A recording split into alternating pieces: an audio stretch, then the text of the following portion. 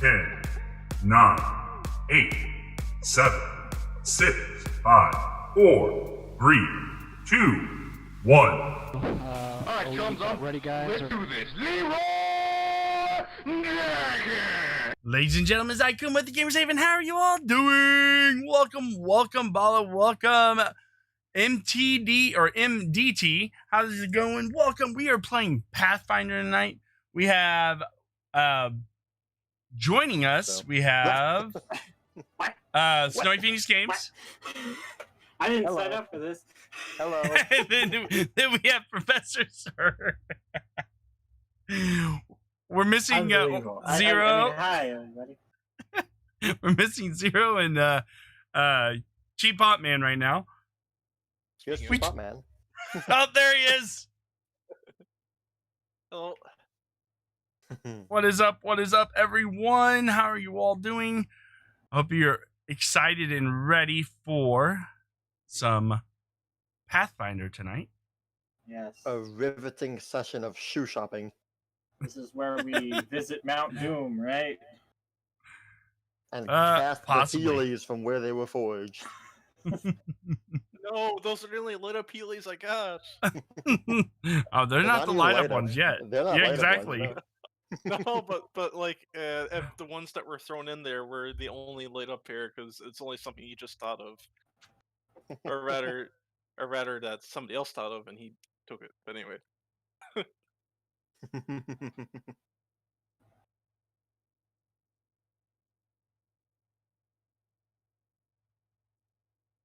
There we go. How's it going, Kumo? Oh, it's going well.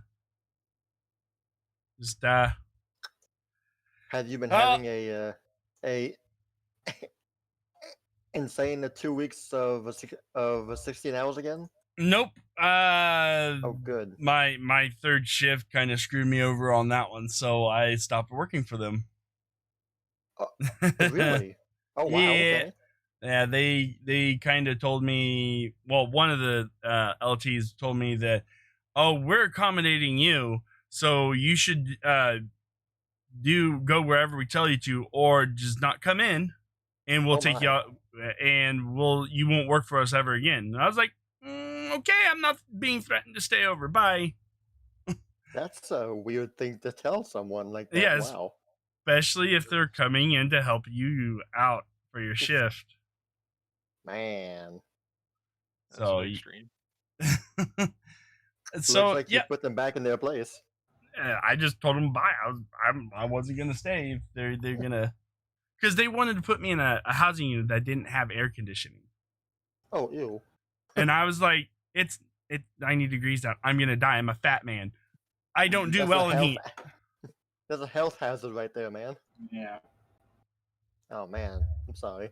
And it's like, well, I was like, you could put me anywhere else. I was even gonna work the segregation unit. I even like, put me there. I don't care.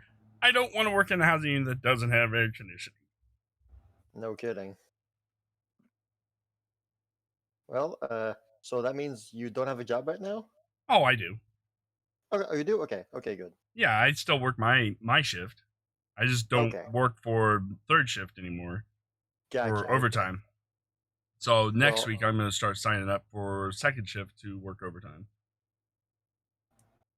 Okay. Yep.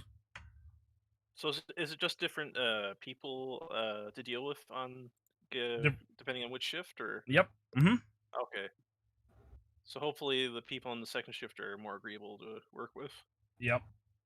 But I've been hearing some good rumors that Oh. the place I interviewed at for my promotion have been calling about me and asking, Oh. talking to my sergeant. So Yes. we'll Good see. news. I haven't got the call yet, yay or nay. Okay. There's Zero, and we got Zero, the Hammer Slayer.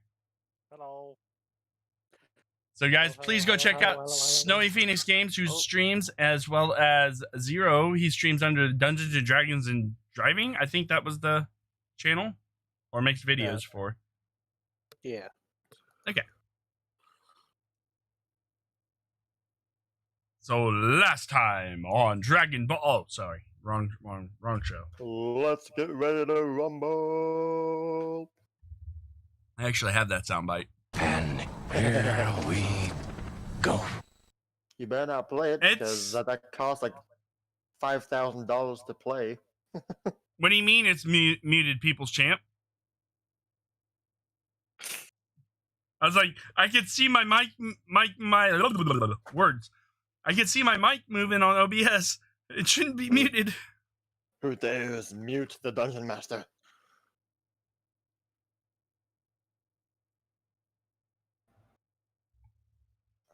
Well, All right. see. So, yes, we're going to be finding a new large shield in Rockfall. That's what you think.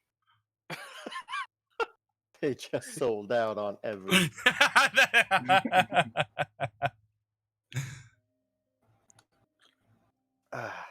Well, I mean, we'll be going on a boat, so there's plenty of pot lids. That's the perfect shield. Yep.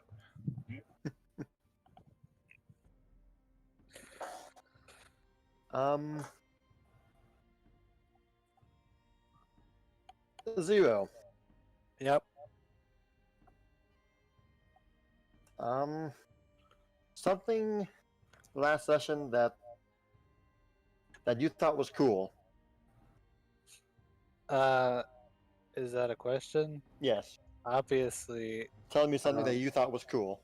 Maggie? What was it called? Wheelies? Light up wheelies? Not light up yet. Well, they're on their way. They're on their way, yes. It's being saved for when wheelies become a normal thing, and to reinvigorate the brand. Research Exactly. comments, yeah. That's right. Ivan's got this locked down. You go, Ivan.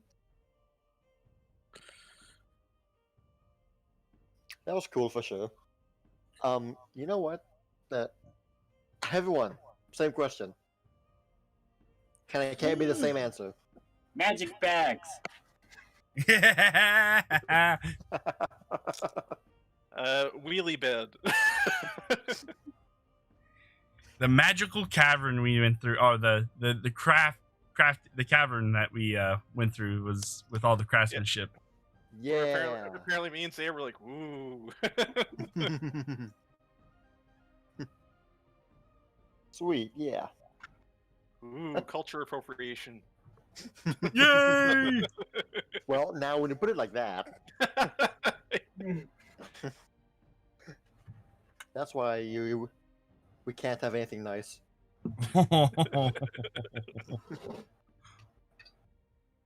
Okay, yeah, the magic bag for the shield, the cavern, the weedy beds. They're wheelie comfy. Really? Wheelie wheelie. Yeah. Get out. I heard that mountain. He's chucking rocks at you. You just hear an angry "errrr" in the horizon. The mouth is on fire. Very much so.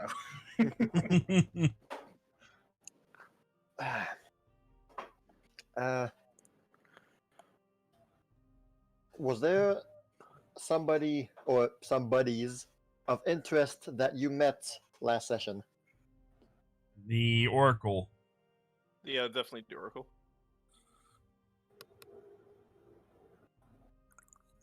That had to be the most interesting person that we met last session. Quite.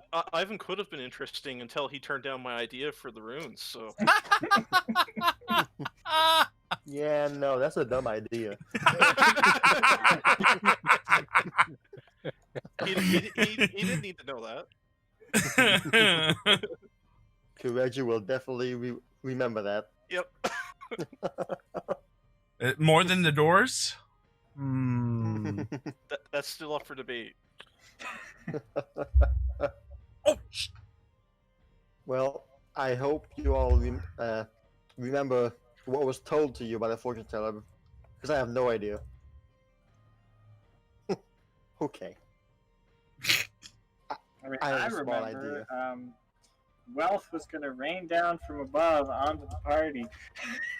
Did I really say that? Yeah. Sure. All right, then. I mean, I trust you guys more than I trust myself. So. Wealth will rain down. Sounds like something I would say. So okay. Watch it rain down while we're on the ship. Oh well, you lost your chance. Splashes in the ocean all around you. It's like when they get when they get to the afterlife afterwards, they're wearing a "I got TPK'd by Snowy" shirt. Kevin's over here. Wealth rains from above. How about a meteor made of gold? That's exactly what I was thinking. It's like a monkey's paw kind of situation. Exactly. You all find 10,000 gold in copper pieces. That would be like 10 gold, right? No, that's No. still 10,000 gold. It's just 10,000 a gold. copper. Oh, Just all okay. the copper. That's a lot of gold. That's a lot of copper pieces. That is a lot of copper pieces. If you And even though the rules state that money has no weight, I No, don't it does think have weight. Money has weight. good. That's in the rules. I forget what it is. I think it's every 500 coins is one bulk. what's up? Something like How's it that. going, Crimson? How's it going, Link? How's it going, Yellow Rosa? Anyway, so when last we left our heroes, our tragic victims, heroes, I don't know. You had not left the fortune teller's house yet. We ended pretty much there. So you guys found the house, a very small little building in between two other ones. And then the whole fortune teller thing happened. A very emotional moment. You all gave up something that was precious to you. Zaya gave her mentor's shield. Amethyst gave the what Kireji gave her, the rose thing, right? Yep. Yes. Yeah. And Emma gave her, was it a pendant? It was the compass. The compass, yes, I'm sorry. Gave the compass, and Kireji gave the locket that was given to him by his parents. And it was a very solemn moment, you could say. And so, you all got your fortunes told, one way or another. And with that, the Oracle, Corbo, bade you all farewell, safe travels, and a reminder that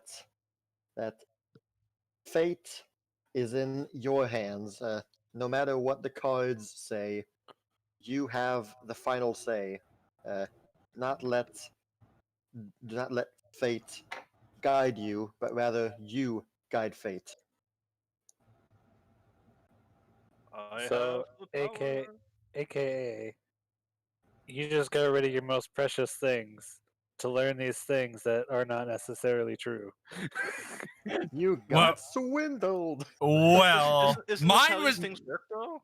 mine was in the past, so it's already happened.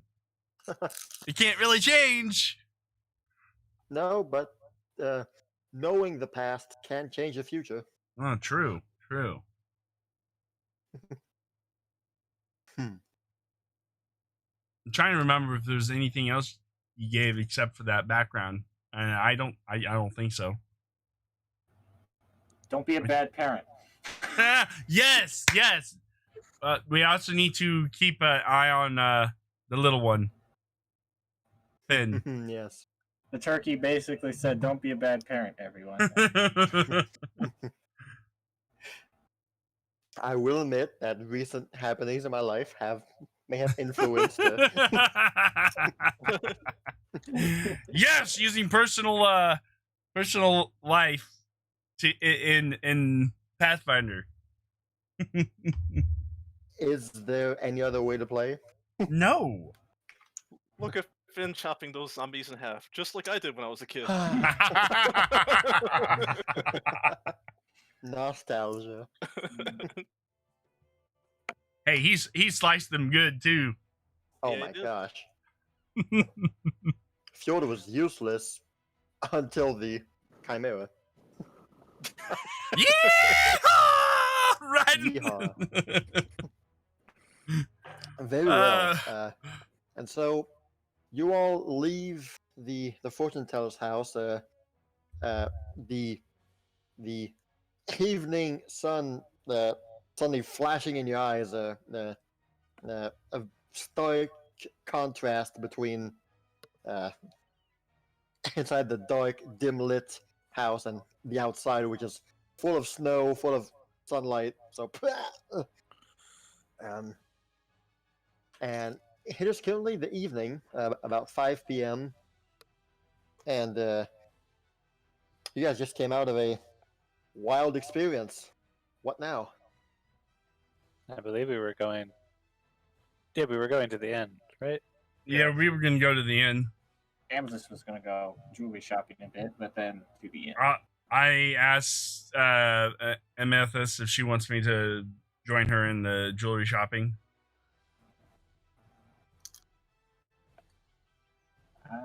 If you want, Zaya, but don't you need to go pick up a new shield? I do. Maybe you'll find a jewel large enough to work as a shield. Oh yeah, you guys bought potions. That's right.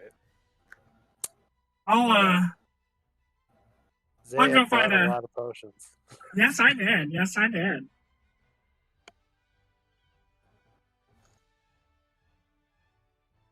I will go take Amethyst's suggestion and go get a shield instead of accompanying her with shield. Who's talking? Uh, That's me and very warbled. That's my new voice changer.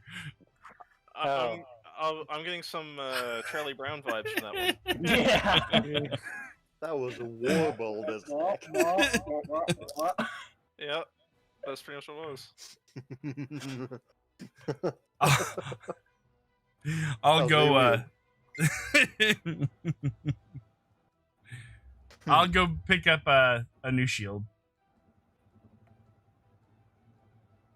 I'll go get the. I'll go get us some rooms at the end while everybody is finishing up their shopping. Great. And I believe I know the owner, so this might be easy. Hey. Hey. All right. Zaya, you easily find a nice standard shield for your needs. What's the cost of the shield again? It's like that you 2 want? gold. It's just Oh, a alright. standy, sturdy Steel shield or wooden shield? steel shield. You got it. It's yours now. Alrighty. Amethyst, you wanted to go find some jewels. Yep.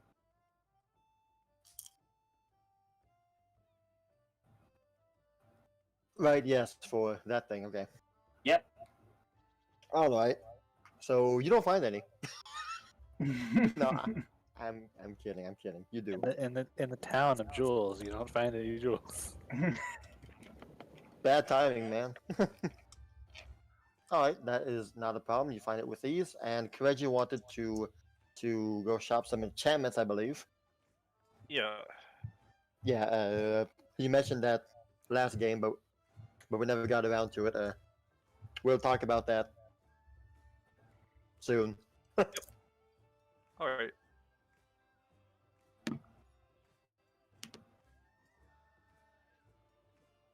Sounds good there. All right. Emma will be heading to, let's see, right over here to the Waves Crest Tavern.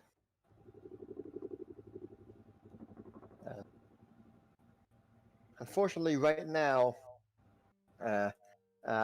I suppose you could say that the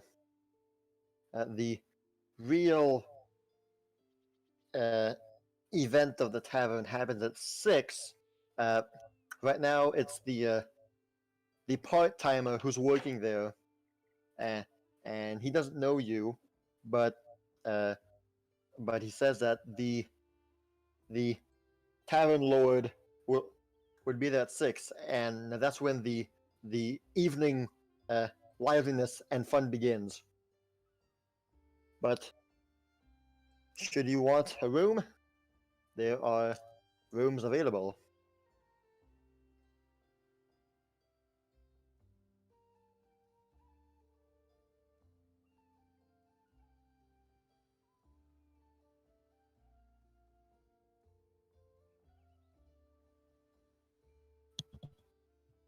Emma?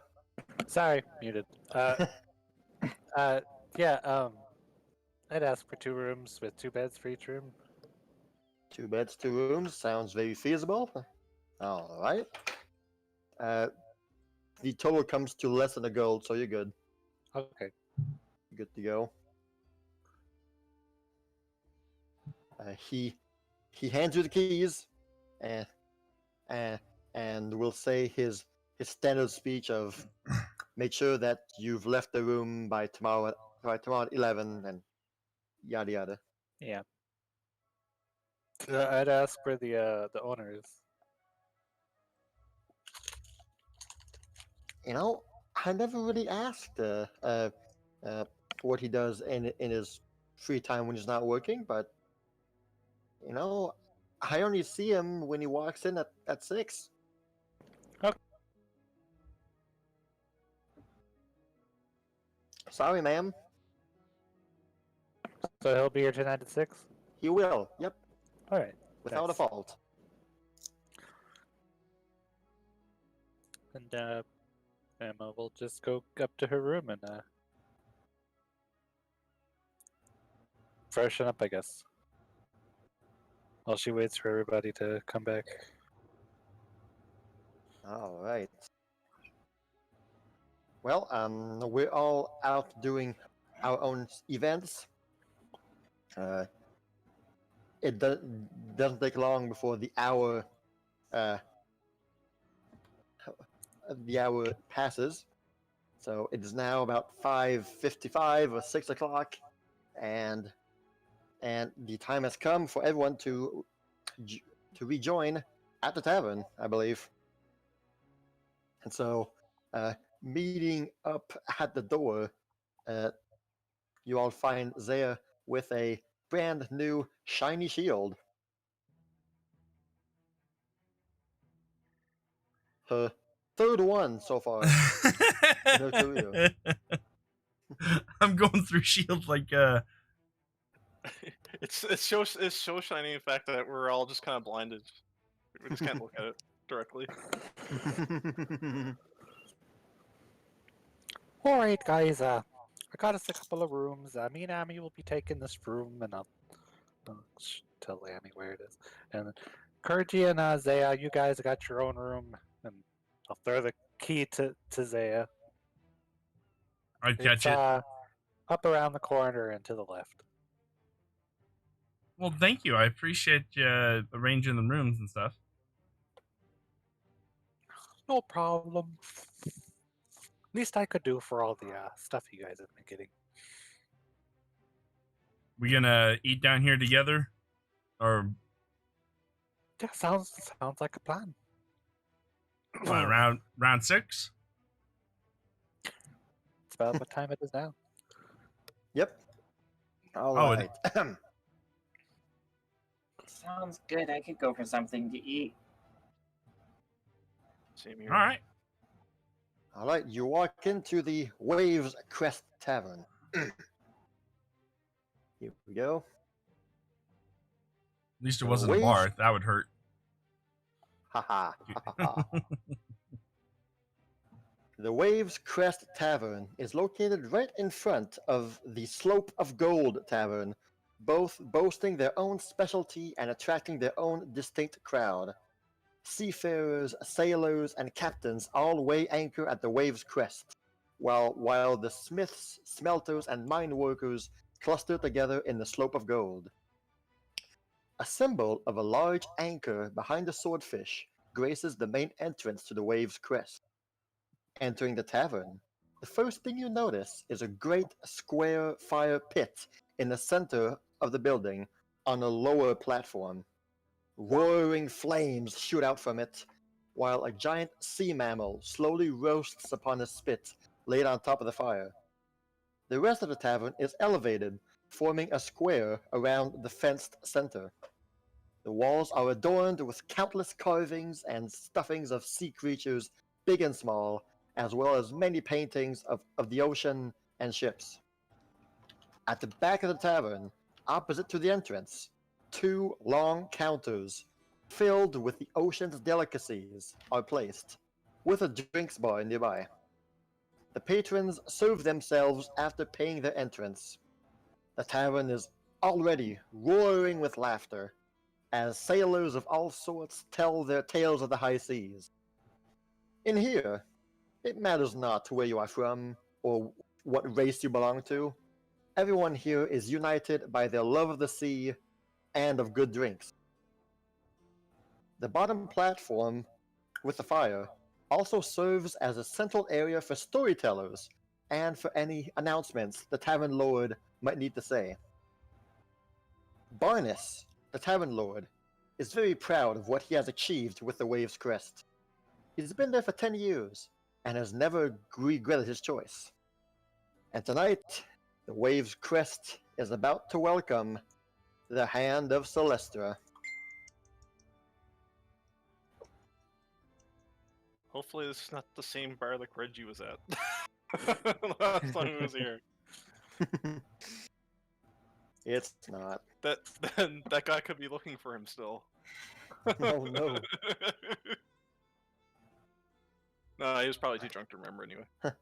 Alright, so, like I said, the place... Here, I'll draw it like this. Square with a central lower fire pit right here.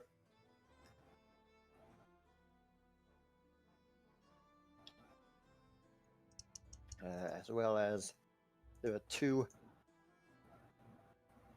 counters over here filled with food and a nice drinks bar right here. And all around the place there are tables filled with people all having a good time.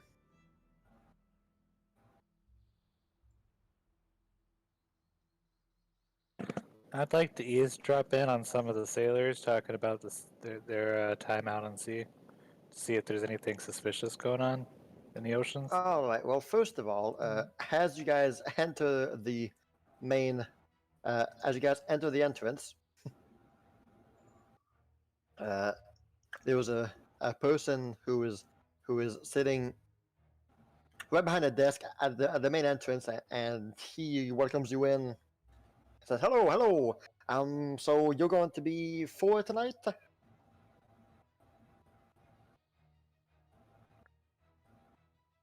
Yes. Yep. Hello. Are you going to be 4 tonight? No, I'm actually going to be 25, but thank you.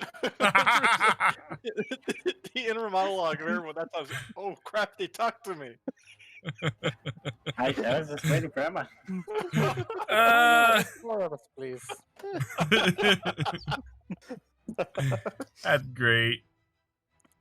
Great first impression. All right, 4, great. So,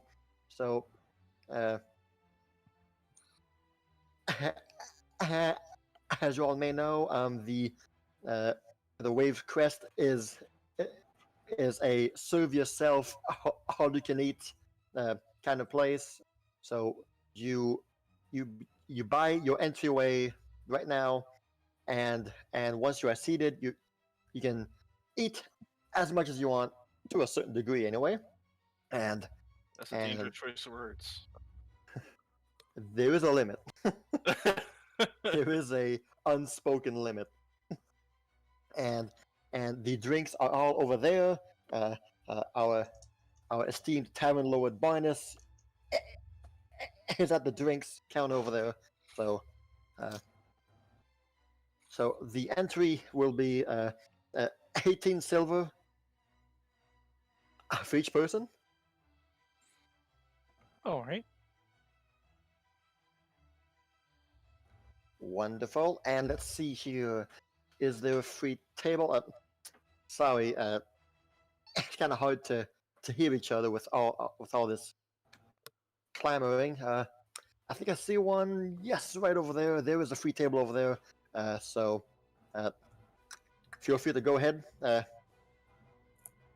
gents and ladies, and we wish you a wonderful time here at the Waves Crest.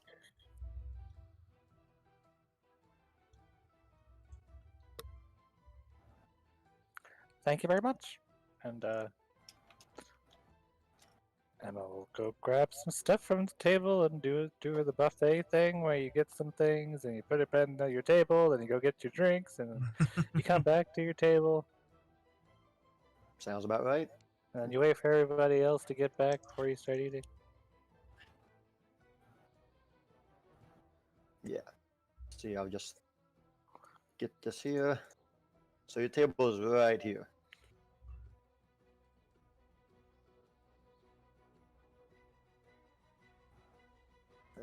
Zero. Koji.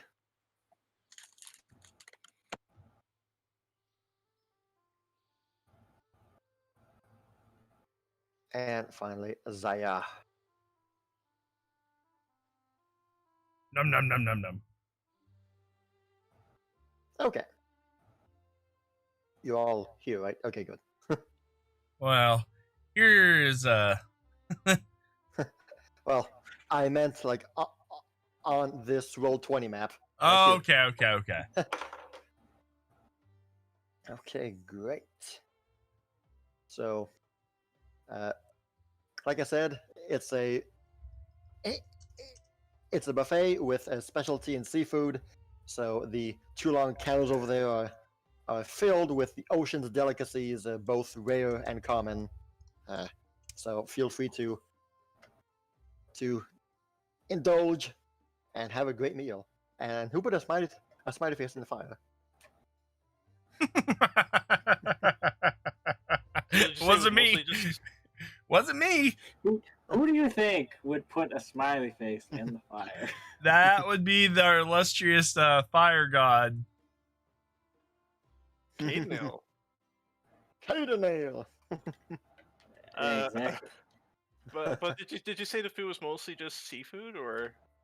A lot of it is yes, seafood. But Ooh.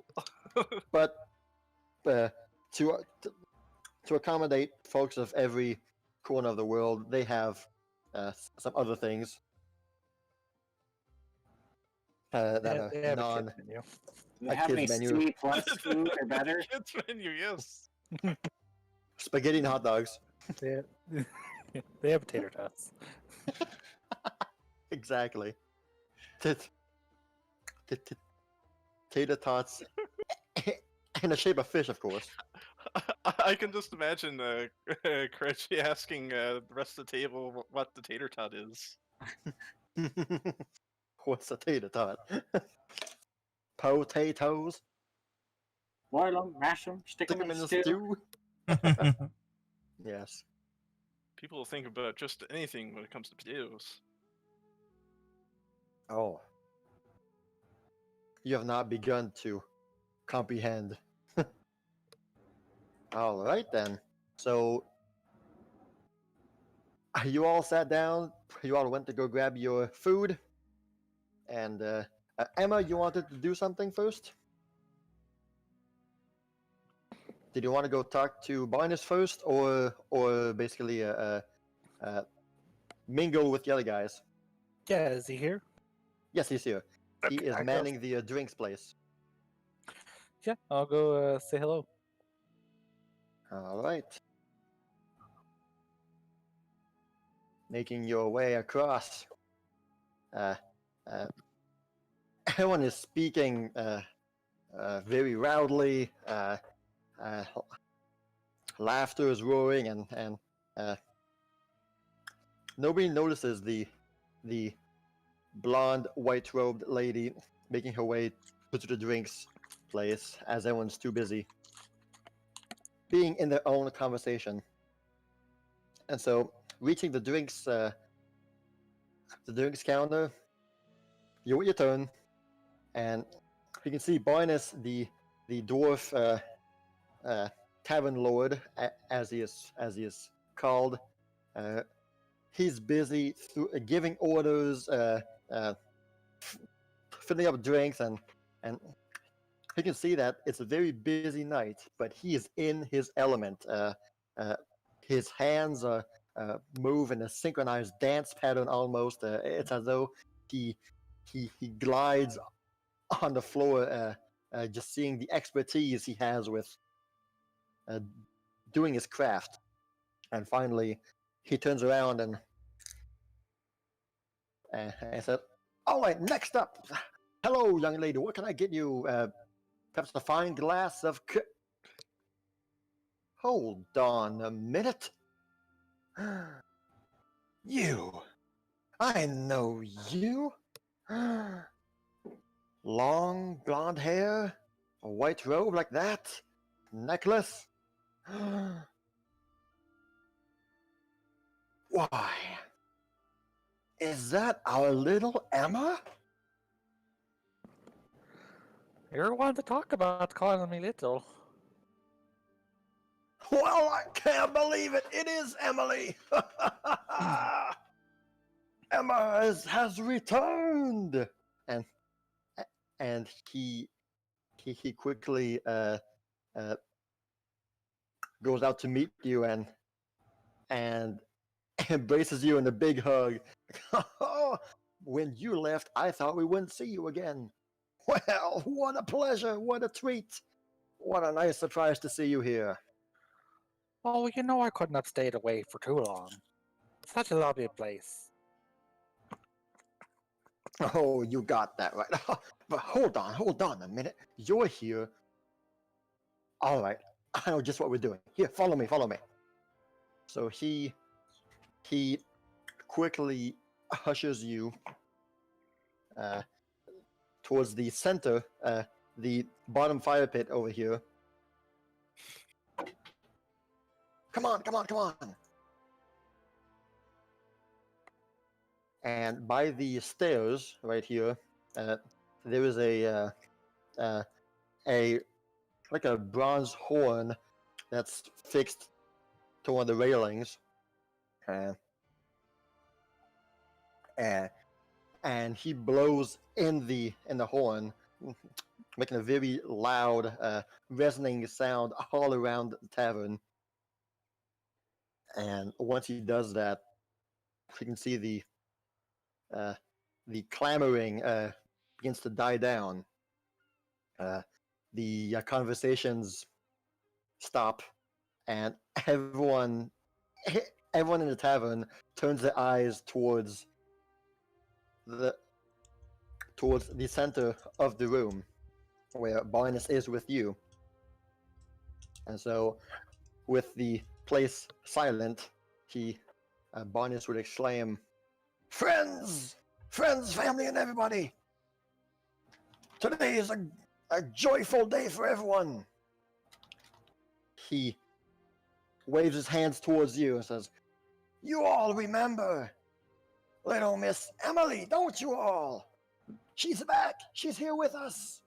And we can hear mostly every table looking at each other saying, yeah, that's right. Yeah, it's Emily. Yeah, Emma's here. Emma's back. And slowly the whispering turns to talking, and talking turns to cheering. And very shortly, the tavern lets out a big old cheer, like, woohoo! She's back! Welcome back! And Barnes will say, well, no evening, no evening with Emma is a good evening before we do the one thing we always do. Don't you remember, Emma, the ritual we have whenever you're here? The tradition that we've begun ever since you came over here? Oh, yep, I remember. All right, men.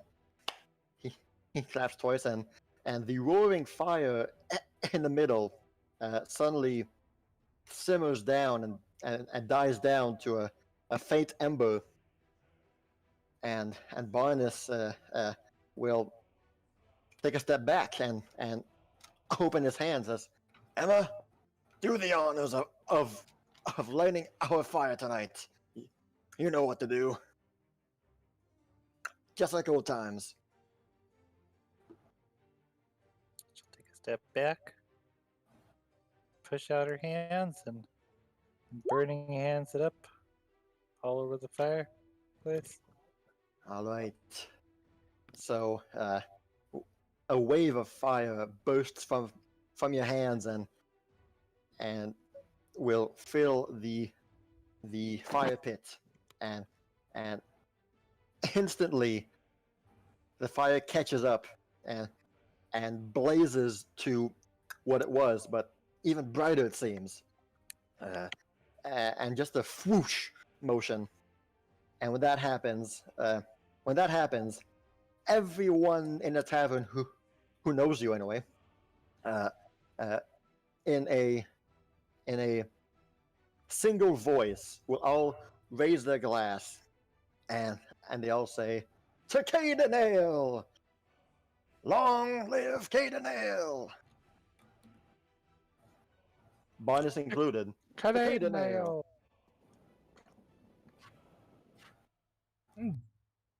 And then everyone begins to clap. Says, "Yeah, Emma's back! Huzzah, huzzah! Well done, Emma. You still got it, Emma." And slowly, the each table will return to their conversations that they had. Though now, a lot of people are throwing looks at you like hey, yeah that and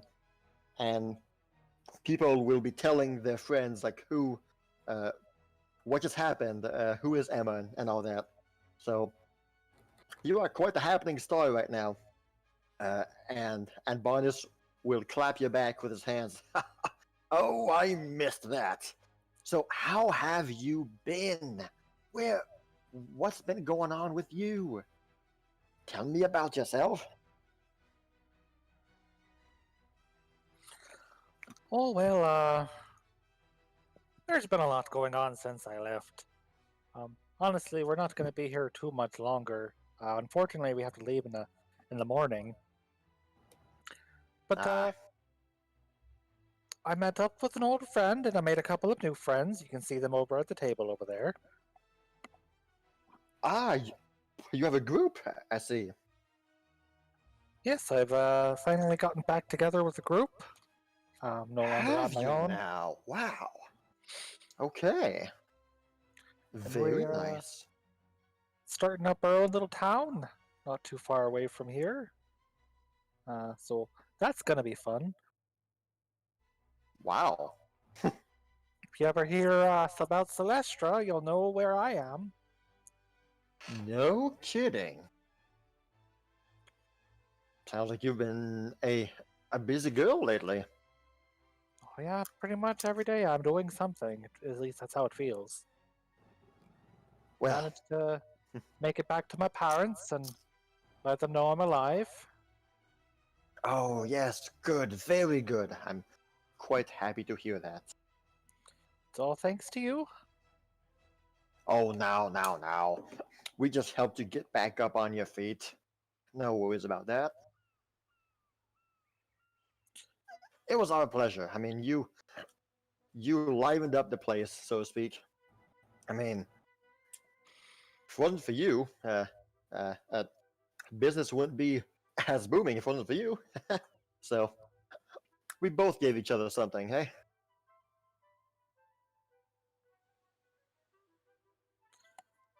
Oh, look, I'd love to stay and talk, but duty calls. Of course, of course. Well, maybe we'll catch up later tonight. Yes, we must, absolutely. It was Farewell, nice Emma, seeing you and again. long Bye-bye. live Kaineng!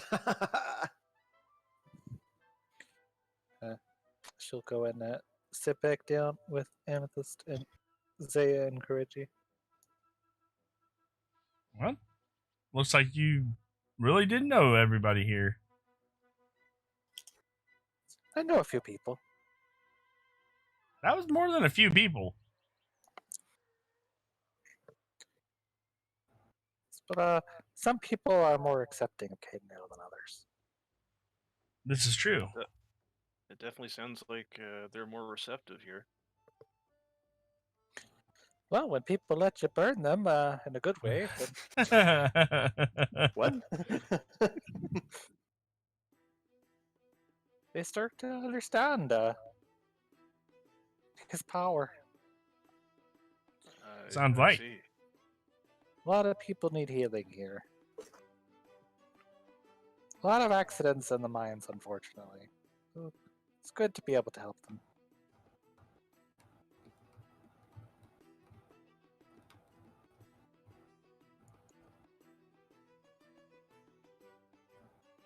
So, how's the food? It's fine. I'm just Doing all right, You see Reggie? You I'm see not really that Kireji hungry with his tonight. I give it a C. Ha ha ha ha. you see Kireji with his plate of pogos. It's Okay. all right. Great. Why is an item like this called at the kids section?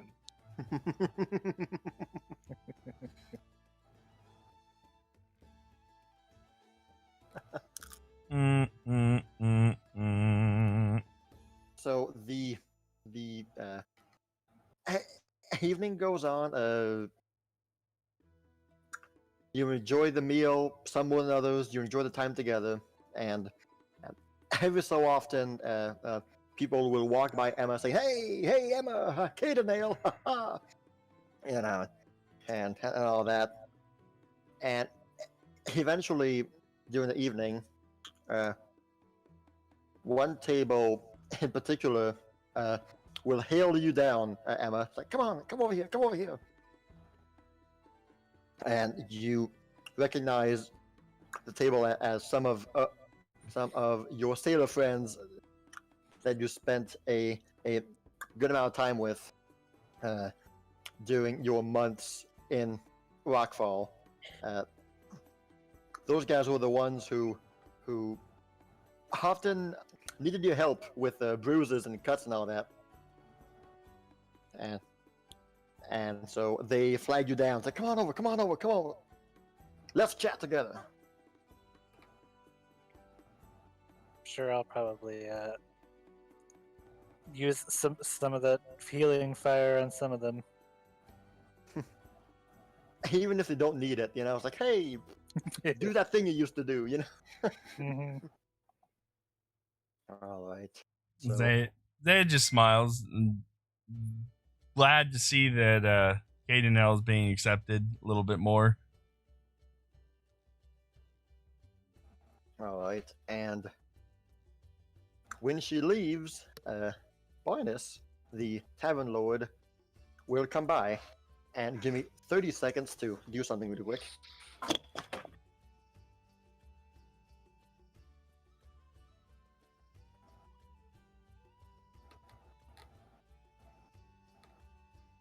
So who did draw the picture in the middle? What? That was Professor. What?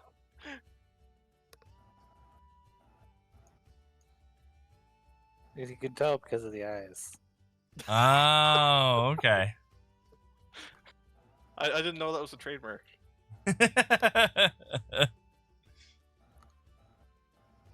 Guess we'll have to see how. Look deep into the eyes and make sure they're drawn. You know. Yeah, see where they're drawn. Mm-hmm. What it's looking for.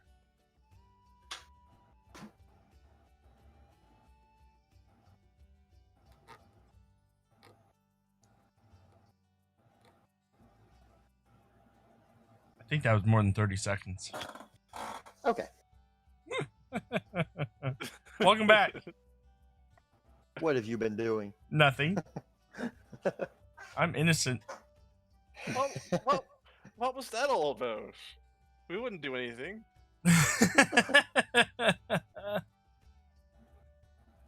Well, just to make sure, everyone roll a fortitude save. You've been poisoned. Okay. No. Don't waste our good rolls. You That's got a the point. point. You got a point. Okay. So, like I said, while Emma went to the table, Barnes comes over to your place. He sits down, says, "So, I hear from Emma that you are her traveling companions." If I'm not That we are. mistaken. Well, I'm Zaya. Zaya Reaches out her hand to shake his. shakes your hand as well. Oh, Amethyst reaches her hand out. Oh, almost. And he just his hand out as well.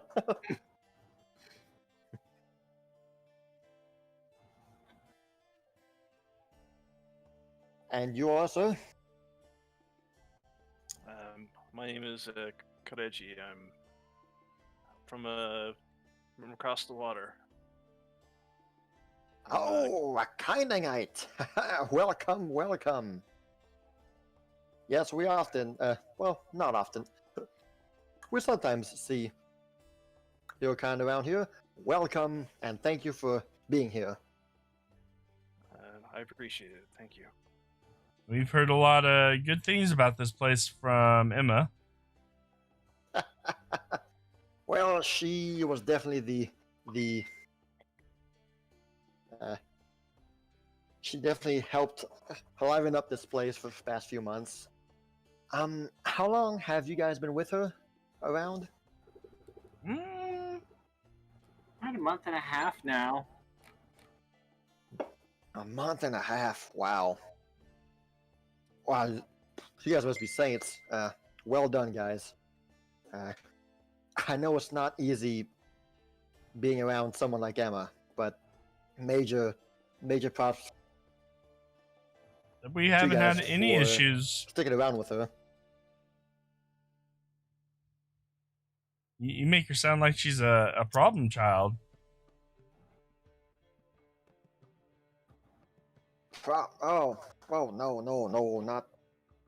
not in that sense. Just, oh, she's a bit quirky, A bit quirky. Well, I mean, I think eccentric's the word you're looking for. well, I mean, Yeah.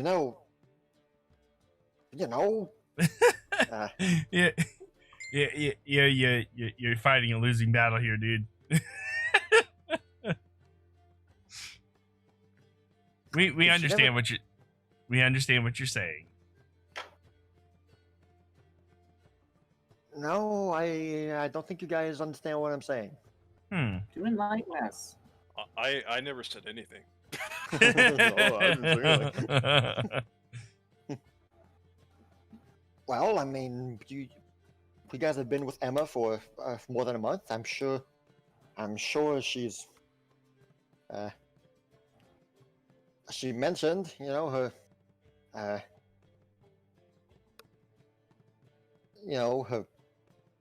What's. I'm sure you guys have figured out what's wrong with her, right? wrong with her? No? What do you mean by that? Yeah, that very interesting choice of words there. Has Is there has she some- is there has she something? never mentioned you about Cadenale? Oh, she has. Yes. Yeah, that. So you guys know. Yeah, but was there something in particular about that, or? Why are you all not surprised? She says that she worships Cadenale, right? Mm-hmm. Yep. Every day. We just kind of went with it.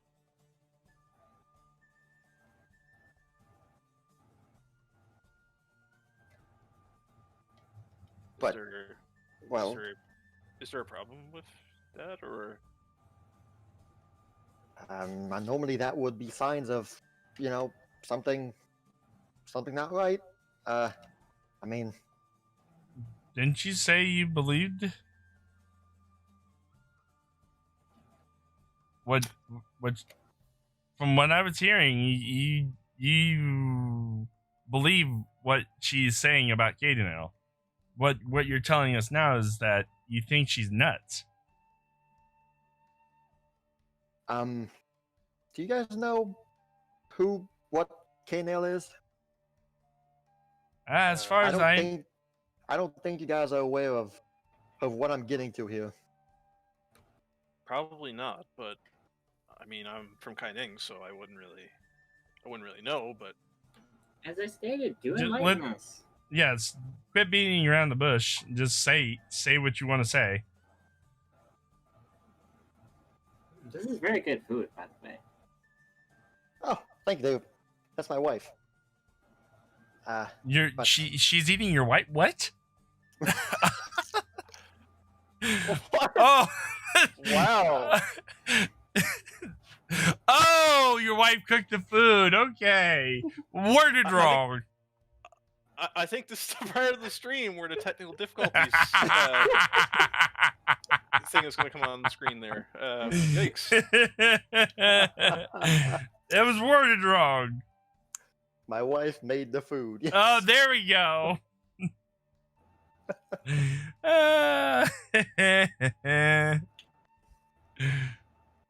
So Bon is still confused at you guys. Says, well, okay, so I'll give me 1 second. He rushes back to his post, goes behind the door, and eventually he reemerges with a small hand-sized keg, a small-sized keg that he places on your table. And to you guys, the keg is entirely normal. It's just a small barrel. There's nothing distinct about it right now. And he says, Emma says that she worships Cadenale.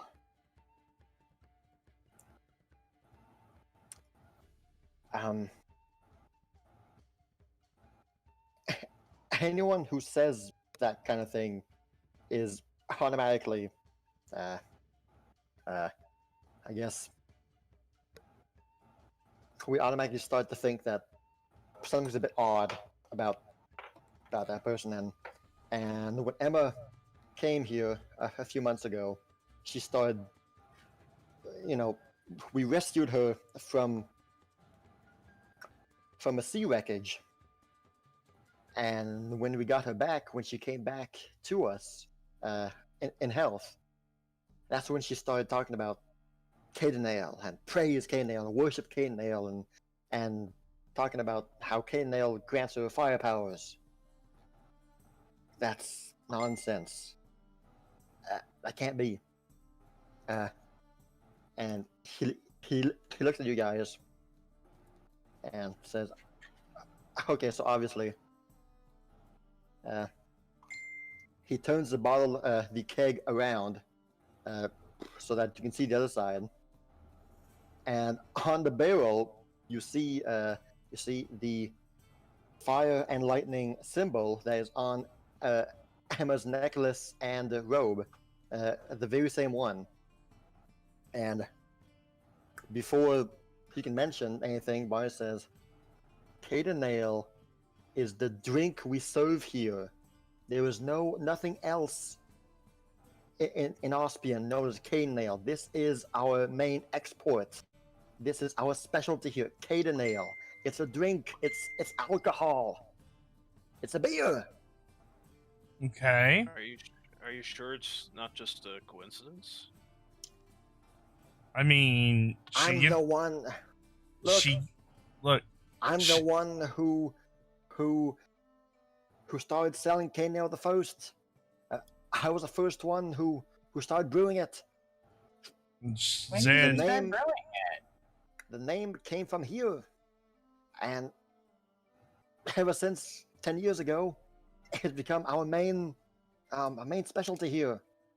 But Kaineng is a drink, and she's out there saying that Kaineng is a god and grants her fire powers. But where did you come up with the name Kaineng to? Oh, it's not me. It's a powerful sorcerer known as Caden once came here, and he tossed me some ideas about wanting to start a special kind of drink, and so we tossed some ideas around, and he came up with the word Kaineng, and I thought that was funny. We both were drunk, so, and that's really where Kaineng began.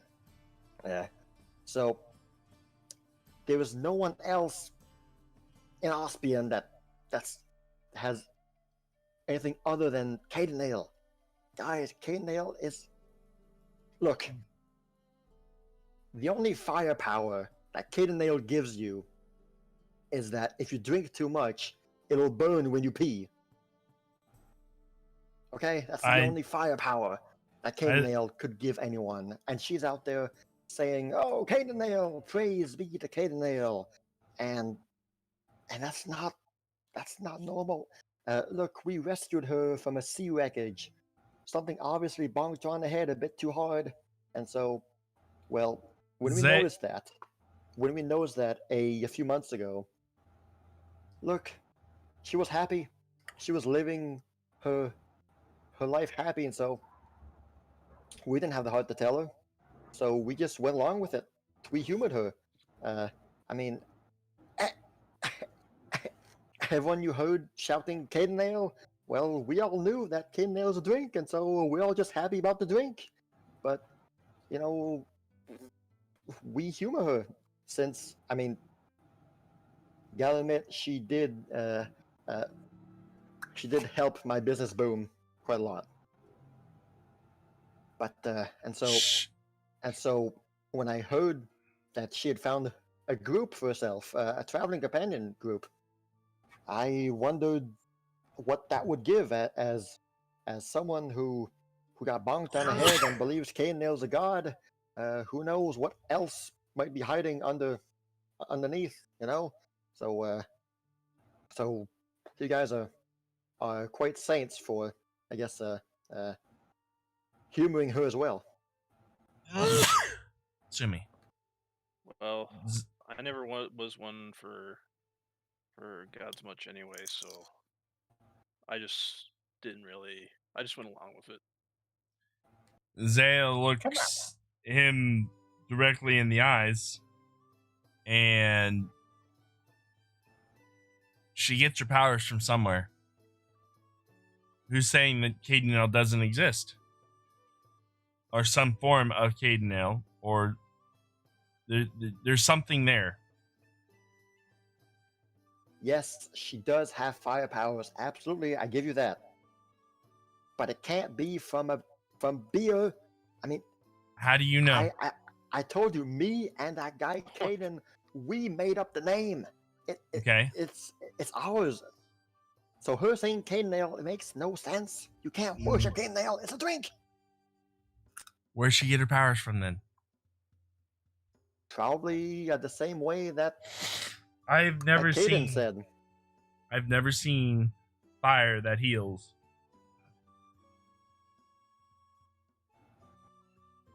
Look, Well, well, Mr. you're young. Bartender Man, You haven't this is traveled the something- world. You don't know. This is something that has been on my mind. I often do wonder where her power comes from. Whether it's a deity or a demon or something in between. To be honest, she doesn't know herself and she's currently seeking. Maybe she did attach the name Cadenail to whatever deity contacted her or whatever event happened. That might not even be his name. Currently, that's what she's going with right now, though. And besides, if the name does stick, you and he does become some kind of great deity across the land, you already have a foot in the door.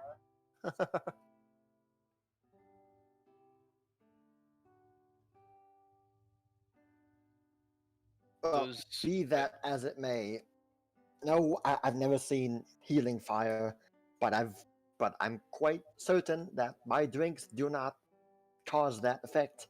And look, okay,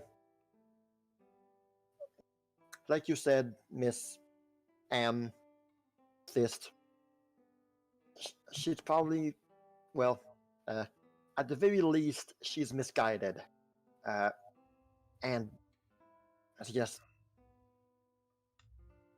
You don't wake up one day and begin worshiping a pint of ale. So something happened on that ship wreckage. And look, most of us here are sailors. We've been through a boat crash once or twice in our lives, and we know that those can be pretty damaging permanently. And so we all just assumed that she bonked her head on a wood plank a bit too hard, and she woke up spouting cane nail. I mean, it's we found barrels of cane nail on the wreckage of a ship when we saved her. So she probably, I don't know, she made the link. She made the link with something, and cane nail just stuck to her. But it's just so odd, like worshipping a you know, there are many deities in Ospian, of course. Some we may not even know, but I know for a fact that Kaineng is not one of them.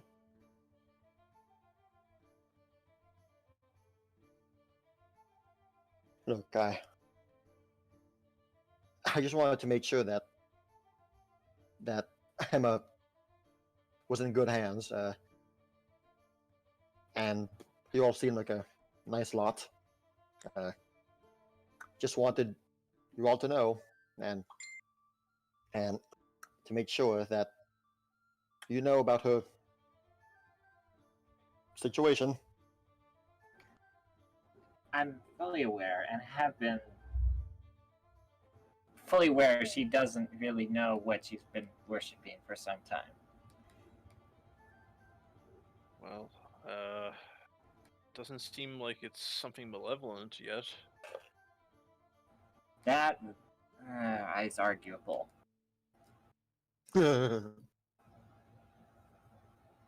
What malevolent being heals?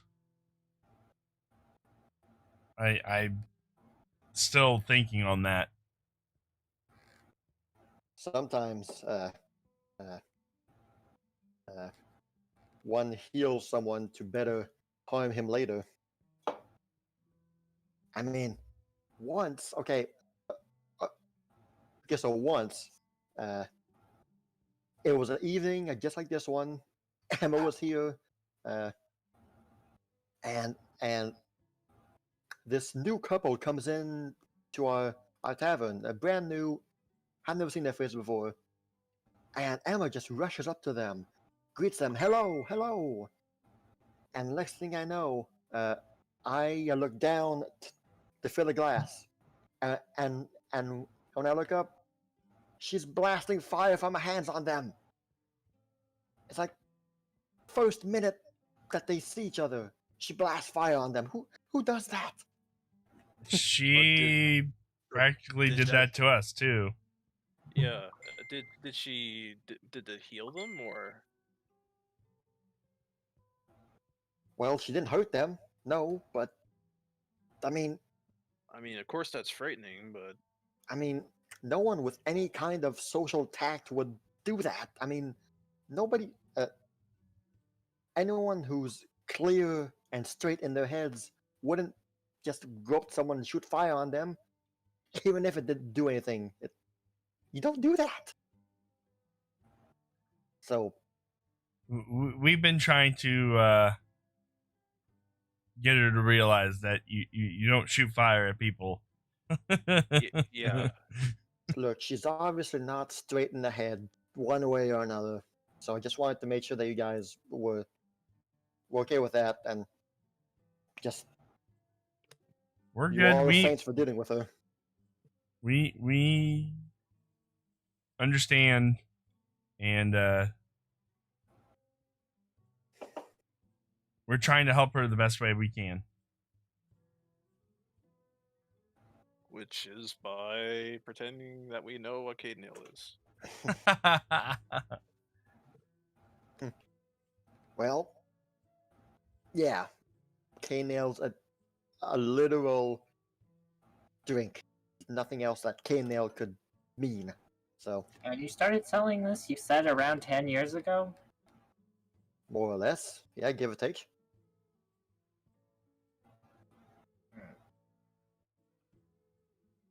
And How did you come up with the symbol?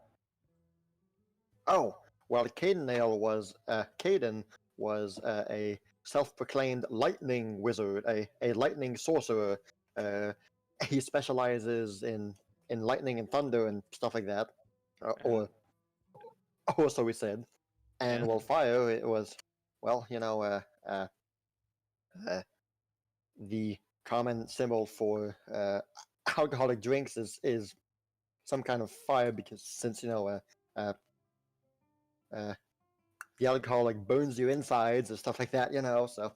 And what kind of person did he seem like to you? This Was wizard. he an elf? Nope, he was a human. Nope. He said that. He was spouting some stuff about him being on.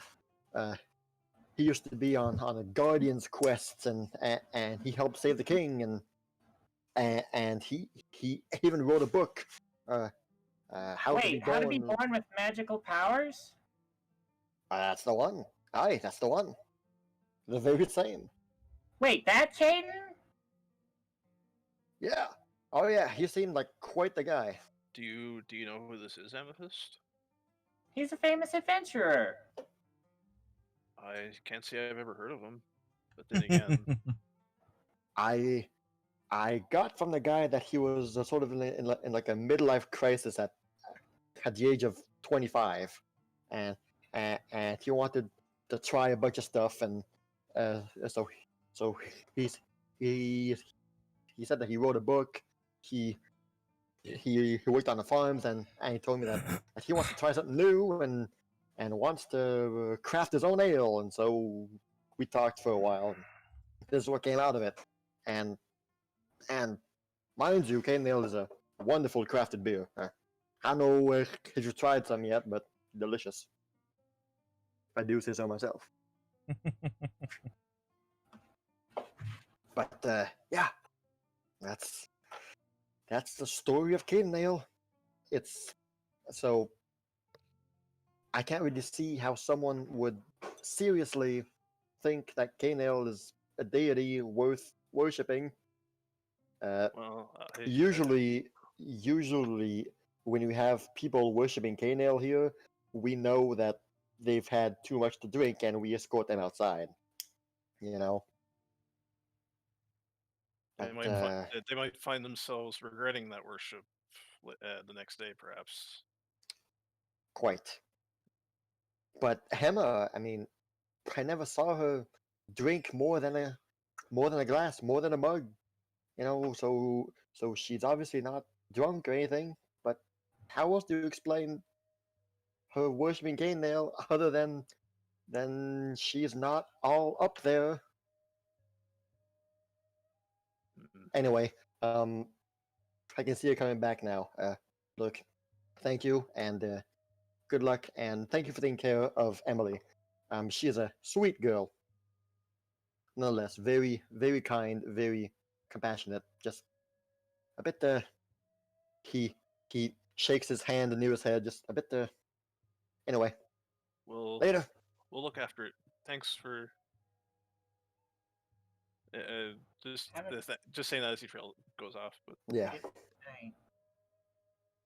you guys have about 40 seconds before Emma returns back with you There's guys. one thing that doesn't make sense to me. What's that? and We found Emma's symbol in the Dragon Mansion. so does that mean that this Caden had something to do with that mansion? No, no one had been in that mansion for at least 100 years. And how long ago, or how old is that book that you were talking about? Less than a decade. It's fairly recent. Very weird. I feel like that symbol has more meaning behind it than just ale. It possibly does.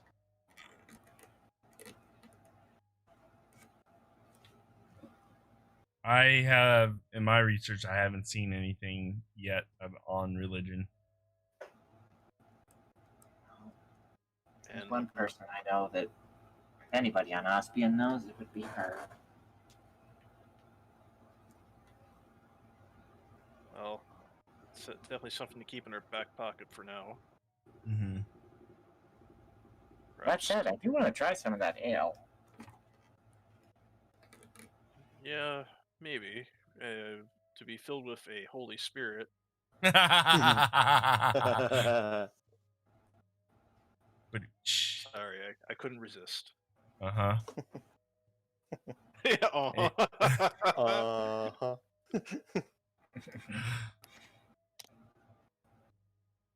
The difference was I said it in character this time. Yes.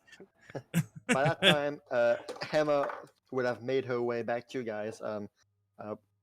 She kept getting stopped by various tables, saying, "Hey, how are you doing? It's nice to see you," and tell some stories or whatnot. Share things over a drink, you know. And so Emma is now back with you guys.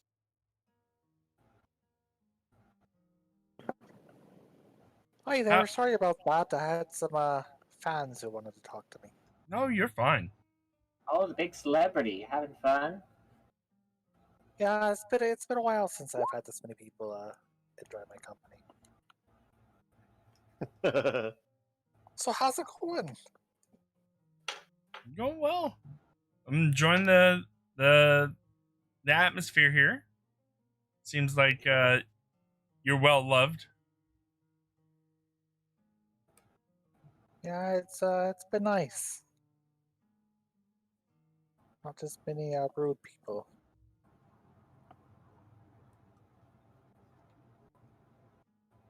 All that talk, it's got me tuckered out. Barnes will show up a few minutes later with 4 drinks for everyone. Says, and 4 great drinks on the house, thanks to Emma, who is now back with us, and it's on the house for you guys. Take care and enjoy our most famous beer. Well, thank you. Well, I appreciate it. That's nice of you. Thank you. And he goes Thank back. you. Amethyst picks up. Well, how about a toast to Kaineng? Kaineng. To Kaineng, and I kind of look a little uneasy when I'm doing it. You look uneasy. Called him out. It's the kind of like the little shifty eyes while the cheer is going on.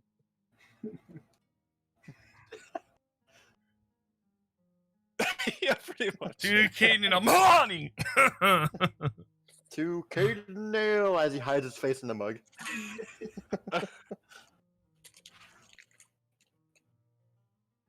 Emma will take a drink and eat some of her food. Good food.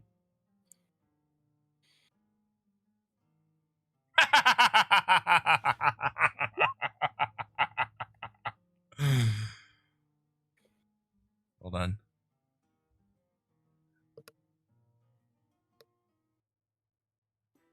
So, how'd you come to be such a big celebrity here, Emma? Yeah, they really seem to know you around these parts. Oh, just doing my duty.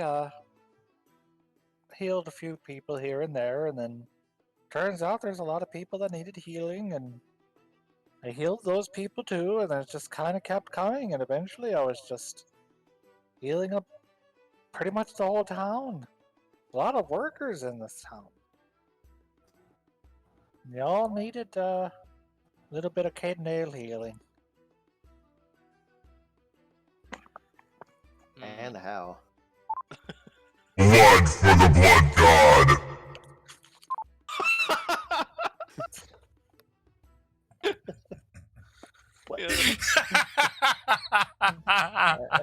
I don't quite understand what was said. I had to. That's all I heard. You didn't hear it?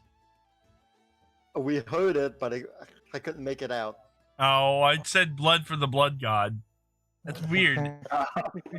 Oh. Well, oh, okay. Well, that just makes it even more terrifying. Blood for the blood god. Dang it! It came from my drink. Oh no. I still don't know why that was trending on Twitter, but That's weird, man. Yeah. That's great. Hmm. Now, as long as Zed doesn't get turned into a vampire, we'll be okay, right? Yeah. Yep. All right. so after a little while, Emma's probably gonna retire early. Okay.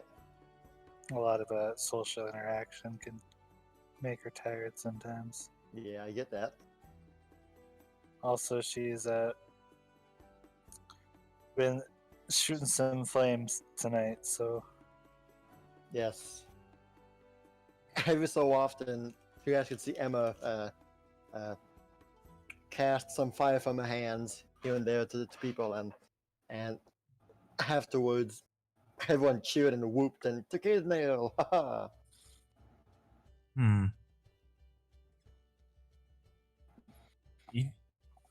When Pretty much. I guess when Emma leaves, do you think Emma seems a bit off tonight? She seems tired. Yeah. Well, Honestly, no, I- probably a little she kind of went around. worried about what happened earlier tonight. She kind of went around to every table, so I can't really blame her for that. Yeah. But I'm still intrigued by this Kaineng person, whoever that is. Well, from my readings, he was an adventurer. But what kind of adventure? Pretty successful one. Yeah, he did save the kingdom. There was this one guardian quest that he was a part of.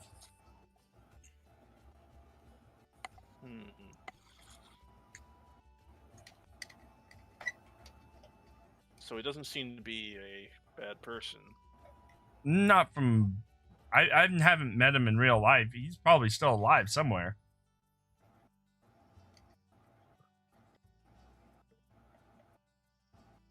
Hmm. He's into music now.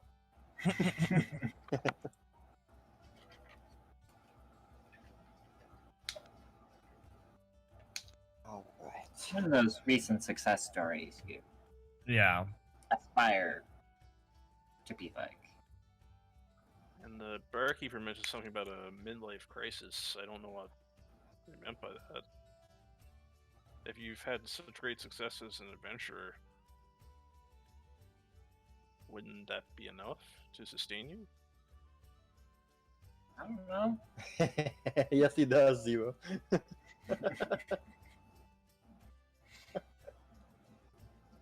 What he meant by that was just that that now that his gardening quest thing is done and over, he wants to try out a bunch of new things and different stuff, and so like 1 week he's doing this hobby, and next week he's out somewhere else doing something else, you know. So he's experiencing a whole bunch of different things.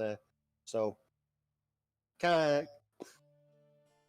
of like the midlife crisis where you don't know what you're doing, so you just decide to do something wild, you know. The next adventure. Exactly. Learning how to do online banking.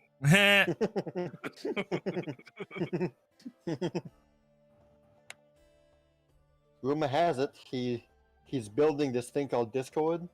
Ah. That sounds like it would be a very, very divisive product.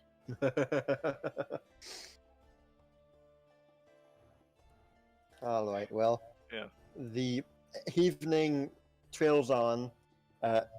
Emma went to her room, tired, and the rest of the evening here on the main floor happens as normal. Barnes won't go back. Doesn't go back to see you guys, other than to ask for if you guys want anything else to eat or drink, and yeah, the rest of the evening happens calmly and smoothly.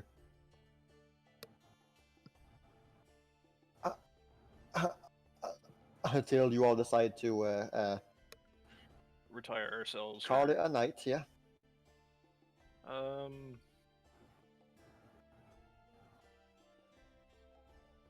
Yeah, I think I'm gonna head back now, guys. I'm not quite feeling myself. You doing all right, Kireji?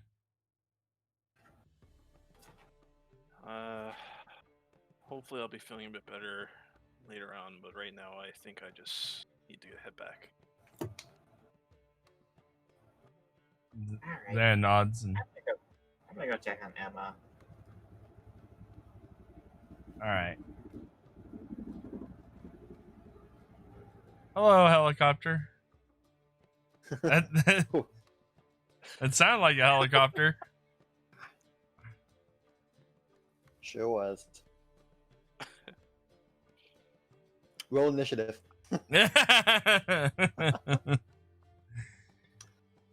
All Zay- right. Zane nods and Yes. tells them good night. She stays up for a little bit longer, but then she'll go to the task that she set before herself tonight. Okay. Gotcha. Hold on, I'm gonna be gone for about 10 minutes, so. You got it. All right. While you are still down there, Barnes will come join you and says, "So, Emma mentioned that you guys won't be staying here for long. You've got somewhere to go tomorrow morning, it seems, right?" Yes, we're going to Kaineng. Okay. Quite the task. That it is. There's been some unsettling words about Kaineng lately. And Lots of what rumors have you heard? oh, well, first of all, we've gotten a lot less Kainengese people here in the past month or so. And from those I've heard, lots of internal conflict going on there. Some sort of a power struggle going on between the Empress, I think they have over there, and the people. I don't know.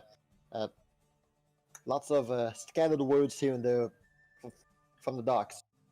But yeah, lots of internal stuff going on over there, and apparently for some time they straight out shut down the harbor over there for some time, which explains a few things actually. Yeah, so, that's what I've heard as well. That nobody's coming in or out, or nobody's coming in, but they either letting people out. Well, I'm not 100% sure. I couldn't tell you either, but in the past week or so, we've gotten some people from Kaineng, but not a lot. So something tells me that there's still quite a unrest over there. I don't know. I don't know what awaits you guys over there, but gee, well, I do hope that nothing happens to you. I hope Milani will protect us and be on our journey. Milani, now there's a god I know. That's a deity that I'm aware of. Just because you've heard of him doesn't mean that, or you haven't heard of a god doesn't mean they don't exist. Too true. Well, you guys take care of yourselves and keep a close eye on Emma, won't you? We will. I never know when she might just do something out of the blue like that. I mean, who knows what goes on in her head. Well, a lot of people don't know what goes on in other people's heads, so best keep it that way, eh? Yeah, it'd be very frightening to hear other people's thoughts. Oh my. Hey, curse I do not wish on my enemy. Anyway, you take care. You have a good night. Good night. Jose is just sitting down there painting up the shield. And when she's done, she'll go upstairs because she doesn't want to bother Kireji. Yeah. Transition.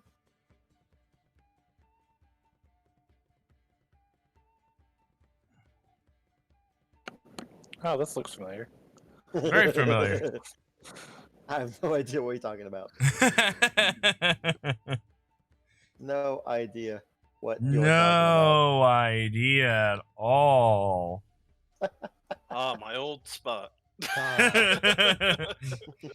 It's weird how my old spot keeps on appearing in the play or ends. How neat is that? Every inn and tavern is built the exact same way on the second floor. Convenient. Very convenient and helpful. Makes my life easier. Alright, I'm sure that once Amethyst comes back, there'll be some kind of discussion going on there, but for now, okay, so Zaya goes to her room and begins, well, Kireji, you're not completely asleep yet, but you see her taking out her shield, and with some paints nearby, she begins to paint the symbol of Milani on her brand new steel shield.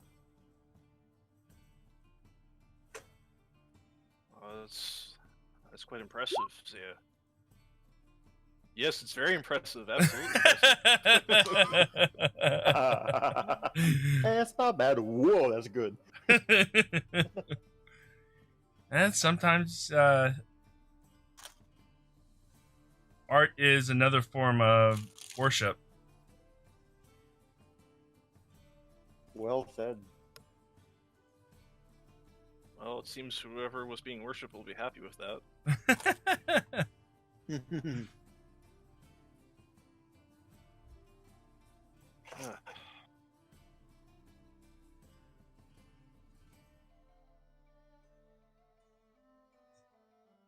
How you feeling, Kireji?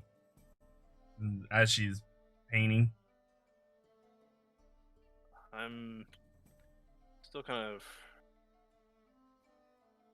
broken up about earlier. That's all. What be part? fine. Oh, about your locket or about what you found out? I guess a bit of everything. It's understandable.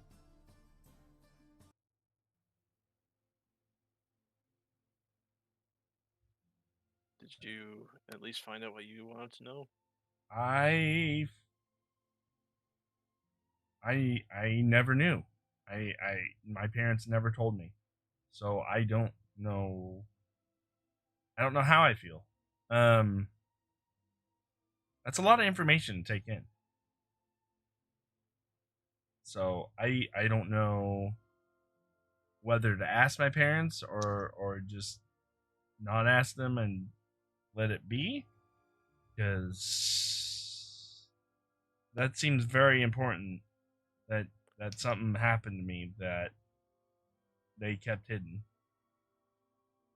And to hear that they gave up something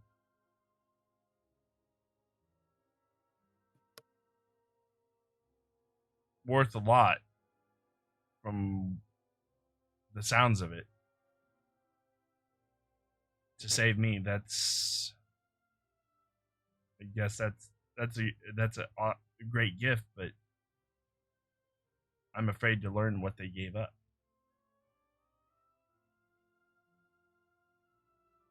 Well, I guess it's up to you how you want to go about it, but I certainly think they did so without any hesitation. I probably did, knowing my parents. Yeah.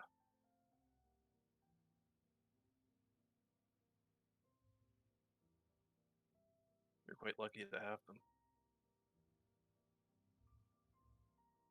It's apparent that they absolutely love me, so I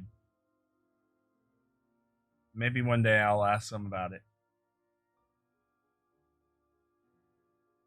Whenever you feel the time is right. But if there's anything you like to say to your parents, I wouldn't leave it too long. Now they're busy folks. Usually just traveling around helping people. That's their. They've always wanted to help people.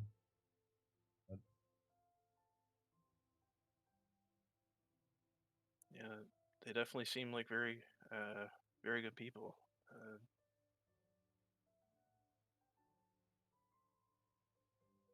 I guess what I'm trying to say is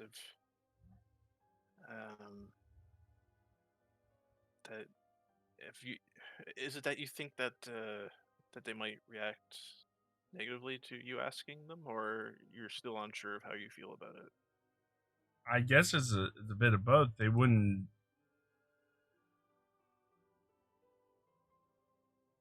That is a They lot had to a. take in. They have a reason for not telling me.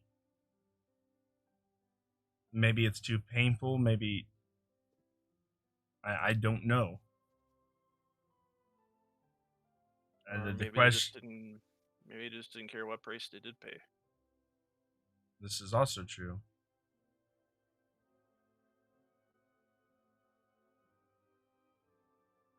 I'm not.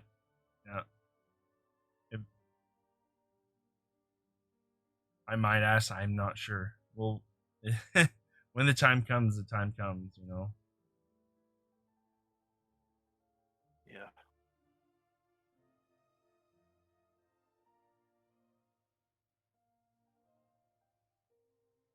Are you worried about things happening, Kaineng? I suppose things can happen anywhere, really, but the way things are in Kaineng at the moment, uh, can't help but worry. And she nods her head. And those Raven hearts are not making any easier either. True, but I just wonder where the Ravenhearts came from in the first place. And maybe we'll get more insight when we get there. And Hopefully, God's I just hope willing. we're not walking into something we can't walk away from.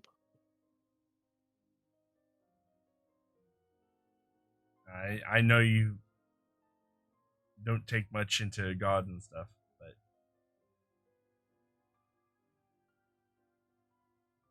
Milani, I have a good feeling Milani will help us see our way through. Well, any help is better than none.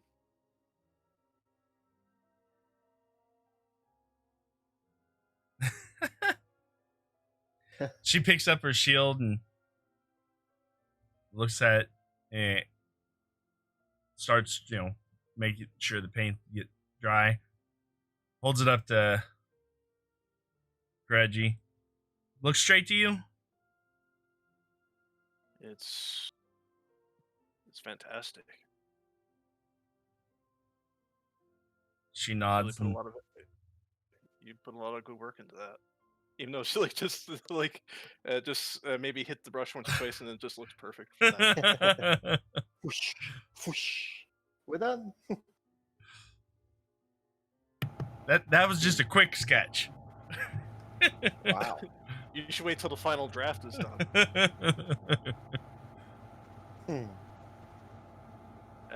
Thea's last name is Ross.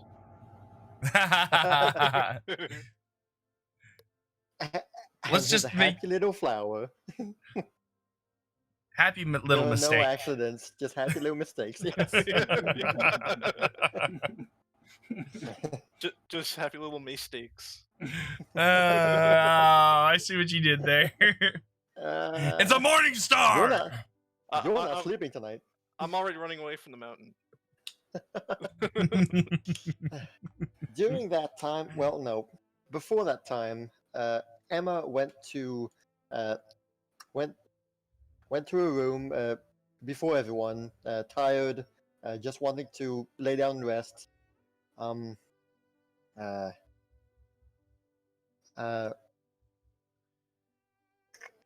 Is that really what you have been doing, Emma?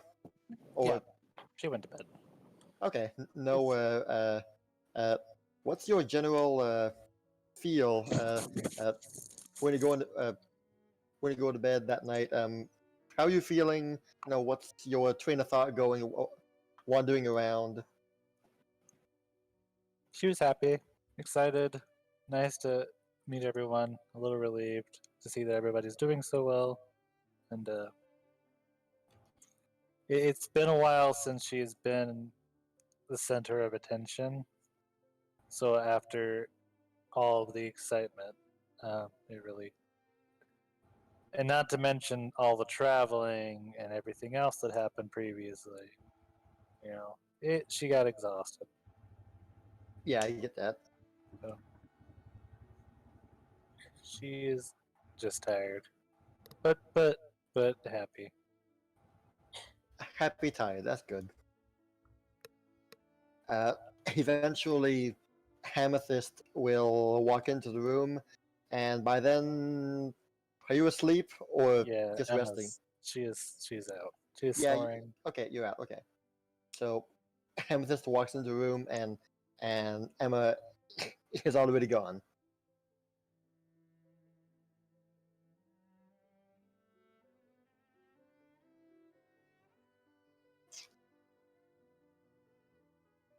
All right, and at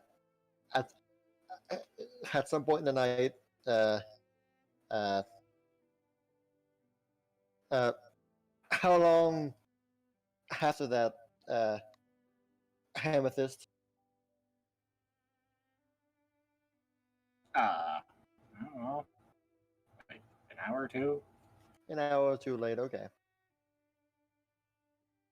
All right. Also, Well, please excuse the jets and the helicopters. The mountain behind me is on fire right now, so Oh, he's not joking. The mountain, yeah, the mountain behind me is actually on fire. literally behind his house. It's on Yeah. fire. So this helicopter is going back and forth. please be careful there. Yeah. I shall carefully sit here. Well, if anything turns worse for you in the situation, let us know, I guess. Yeah. All right. Well, some point, not too long after that,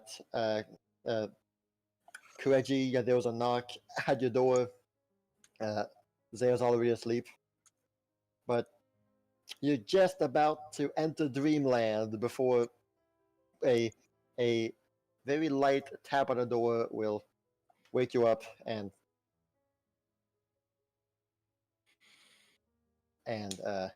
standing on the other side of the door is Amethyst, and that scene happens. Yep. Moving on. Transition. The night is smooth for everyone, although at one point Emma will wake up in the middle of the night because there is a raging snowstorm going on that night. So the snow is whacking the windows pretty hard, and at one point you wake up because of that, and you can see outside is just this snowstorm going on. You can see like one or two people outside running to seek shelter and the likes. So that wakes you up during the night, but nothing necessarily happens. Although looking outside through the window, the window that gives on the ocean, you can't use, even amidst the storm and the snowflakes, everything, you can still make out far in the distance beyond you, outside the window, this shimmering red light. It's obviously very far away, and you can barely see it, but it's a shimmering red light that seemingly speaks out to you. It you're drawn to it, basically. But it is far away, very far away. It's a pirate Kraken siren. Uh-oh. Have I made my notes public again? Dang it! Keep doing that. So this is Emma that sees this? Yes. She, how awake is she? Did it like super wake her up, or is she? Well, not wake you up enough so you can't go back to sleep, but wake enough to know that you are awake and this is real life, you know. How bad does the storm look like it is outside? It's rough, man. It's raging. The like I said, every few seconds the window gets smacked by a flurry of snow, threatening to wake you up. which it did. And how far out does the red light look? Like in the ocean, like Welcome to Canada. just far out on the horizon, and I'd probably look out to it and try to make out so what you I'm know looking at. what you see out the window. What you see out the window, you've got the docks that lead on out to the ocean, and beyond that is a red light. So it's seemingly coming from somewhere out in the ocean, and it's not pointing, but it's in the direction that you think Kaineng is at. Well, Hmm. that's worrisome. And you can't hear it, but in your heart, you can feel like the words "hurry" speaks out to you. You can't hear someone saying it, but it's just that, like I said, you feel the word "hurry" envelop you, kind of. Hmm. There's not much time left.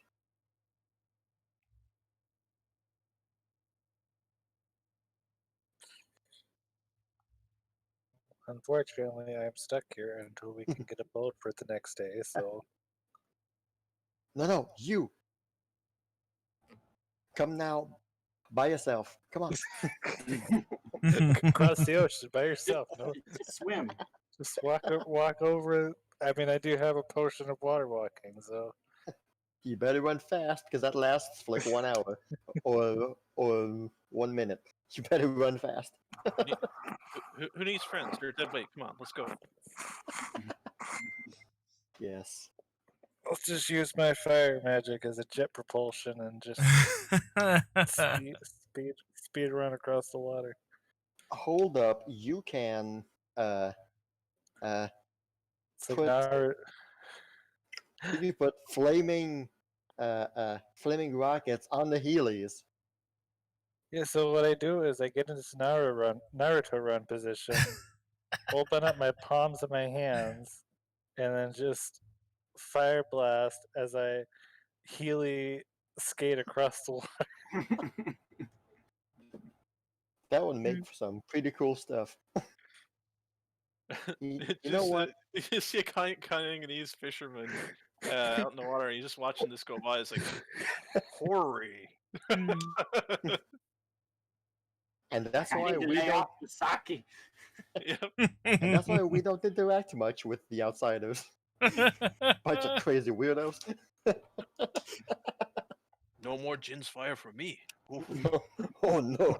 Oh no! No, but no more of that sake. Let's see here. Amethyst, what's your perception? Do you want me to roll or? No, I do not want you to roll. I just want to know you. I got it right here. It's a +7. Okay. Yep.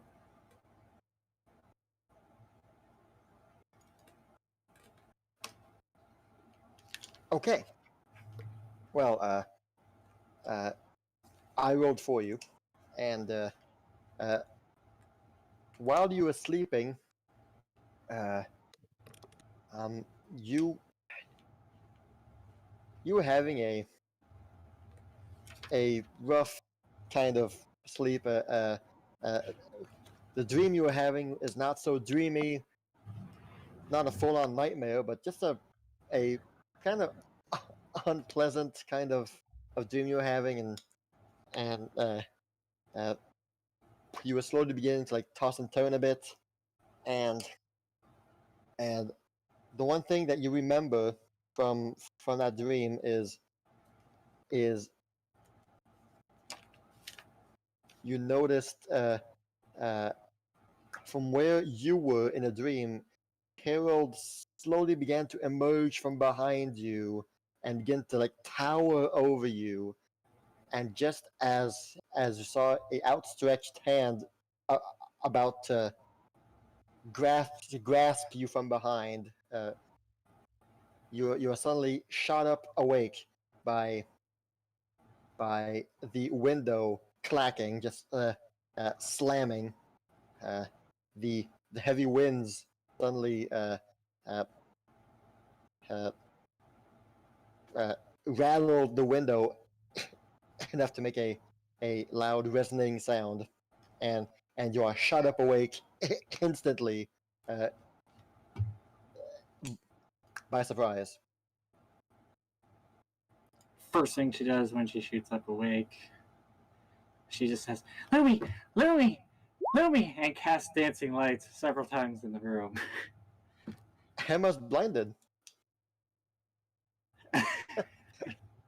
So first, Emma, you are shocked at first to hear the sound of the window, and a split second after, the scream of Amethyst, and before that could even be registered, suddenly luminescent lights just shoot up in the room. Amy, What are you doing up? you get rid of some of those lights. It's so bright. No.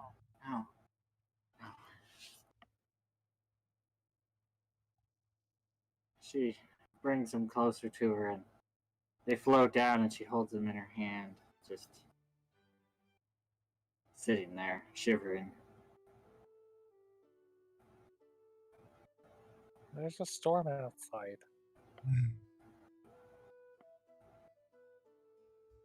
Hopefully it's not there by the time we have to leave tomorrow morning. Yeah. What are you doing up? What time is it? It's still late.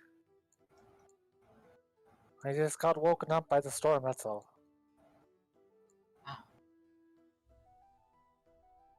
We should go back to bed. No, not tonight. Are you okay? Yeah, I'll be fine now. I'll be fine. We've got a pretty big journey ahead of us tomorrow, you know.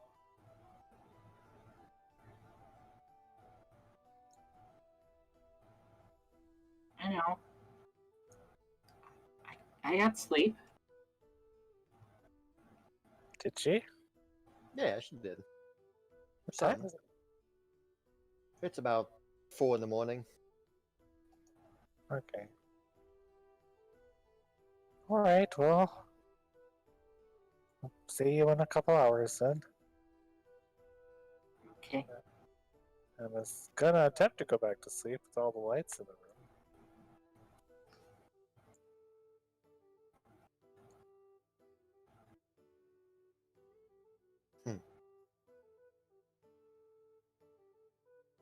Amethyst would eventually reduce it down to just one light. A nightlight by her bed. Yeah.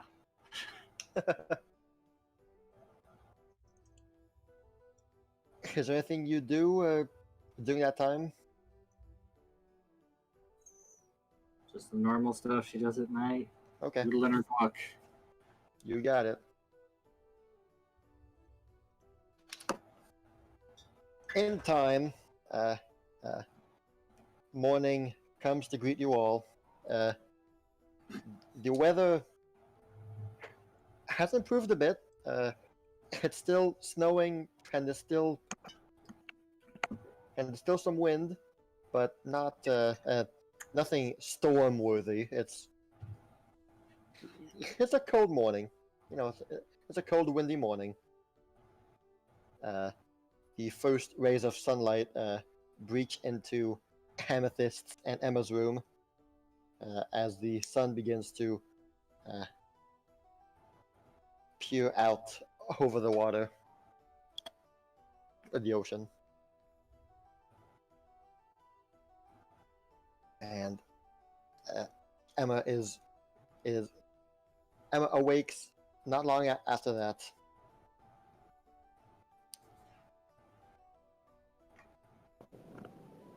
Ah. Good morning, Ami. Morning. We better get ready and get going. Boot's gonna be leaving soon. You better get ready. I've had time. Oh, that's true. Just she'll hurry up and Then triple checked all my stuff. she'll get all her stuff together and do her morning preparations. Get ready for the day. And then she'll head over to Kireji and Zaya's room to see if they're awake and ready. I posted in Pathfinder what Zaya's sleeping like. Yeah. Yes. So Kireji has the not the bed, but the table with the bottles on it. yes. So his sleeping area was right next to the window. So he's the first one awake of the two, and after you're properly awake, you see Zaya snoring like that, pretty much. Well, at least my training came in handy for this situation. To block out the noise of the snore. Don't punch her. Okay. That's why she's sleeping so well. Hey, Zaya, what? Good night. Works every time. Kireji just whispers under his breath, "Blood for the blood god," and just punches her in the face. It becomes Osfion's version of Hail Hydra. Blood for the blood god. Not long after that, there was a nice knock on the door from Emma. Well, I suppose I better get off.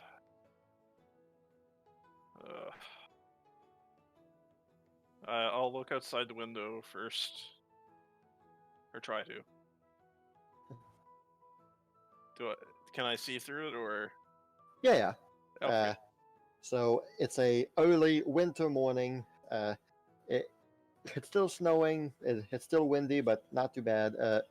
You can see the ocean's expanse beyond the docks, and there are a lot of people outside who are currently clearing the snow away with shovels and making pathways across the main veins of the town. Most people who are up at this hour are the workers, not the common folk.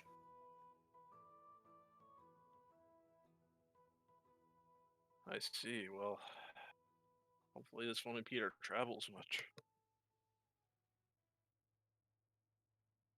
Well, I might as well go greet the others. And I'm sure Zaya will join us soon enough.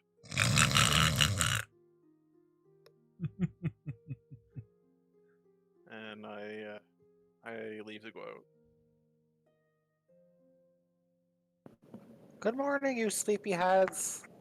Oh, hello, Kireji. Oh, hello. You had a rough night? Well, it was okay. It was one heck of a storm we had.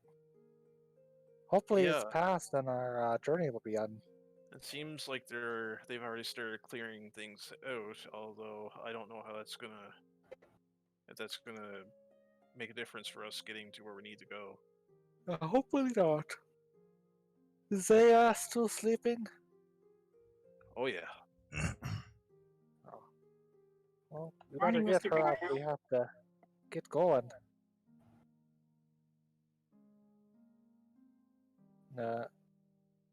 she's gonna walk over and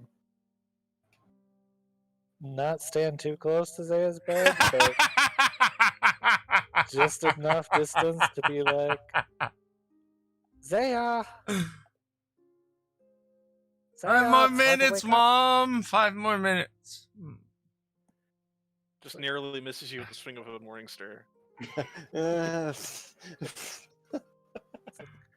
We've got to get going. We don't want to miss our boat.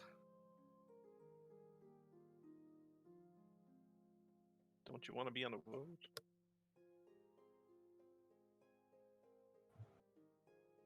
Come on, wake I know up, I do.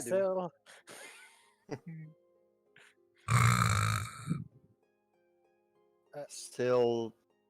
Still, no. Zaya. Still. Not still. Wait, Emma, let me You messed try. me up. Let me use my rock hand and like Whoa, oh, okay. I'm I don't know, poker. Step back. Step Crit- away from the Zaya. Kireji looks like he's putting his hands in a prayer motion, but then just kind of jumps through the window. I'm out. And does a neat little dive into the snow below. Amethyst uses her hand to make a mage hand appear and have it float over and kind of poke Zaya on the shoulder. Mind you, she's in the doorway while doing this. Stay far away from the Morningstar wielding.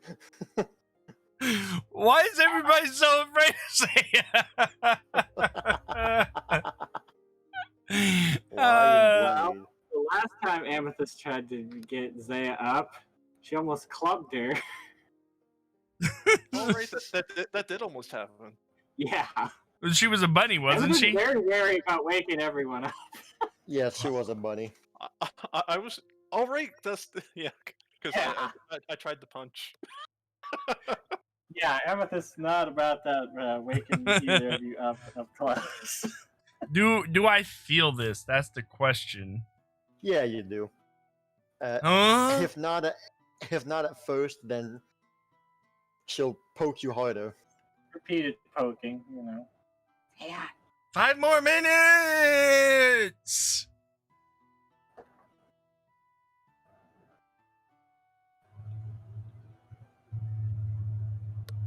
Any response to the Alright, 5 more alright. minutes? I'm not your mom.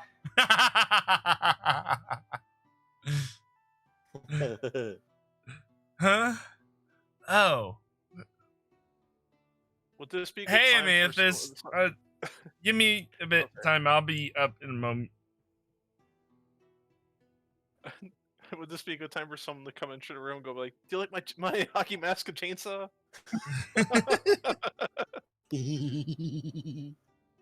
Perfect. Yep. That's exactly what we need right now. No. And so yeah, that's how our monk died.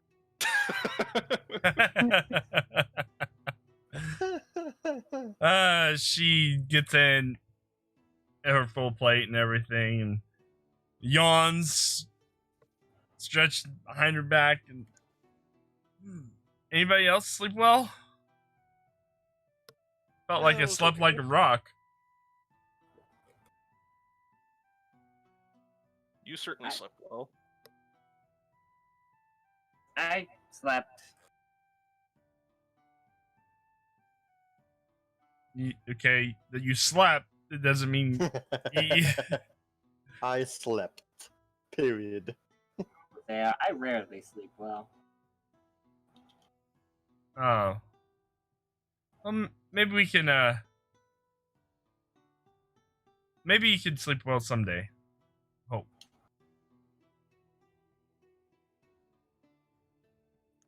Oh, I slept pretty well, other than the storm. Where's the storm? Oh yeah, it stormed pretty bad last night.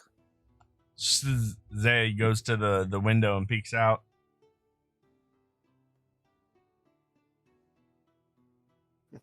You call that a storm? I was born in it, molded by it. Wow, when I was a kid, I had to walk to school and both ways upward, and worse than this. Without any shoes. Back in my day, we had to go home to use the internet. How about you, Mr. Garou? Did you sleep well? I slept okay, but it was a little uncomfortable. Made the best of it anyway.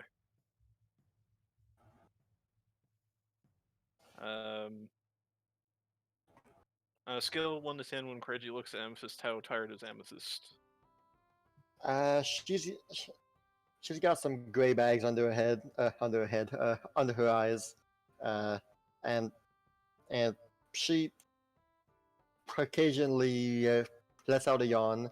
Not, exhausted, just, Not good. yeah. I'll be Not fine. super good. I'll be fine once we get going. Perhaps have some more tea would help.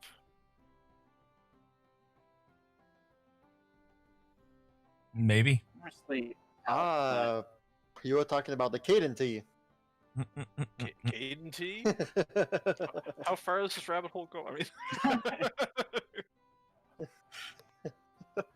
Wah, wah, wah, wah.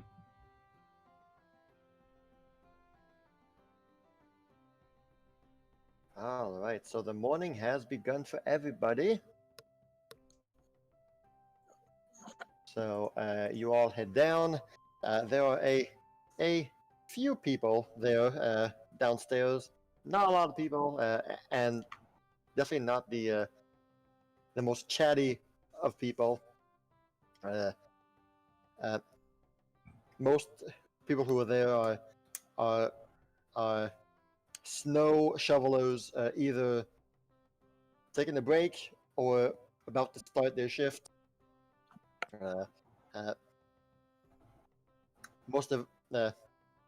Most people here are having their breakfast with coffee, and no, it's a gray day, both outside and inside.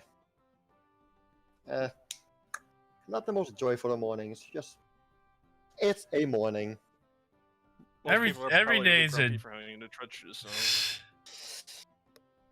But I mean, they expect it at this point, so it's just another day for them. Here we go. Every day is a joyful morning when you wake up.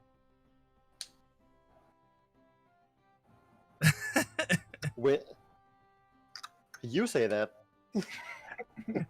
have you seen how much snow I've shoveled today? At least you have a job.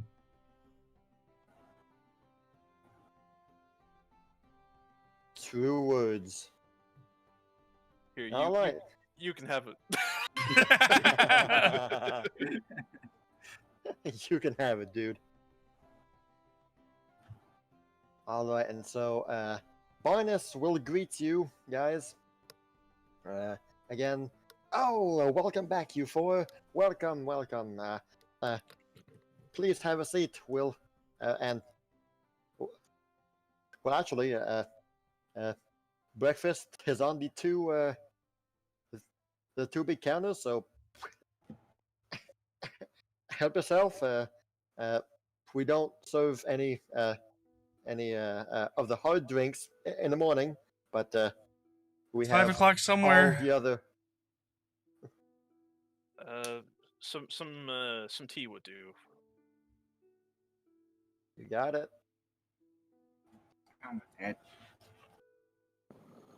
Emma's gonna drop off the 2 keys, and then she's gonna tell everybody, Thank you, Emma. don't grab too much. Just get something real quick and hurry up and eat so we can get going.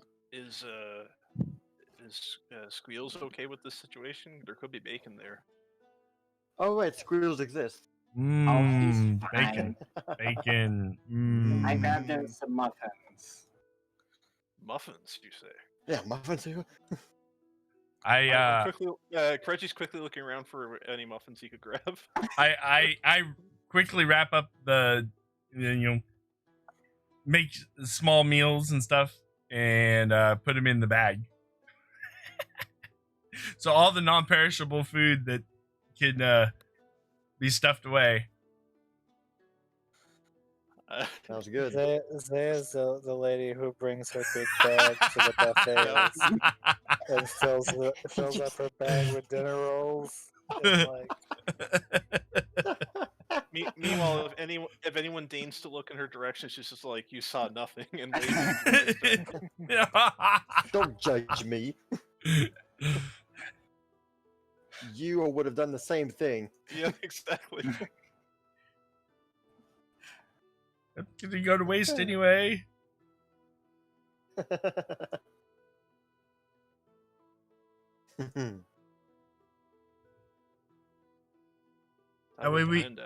That way we have some, because somebody's hurrying us up. We have food on the boat. Yep. Barnes will see you guys before and says, "Oh, Emma, by the way, you never mentioned what kind of adventures you got yourself into now. Where you guys going?" well, we've got some urgent business over in Kaineng. Someone needs our help, and that's honestly about all I know right now. As it stands right now, we're pretty much in the shoe business. Are you going there to talk about the Heelys? Shoe business. Sounds I'm not great. sure how the people of Kaineng are going to feel about wheelies. It might be a work in progress.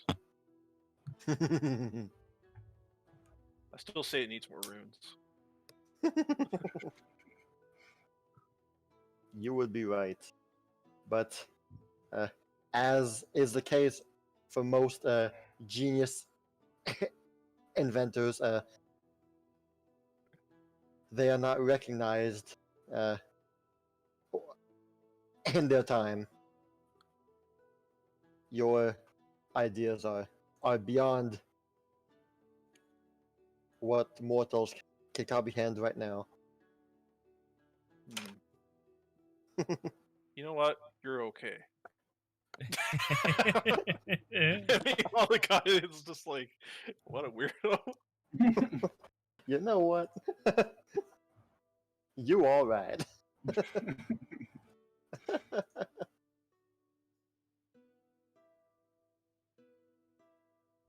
Well, that is that. Barnes will say, "Oh, so I imagine that you'll be hitching a ride with old Draknar, eh?"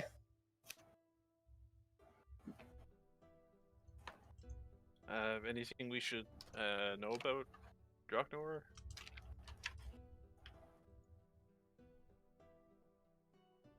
Oh, nothing that you'll discover soon enough. Well, he comes here often. We have nice chats about his past life, but no, I mean lately he's been doing good for himself. I mean he managed to land quite the nice contract with the higher people of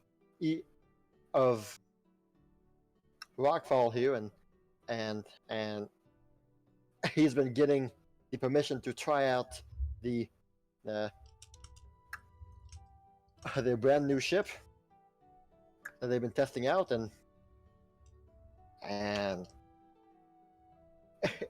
if you get a ride with him, you'll be able to experience their brand new ice breaking ship technology. It's gonna be cool. Ice breaking technology. see. Never, Oh, never, Oh, he will often talk about his past. Tell him about how this he lost his ship because of these four ragtag random people who stowed away on a ship one day, and a cursed lightning bolt struck his ship down, and oh, he's I mean, that happened about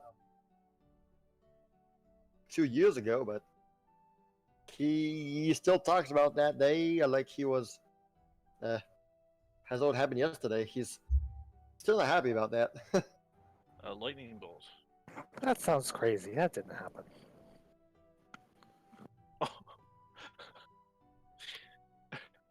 Maybe Okay, it did. it didn't happen. Who would have done that? Why Well, would people just steal a ship like that? That's whatever the truth, his stories make for some good evening fireside talks. Let me tell you what. Oh, he mentioned stories about this forest tribe who wanted to kill him, and he managed to escape by just some random happenstance.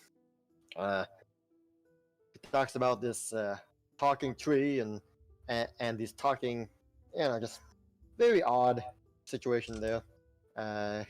He once got captured in a cabin that was locked, and he's a good friend. He's a good friend. I'm sure he'll talk your ear off if you let him. He says he's cursed with bad luck, but I mean, we're all sailors here. We all know that bad luck and good luck is things best not mentioned. I forgot to check to see if the sky was red at night. Darn, you missed a chance there, buddy. Yeah, I did. Sucks to be me. All right, let's move on. Hey, pretty much. Yeah. Sucks to be you.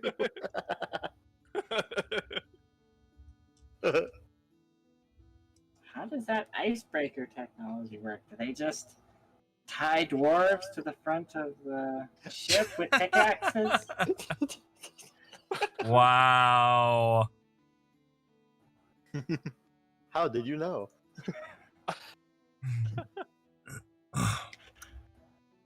You've been on one before. I see you are one with culture. I see you are a man of culture as well. Yeah. Oh no. Well, I won't let far be it from me to leave you to keep you here. I'm sure no matter what happens over there, I hope you come back safe. All four of you here. Well, thank you. We look forward to coming back here. we sure will. And Definitely come back safe. And don't worry about the smiling fireplace. I'm sure it'll work itself out. I was wondering about that. I thought that Emma did that. Kaineng well. has some powers, but not that kind of power. Oh, he does work in mysterious ways, doesn't he? Yep. Well, stay safe, y'all. You too. You as well. And Say, He- are you done pillaging the buffet table yet? I've been done. I'm eating. Jeez. even with my my limited knowledge of smuggling, I'm quite impressed with your ability to smuggle. It's it's lunch for later. I understand. I won't say anything.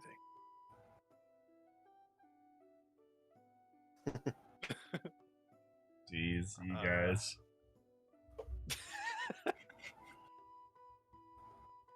All right, leaving the waves crest and exiting out onto the main street. The main veins of the city have been shoveled by now. Just don't go through the uncommon alleyways, as those are still yet to be done. So I wonder how the Oracle made out through that storm. It might have been because of us that storm happened. Well, that makes me feel kind of terrible, Zaya. I blame you.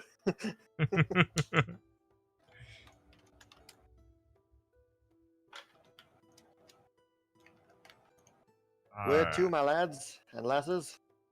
Well, to the boat, I guess, since somebody's hurrying us along. Yes, to the boat. To the boat. Oh, The boat. The boat. What they said. Yeah, that. Heading to the docks. All right. There are some sailors there who are getting ready for their trade shipment going on, packing, and there's already a handful of ships who are leaving port, and who most of them are all heading south, either to go to Toulon or Eastwall or beyond to the west. So, but there was one impressive looking ship on one of the ends there. Let's see here if I can.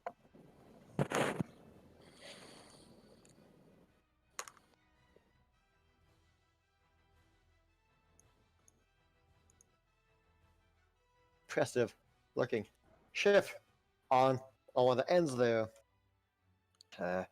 and you can see a handful of people are going to and fro from that ship, loading and unloading, mostly loading, and through the small handful of people, there's one voice that barks above the rest of them, shouting orders and directing the people.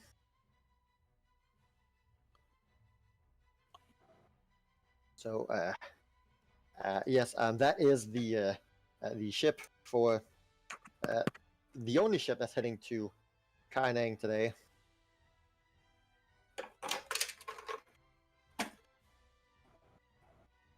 And Emma points to you guys that is the place to go. That is the ship that's waiting for us, and the boat captain Draknar is waiting there for us, and she hands you all your boat tickets.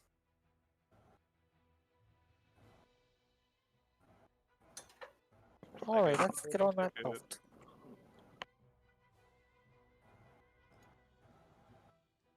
All right, cool. Hands, we go to the. I guess we go to the boat. Yes.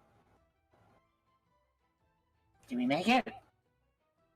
Well, let's make this a skill challenge, okay? So everyone walk, okay? So the skill challenge is to walk. Good Okay. luck. That's a dexterity check, right? That's not acrobatics. Oh, okay. Well, some of us have 2 left feet, I guess. Some of us are not accustomed to this much snow.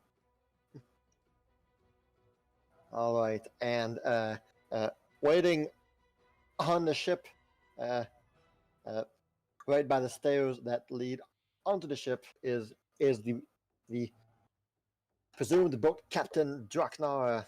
He is there, and like I said, he's the one giving orders left and right, and he sees you four approaching. He beckons you over. Like, are you the last four that I've been waiting for? Yep, we're here. Says here on this registry here that okay, four tickets. Let's see here. Oh, Emma. Who's Emma? That would be me. You're the one. You're the one about the tickets. All right. Let's. All right. You all heading to Kaineng? I presume if you're here. Indeed. Indeed. Not a lot of people heading to Kaineng, but wait a minute. I can. Yeah, you are. Let me guess. You are from Kaineng, aren't you, Mister? Kireji'Garou, and yes, I am from Kaineng. I could tell. Not a lot of people wanting to go to Kaineng lately. I mostly have here simply trade stuff boxes and whatnot, material supplies for the harbor over there. You are returning home, I presume. For a time. All right. Well, I'm sure you've heard about the recent happenings. I have. Thought so. Well, let's see here. Your tickets are quite in order. All right, sounds good. Listen.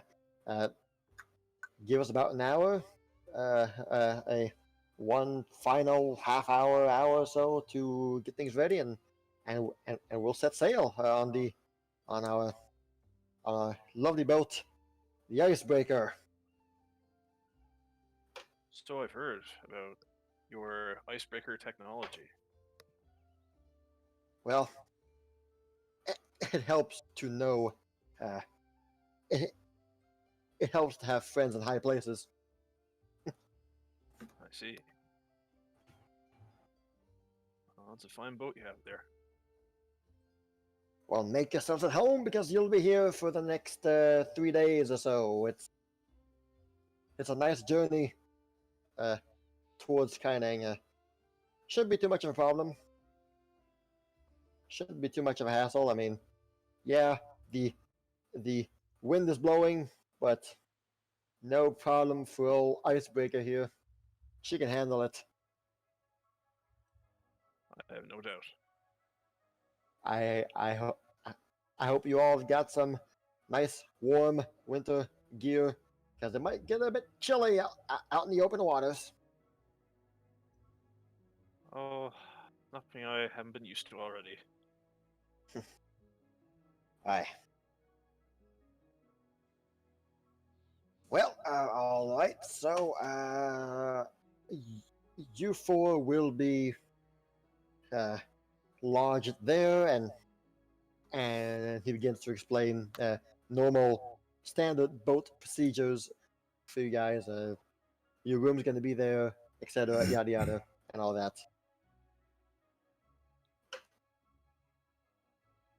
Anything you want to do before we set sail?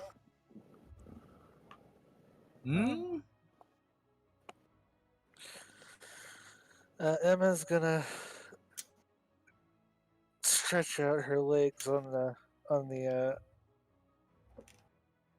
top part of the ship and stare out into the ocean for a while. Really take in the air as she slightly shivers from the cold breeze and snow.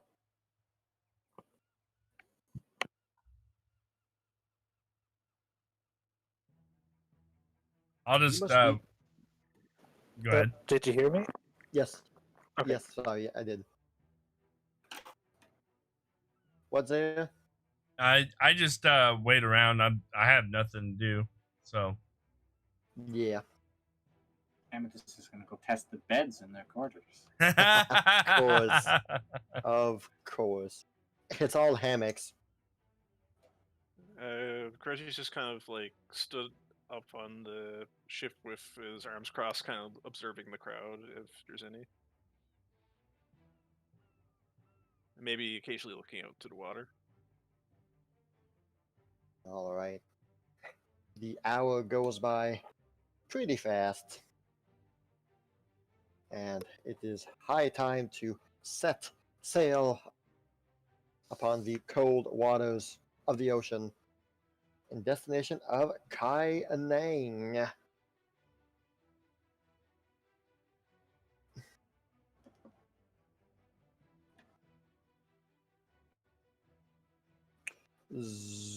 Zoop. I just noticed Muck was still there.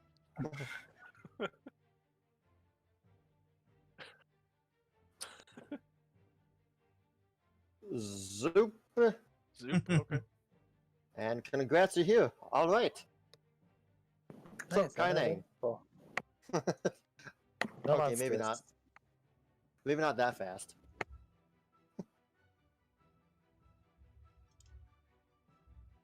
All right. So, unless there are some specific things that you guys want to do or talk about, we will go move on from event to event until we reach Kaineng, or if we reach Kaineng, of course. Okay. So you go right here Never about know. is the pirates, and then here's the Kraken, and then right here's the pirate Kraken. The pirate Kraken, yes, yes. Reading his notes again. And then right as we get over here is the vampire pirate Kraken. I've got to stop sharing you my ideas. The surprise is gone now. Thought it was so clever with a vampire Kraken, but And here's the magical door that only Kireji can open. the entrance to Kaineng Yeah. is blocked by this large door. No wonder why Only he's so someone- afraid. Only someone born in Kaineng can open it. That said, we will take a 5-minute break All right. right now. Okay. Alrighty, let me. Uh...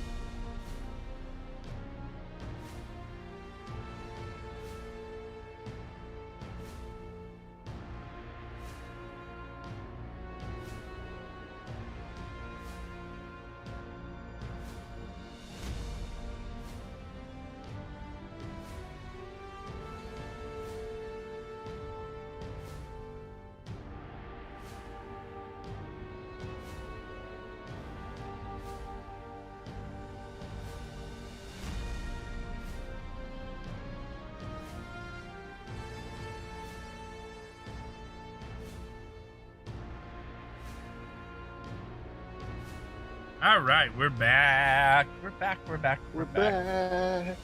All right, lads. And so, off on a ship you sail. Who knows what troubles may befall you all. Hopefully, none at all. Worry not. You have friendship on your side. I thought we had Kate Neal on our side. Thought we had Squeals McGee on our side. All that together encompasses friendship. That's true. It Thanks, would Matt, be. eat the bacon. It would be nice. It would be nice to have Kate and Nail on your side. All right, on the ship. Well, the first few hours of the journey goes smoothly.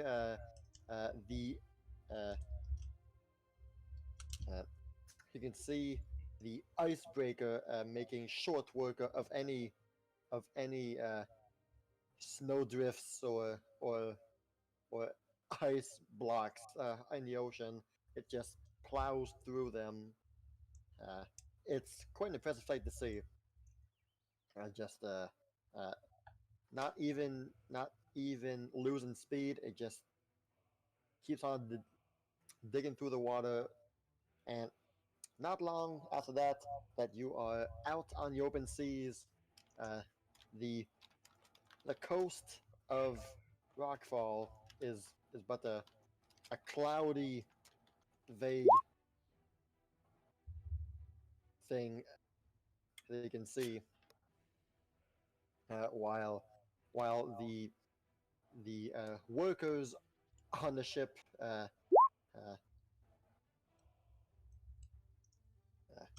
toil to keep things running smoothly. So it's you four, the captain, and a good handful of other sea workers, sailors, who all specialized in this kind of boat. The mountain is on fire. Literally. I know, it's quite a terrifying sight to behold now that it's dark. Wow. I can't imagine. Whole sky over there is just red. The As if the flame, jaws of hell have opened up themselves. the flames are in such a shape that the mountain actually looks visibly angry. He's got the frowny face. You want a dry joke? There's no drier joke than a mountain falling on top of you.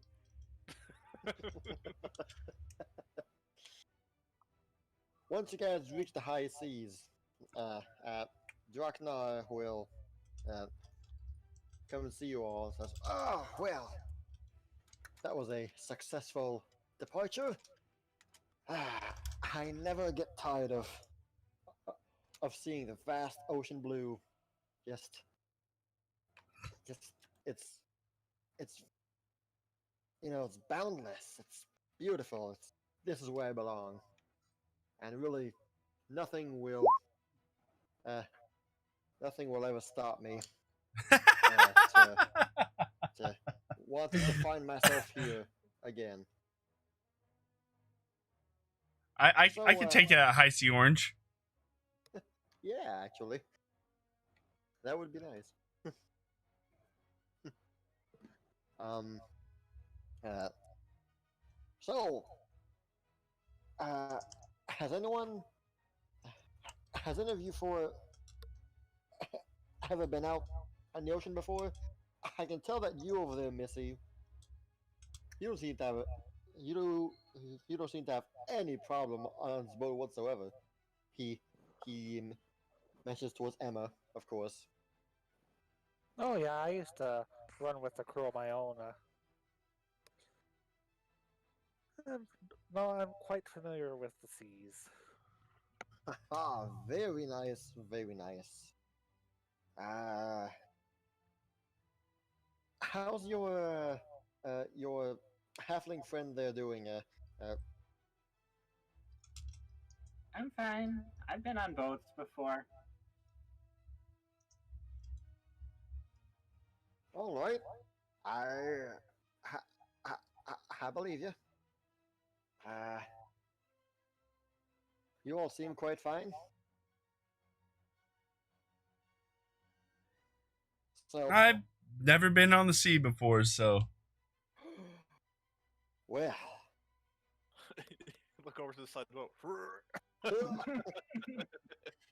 no, she's actually doing really well. Yeah, I kind of figured. have you ever seen anything like this? The just blue in the sky, blue on the floor, on the ground, and just beautiful.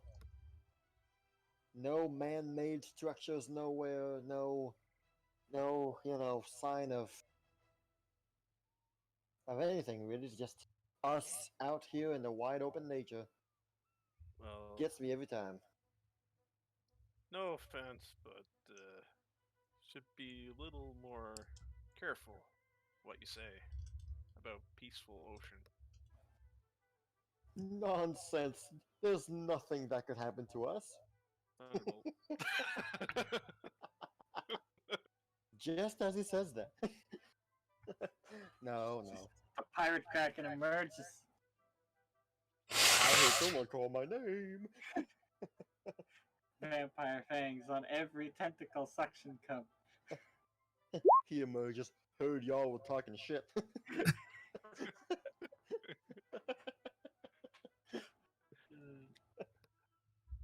No. Draknar will say, "Hey, any of you,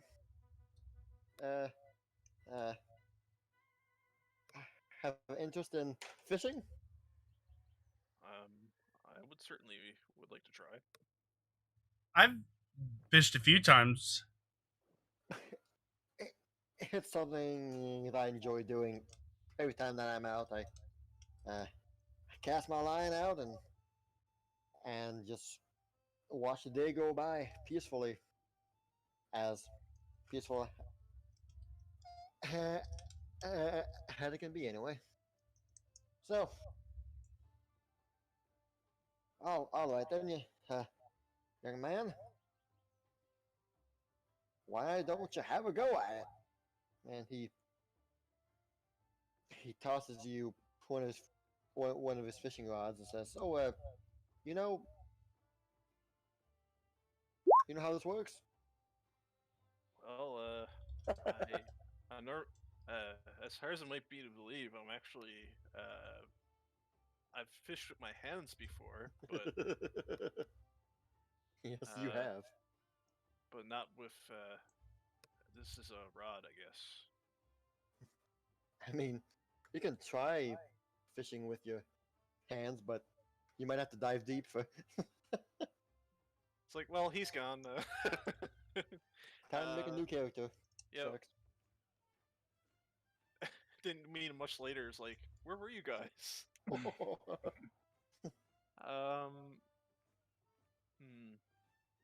Well, I'll try give it a shot and see how it goes. Yeah, you got this. What kind of check do you want me to do? Why? A fishing check, of course. But I don't have fishing lure. But you do have a fishing lure. I'm gonna. That was horrible. That was horrible. Well, he is officially a dad now. He made a horrible dad joke. It was beautiful. It was beautiful though. I'm gonna use my intimidation to try and make a fish come out of the water. I was about to ask you to make an intimidation check. I just kind of look out with this intense look towards the water. You growl. A sea bass flops up and looks at you dead in the eye. Is he gonna do a secret intimidation check against mine? You notice that the sea bass has a scar on his right eye as well. I just kind of look at him like it's like acknowledgement, like respect. It's like we have an understanding.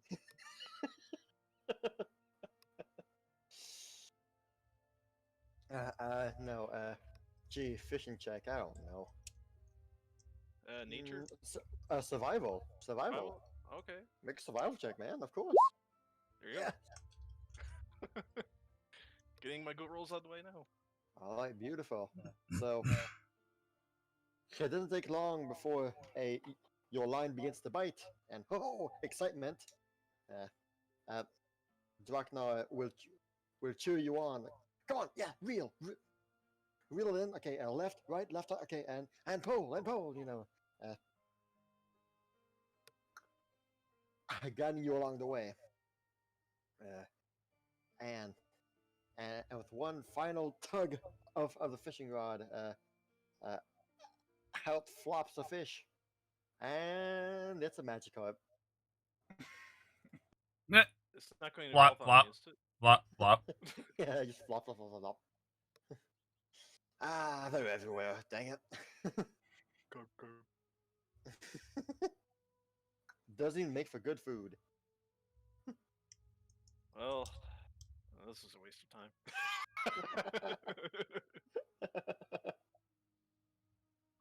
But it's a nice sized Magikarp, though.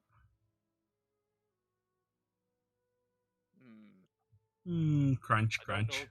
I don't know too much about fish, but I don't think this is looking too edible. Quick, grind it up. We can make it into candy. Oh my god. Candy carp? Candy carp? I've never heard of candy carp before, and I'm not sure I want to continue with that image.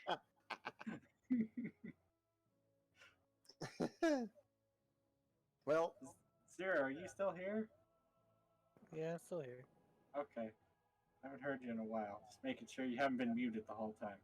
No, I'm listening to Kireji fish. well, here, let me change the lure here on your rod and try again. Alright, I'll give it another shot. Ooh.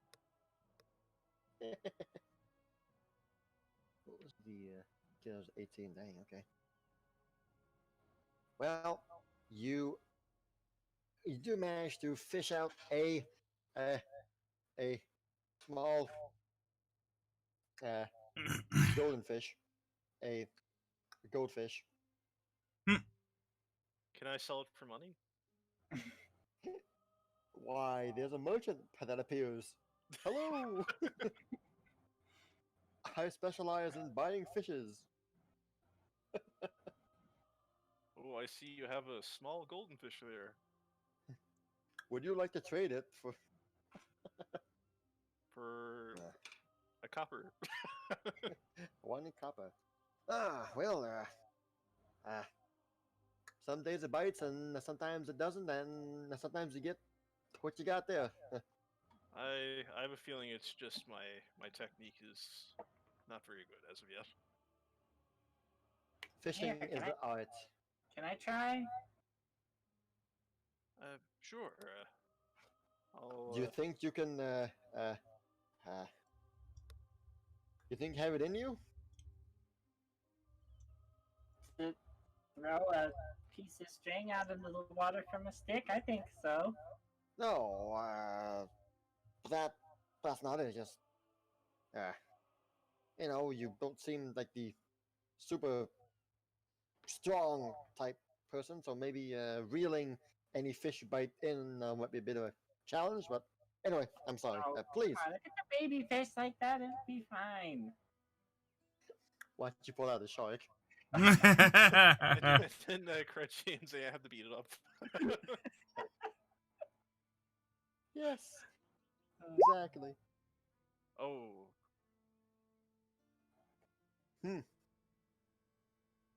Well, you wait there for a while. You cast your line and everything, and not much is going on. But you know, and there's not much going on. So Darkness says, well, here, reel your line back up and and toss it out again. So when you bring your line back, uh, you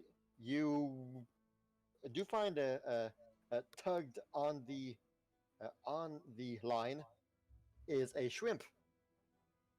I'm not gonna lie, I never got the appeal of fishing, honestly. Well, it takes more than once. It takes more than once to get the real feel for it. I've been fishing. One of my friends really loves fishing, and I don't understand it. Well, it's not for everybody. Well, you did catch a shrimp. I didn't think that was possible. well, see, so yeah, he said it wasn't. He wasn't. It wasn't. It was. He never seen it before. So yeah. Congrats. I learned how to speak again. Yeah.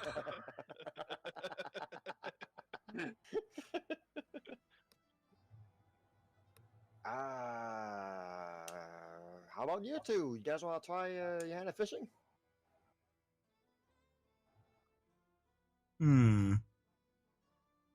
Oh, come on.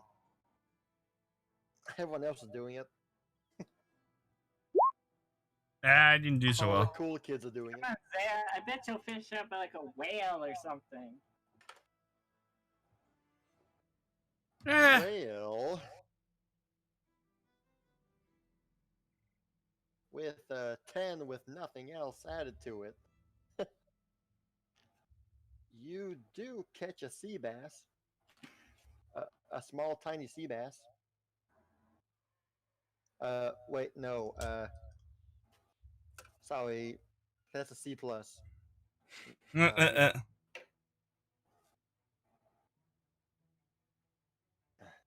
Well, that's a start. That's a start there, Zaya. Ma'am, we all start by catching a sea bass or shrimp. This isn't my first time fishing.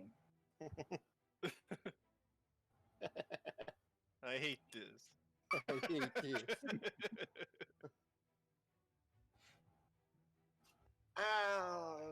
Come on. Give it one more go. Yeah, you could get this special carp like I just did, and I'm like patting the carp. He looks so derpy. Alright, fine, I'll try again.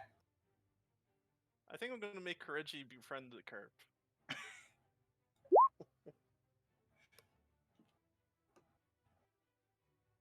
Well, that's better.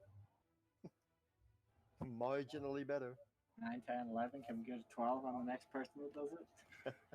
you get you get two. Yeah, exactly. You get 2 shrimp. All right. So. Emma just comes up and she's like, "All right, guys, let me show you how it's done." Well, hold up. So Amethyst has a line out, and it's going like last time. Nothing much going on. And just as you're about to look back and say, "Yeah, this isn't," yeah, you know what? Suddenly, make a reflex save. Oh no. All right, your rod lurches forward, but you're able to grasp it back and refrain it from falling overboard.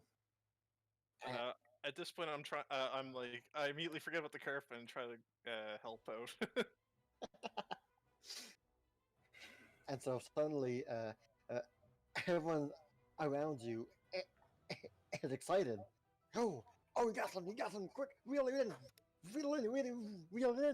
And so, you're struggling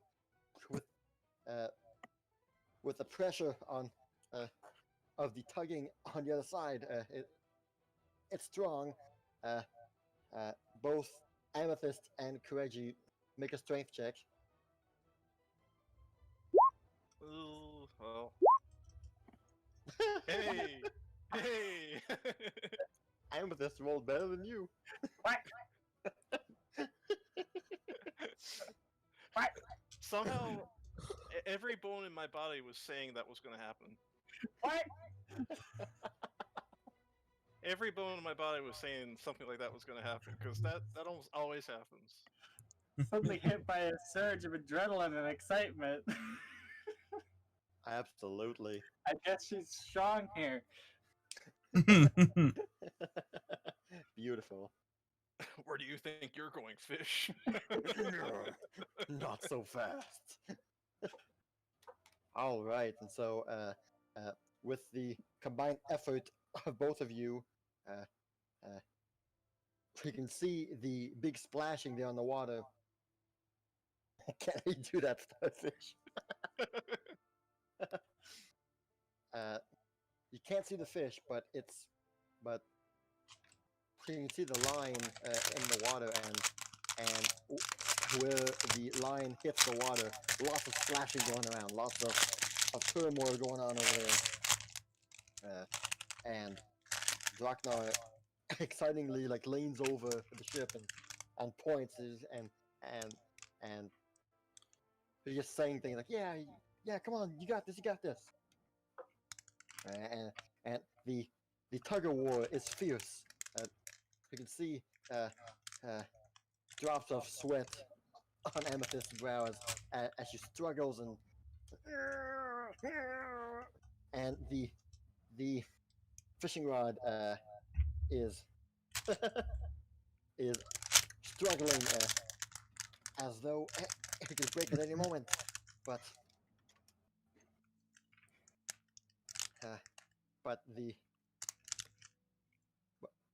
with the combined effort of Kireji and Amethyst, the battle is won, and with one final mega tug, both Amethyst and Kireji fall on their butts, and from outside the ship comes flying in from the sky is that what I want?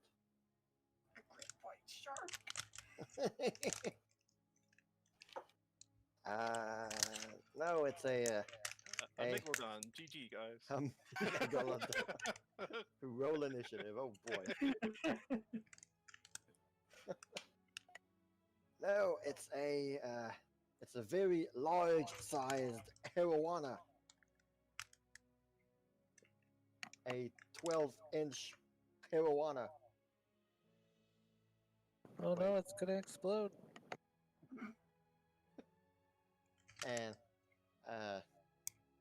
it falls onto the deck and starts wildly flopping.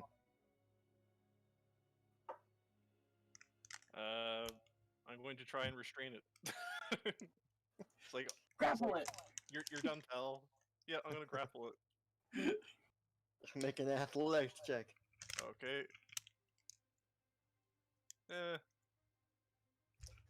Alright. Wait a minute. What's the standard size of arowana? Oh, dang, okay. Forget the 12 inches. This is a 5-foot arowana. Well, that's quite a jump off in size. Now it's 5 times bigger. Literally 5 times bigger. It just starts out as 12 inches, and all of a sudden, as soon as Kireji gets close, whoa. It sounds like a fishing story to me. Kireji He walks on the grappling. It's like, no, you don't. Inflates himself like a puppet.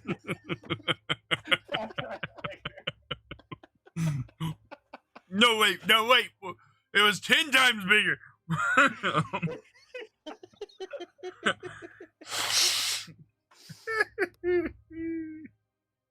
Well, 'Cause Great. I have a feeling that Kireji would not treat that so half-heartedly if he was 30 in size.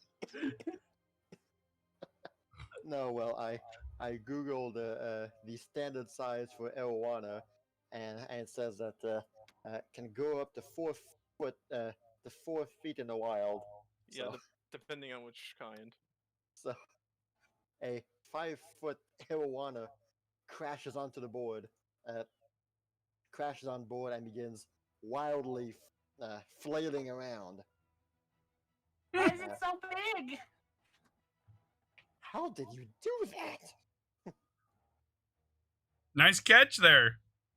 What do we do with it now? Well, I would think. Do you still want to try to restrain it, Kireji? All right. Make another athletics check this time. There we go. Ah, He took it seriously this time. yes. Divine pulse. Whoop. Yeah, exactly. Meal is for meal. All right, and so Kireji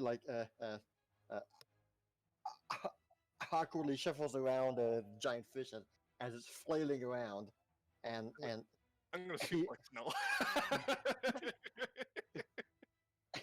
he's waiting for his moment to dive in, try and catch it, and finally he sees a window of opportunity and he dives. He dives towards the fish with his arms open and latches itself around the fish. The arowana, not liking this, obviously, begins to try and squirm his way out of Kireji's grasp, but for now, for this round, it is stuck in your embrace. It's This round, huh? This is gonna be like a 10-part fight. round one. Round one, yep. So the you have your hands around the fish and it's slimy, it's it's squirmy and you can splash with water constantly and the back of the fish is like slapping your head sometimes as it tries its darndest to break free and go back to land. Hold on there, buddy. Mr. Guy, are you sure this is a good idea?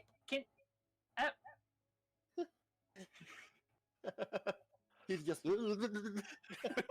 What did the sailors and stuff do? Are they just laughing at us or laughing at them? oh well. Right now, I just kind of looked at the rest of the crew. Don't just stand there. do something. I want to get back to my car.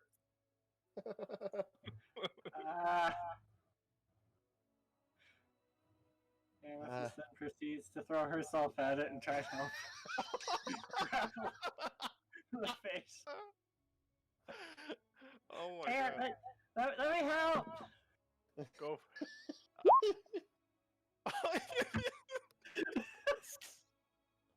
Wow, Nice. that's more than I thought. Yeah, me too. Okay, we're all athletic today. Like They're we're all also okay. I'm Does- just watching them Aw. try to catch this fish. All right, well, so you got Kireji who has his hands around the middle of the fish. Zaya comes in and wraps her arms around the head section, and Amethyst tries to like grab his tail, just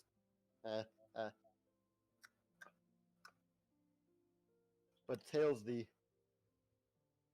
most flappiest part, so she's having a hard time trying to grab it, and the tail just keeps slapping her hands constantly. I thought it was slapping her in the face. She's not that close, but the fish is bigger than her, so it's taller than her. So. A lot bigger.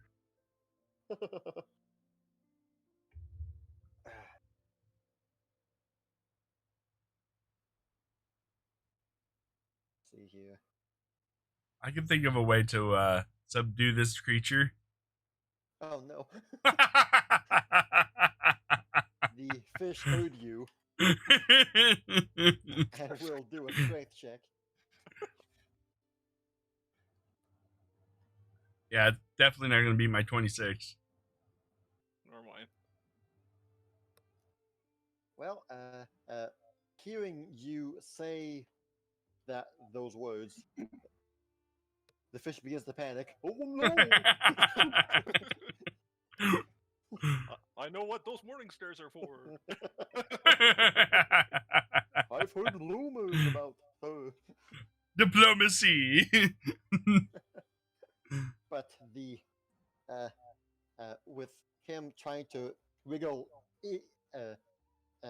even harder than before, the fish will slap Amethyst in the face finally, and just deliver her a solid whap around the cheek. The force of the blow makes you recoil a bit as you get a face full of seawater.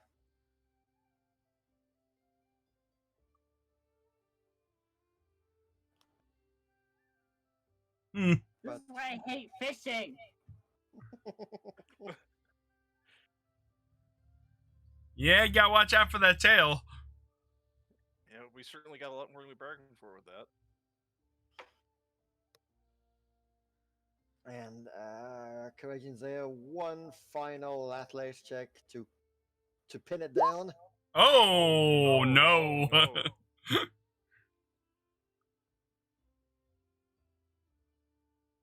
Oh. Well, the fish is able to turn its head around and bite Zaya's hand. And Oh no! thwack! Come on.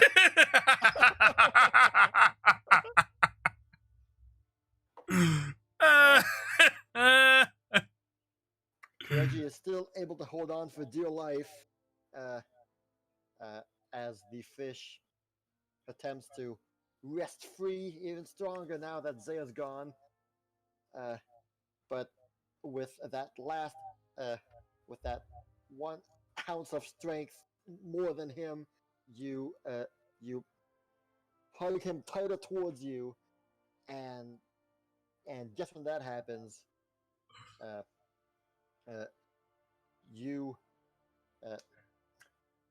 the fish's head suddenly slams across Kireji's face as the fish got whacked by a morning star.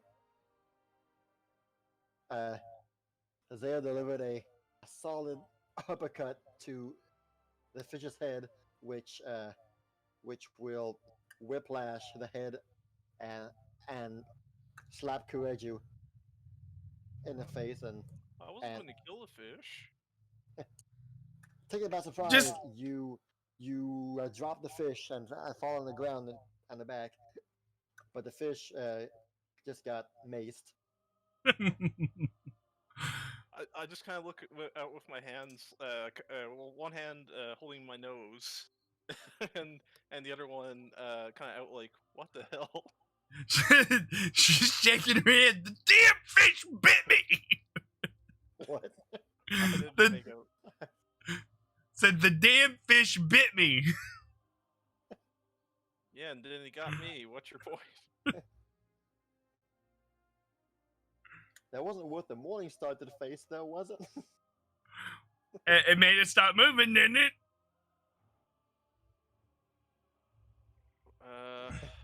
I'll Well, look over and see if the fish is still alive. I don't.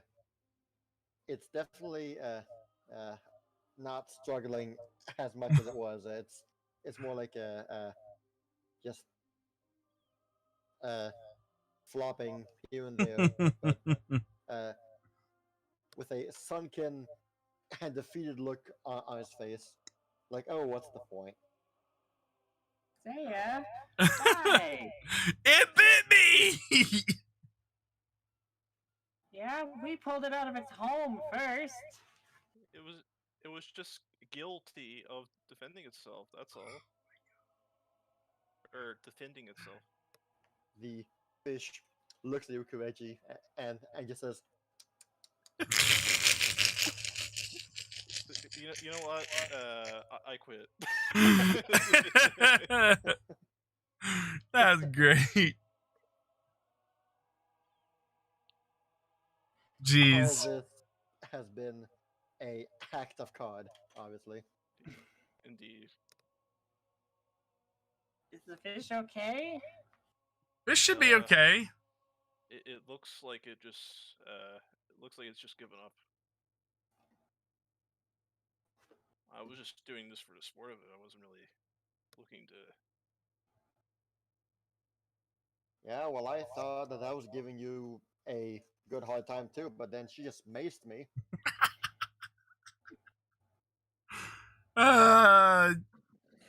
You guys pulled up a talking fish. The fish spoke. So it seems. I mean, wait, is it talking fish? It's like one of those. Oh, really? A talking fish? A talking fish! Yeah, pretty much. Exactly. Yeah, what? You ain't never seen 21 of us before? Wherever. I think we might have lost our minds here. Is the fish actually talking? Because if it is, Emma's just gonna kick it back into the water. Yes, the fish actually talked, yes. Just So what Zaya blinked. Okay. I instinctively try to protect the fish's head. Well, I lay on hands it, I guess. As soon as the fish begins to talk, you see Emma just not having any of this. Like, no. And she grabs the fish by the tail and does a roundhouse throw. Just tosses it back in the ocean. And as the fish is flying, you can hear it say, "You could have at least healed me." I did. I laid hands on it before she chucked it. And Hey, sploosh. Ella! Ella's my fish! I didn't chuck it back. I didn't do it. I was trying to heal You it. called it in the face! I was. It just bit me. It bit me. With a resigned look on his face, Kireji just walks back and sits down next to the carp he caught and says, "At least I got you, carp." The carp just, nope, and jumps up. Great. The one time in my life I catch a magic fish. that Well, I mean, you don't want that fish. That fish is no good. The Trust me, you don't want to mess around with those talking fish. The important thing is that we know that we caught it, and it certainly knows that we caught it, and will probably never forget us. It will remember you. Yes, it will. that was an amazing catch. That was an amazing catch. He's gone down to tell the Kraken about it. Uh-oh. He doesn't have Mommy. friends. Yeah, you better hope he doesn't know how to talk to the others. The fish would go to the Kraken. "Mommy, some bullies hit me." Oh, did they now? Bum bum bum. Alright, I'm done fishing. I don't think I'll ever be able to beat that. You did better than I did. Surprisingly enough. That You did way better. I must say that was unique trying to fish like that with a rod instead of my hands. So I guess I learned something new. Emma, you gonna show us how it's done? Yeah, we're waiting here. Emma just spits on her hands, rubs them together, grabs a pole, takes out the a fancy looking bobber thing.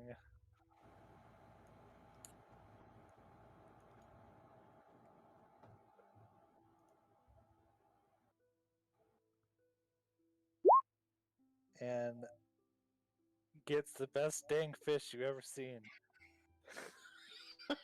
You did it! You got the 20! I'm going home, guys. The There- setup was perfect. There is nothing. There is nothing to see here. You acted as though you knew you were gonna roll 20. Perfect. Perfect. And the best part is you can still play it off like that's exactly what you were going to do. That's exactly what it's going to do. The magic fish returns. No. No, no, no, no. Now you just need 5 more to complete the bundle. Alright, well, you can see her with the grace of a dancer, her hands flowing with the fishing pole as a line is cast out in a perfect form. And it hardly takes a few seconds after that there was a tug on the windfish, yes.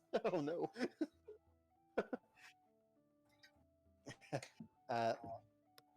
There's a tug on the line, and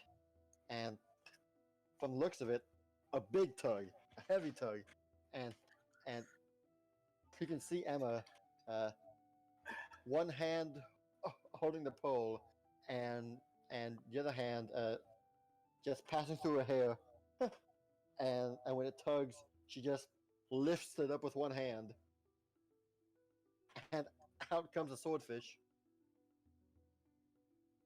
And when it comes out up into the air, she grabs it by the tail and like flips it around like she's using it as a sword, and like points it at Amethyst, Kireji, and Zaya. It then leaps out of Emma's hand and stabs one of us.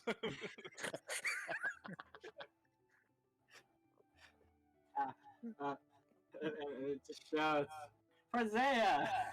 For saying yes. Yeah. The swordfish is a impressive 180 inches long, which is 3 more than the maximum size of, according to Google.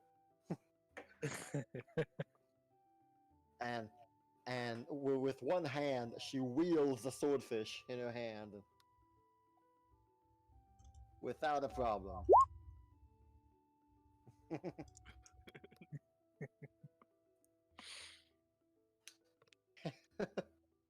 She's like, and that's how you fish. I see. The crewman GG. just stares in awe. Like, how did she do that? I still don't get the appeal. The swordfish is looking as shocked and concerned as the crewmen are. Just, how is she doing this? What's going on? No, I don't Witchcraft. understand anything. Don't need to feel inadequate. You did well, Kerp. She looks at the swordfish and she's like, "Now, do you talk too, or is that just?" The fish shakes his head. Just as a question, can a carp fit in the messenger bag? If you can write Fjord's name on it. It could fit in the bag, but it's not gonna go anywhere. Living things don't go in the diplomat. Just carve Fjord's name into the fish. Ah! If the carp dies, then you can send it. So it has to be an animal. Okay. Here you go, Zaya. Use your mace on it. I just got in trouble for using my mace for something that bit me. I heard something bit me, and that's all I heard. Yeah. What the frick? What's going on with this? Hold on. Let me see if I can adjust. All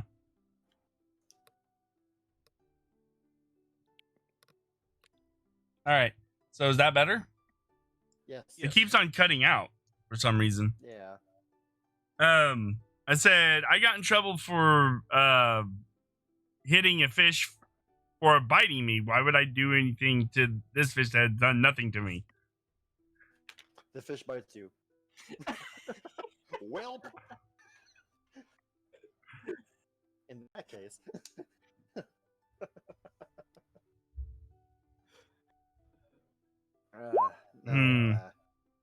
So. Oh well. Well, oil before.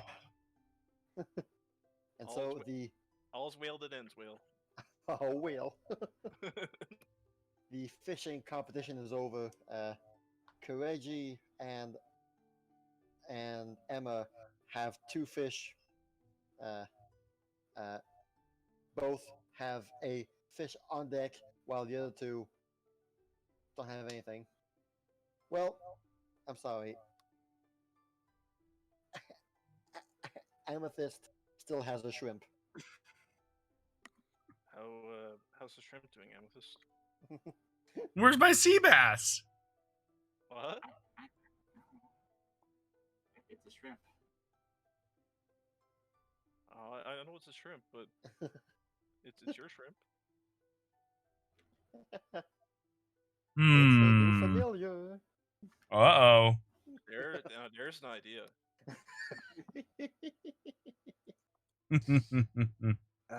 And so the evening supper of that day is if Emma wants to, of course, is a great, nice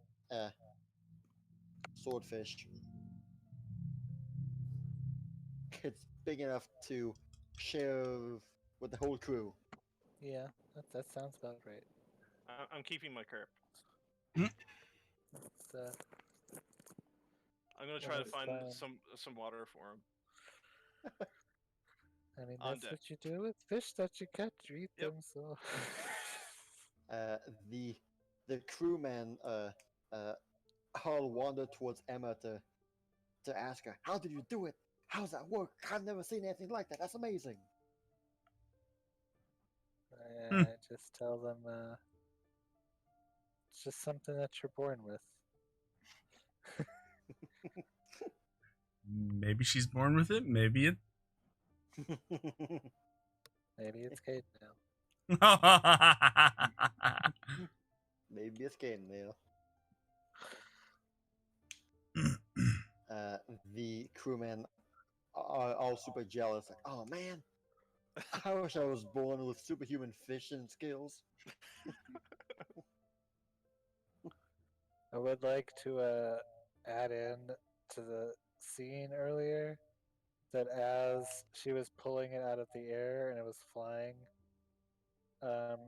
she was backing up by riding on her wheelies into the middle of the boat and then caught it in the air. Well then, plus 200 style points for that one. That's beautiful.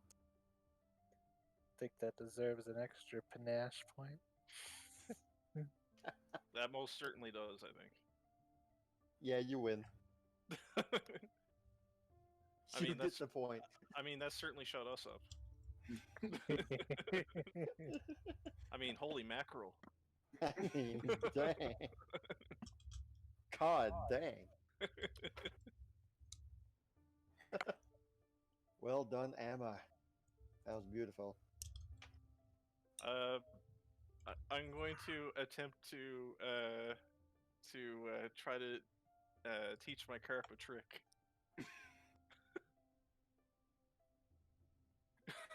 I made a new friend. I made a new friend. What's his name first? Or his or her name? I never thought that far ahead.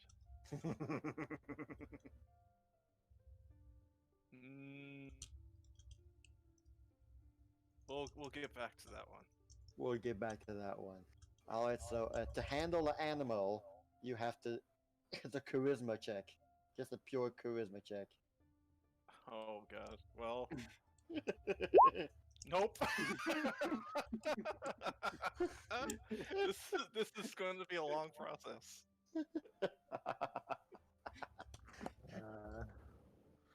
You just see Kireji over there just looking at his fish and trying to talk to it. He's just like, But do see, a like, front flip. do a barrel roll. Amethyst just there petting squeals like, can you believe that squeals? But Courage. I just kind of like, I thought me and the carp were starting to, you know, Starting to bond. yeah. So Kireji is attempting to teach the carp one of his katas, and the fish- carp just the fish blinks at you. I just look at the carp and say it takes a while. Don't worry, we got time. The carp then tries to teach you what to do a backflip.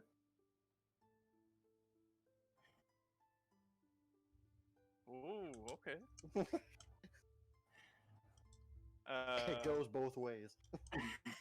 I guess I should try and do an acrobatics check then and land on my neck. Well, your character died from a carp.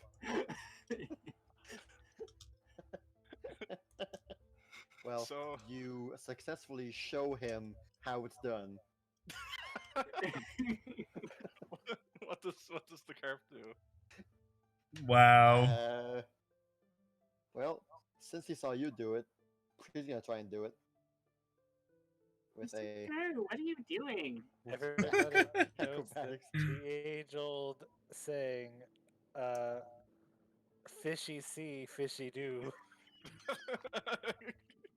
I thought it was monkey see, monkey do. Not in this case. No, it's sea monkey. Sea monkey. I don't think it. Think it works. It just turns sideways and dies.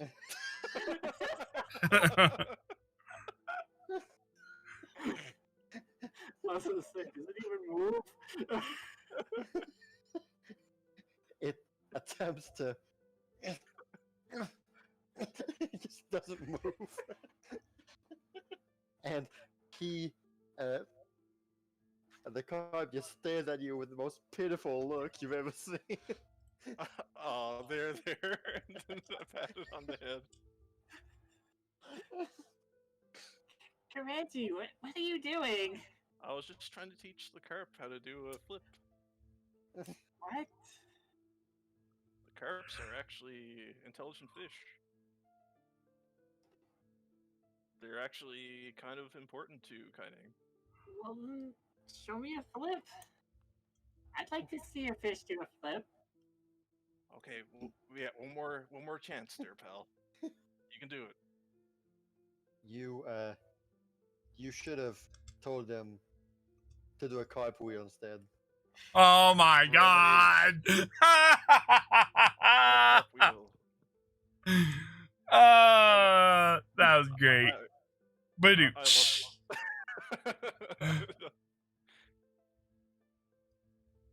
it. Here we go again.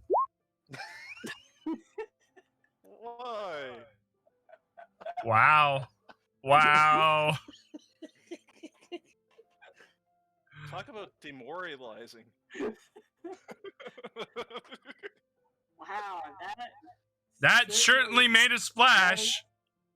something.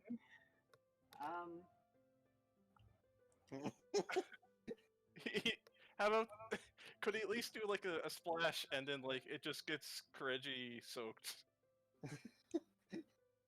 Just so so he gets an A for effort. You can see his tail wag. You did good. You didn't even do anything. He will. He will. Positive reinforcement. Positive. It's a work in progress. You might be progressing for like 20 years. If you last that long. As long as it takes, yeah. As long as it takes. Ah, beautiful. Let's forget that happened. But yeah, that never happened. You are not made to train animals, No, obviously. I can't come up with marketing choices for skates. I can't train carp. What else can't Kireji do? You can't open doors. You didn't have to say anything.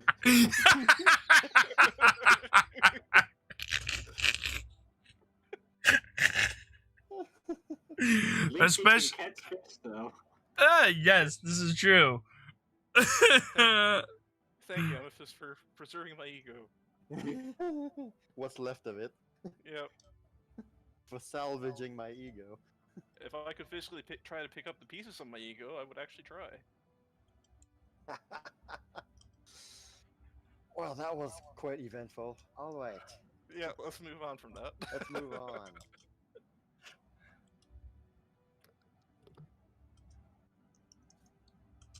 Alright.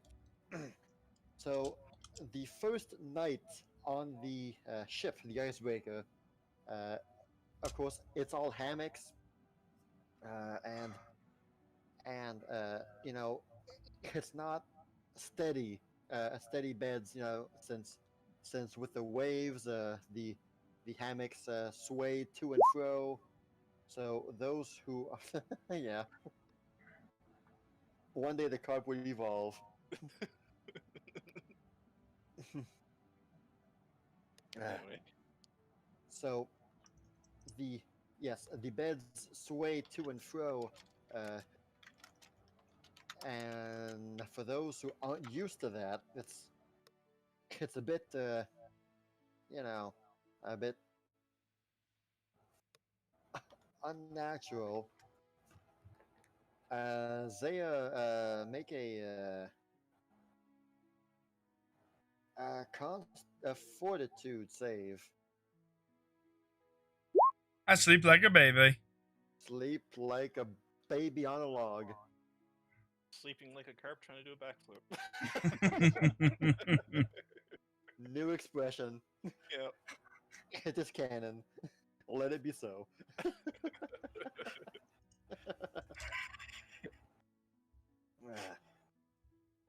And the rest of you have been on ships already, so it's not too bad, but We got our sea legs. it does take you some time to get used to it, but it's like riding a bike. Once you get it back, it's solid. After getting almost half murdered by an arowana, I mean, you're ready for it. But Zaya's Morningstar saved the day. Yep. Or ruined it, one or the other. Certainly ruined the arowana's day, that's for sure. I will remember that. Yeah, don't bite me then. No maps for us. You haven't Hey. seen the last of me. Hi. Hi, small fry.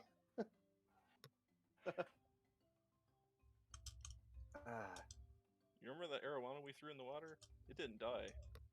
You just see a great big, like, 30-foot monster come out. That's my son, you messed up. All right. The night passes. And during the course of the next day, while we reach at about, here, at some point during midday, let's see here. Yeah, everyone, well, the watch person on top of the mast there will shout down something to the captain, and the captain will nod, and he will look out to sea north, to the north there, and you can hear him say, "Yep, that's what it is. I was hoping we wouldn't have to go through here." What's going on? He points over there, and you can't see it very well. You can hardly notice it. But Emma, who's been on many ships for a lot of her life, sees it instantly, and there are some pretty vicious, mean storm clouds far away in the distance, heading southbound. So basically, our southeastern direction. bound. Oh boy. What? Why'd There's you a storm cloud? coming. Do you think that arowana is a wizard?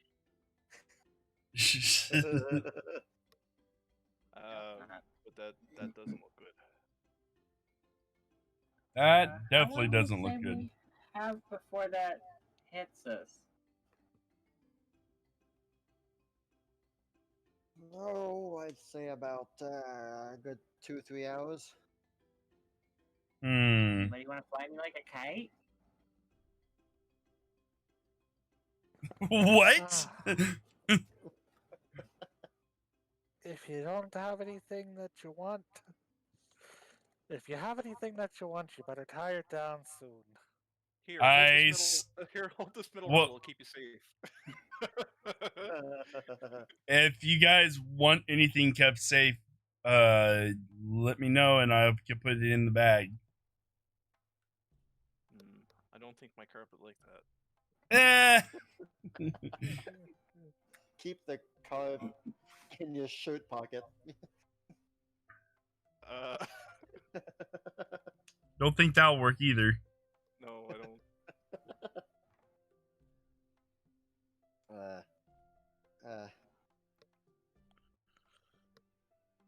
The captain will just be, oh, it won't be, it's not what y'all think, but still, that's a good idea to tie things down. We will have quite the ride, but it's also quite the experience. My men are all prepared for this, and we've run the gauntlet before. Let's hope that it works out well this time. This time? If my knowledge is correct, when a storm hits us in about 3 hours, that means we have 2.5 hours before that happens. All right. What's that? I'd like to be informed. Let's just say that. He smiles. Hey. And just says, well, suffice to say, we won't have to face the storm. Hopefully. If all goes well, the storm won't hit us. Okay. That explains a lot. Nothing. Exactly. Nothing. And by a lot, I mean absolutely freaking nothing. I just don't want to ruin the surprise for those who've never experienced this before. But don't worry. As captain of the ship, I swear you will all be safe. Just follow my lead. Do you want to use diplomacy on that storm coming up? Raise your mace up high. It would be quite a shocking experience if I did that. Your blonde-haired friend is right. Just for precaution, make sure that you tie down things that you want to keep safe. And when the time comes, we're going to need your help. Well, I make all sure hands on deck at that point.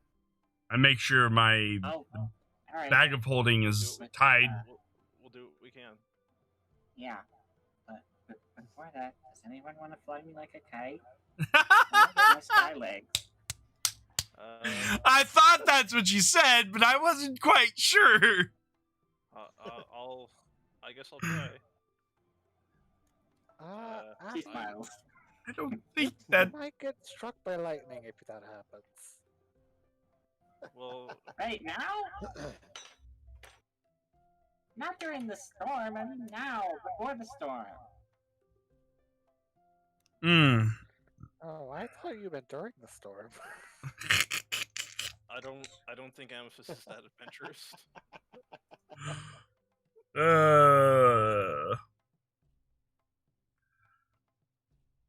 I've never flown a human kite before.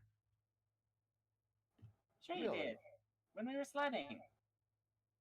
Oh, well. Okay. Well, That is true. Alright, let me tie this around my waist.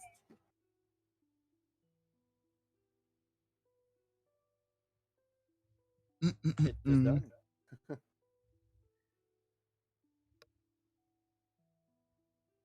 So you are now tied around the rope. So,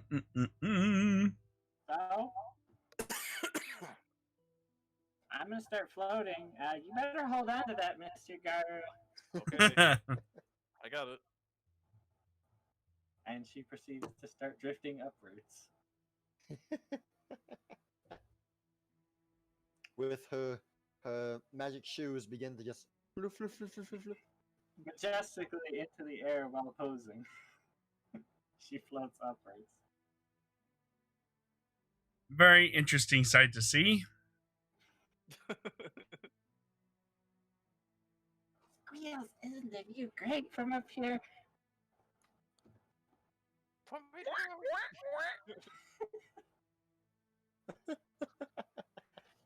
Zaya kindly tells the men to don't look up her dress. Come on, guys. Have some class. She's just got big bloomers on. That's what posh ladies wear, right? Giant bloomers underneath their big dresses. Sure, why not? Yeah. I don't know. All right then. But you know, they were all thinking, ooh, free looksies. Yeah, that's when you start patting your mace there.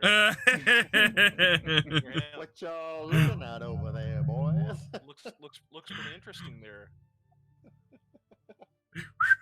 We have work to do. La la la la. We saw what you did to that fish. Alright, Mr. Mr. Garou. This is how a carp should do a backflip. Uh-oh. Uh, I'm not ready for this. Oh, wow. Man, you do a double backflip at that point. Wow.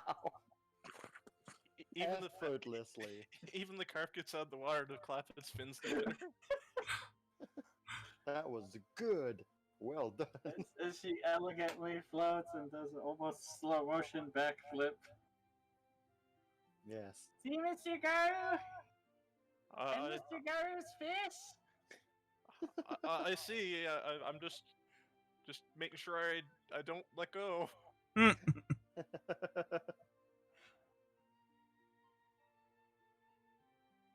Make a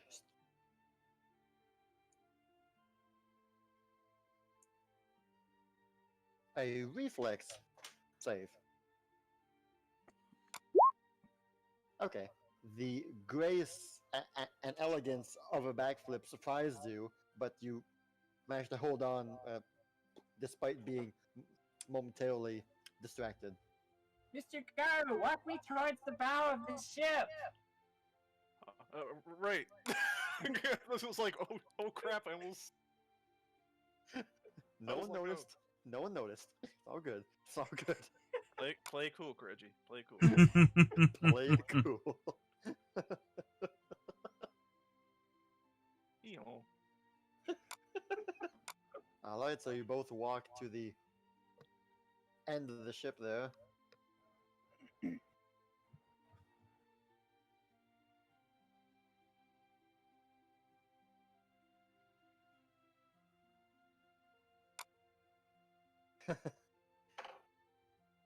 The captain's like, what in the world? What Oh, it's- in oh, it's- tarnation? It's a pastime in Kaineng. Just try to play it off like that. What? So is What this they have do I? in Kaineng? What Yeah, have the I fun- brought on board? Yes. Oh my.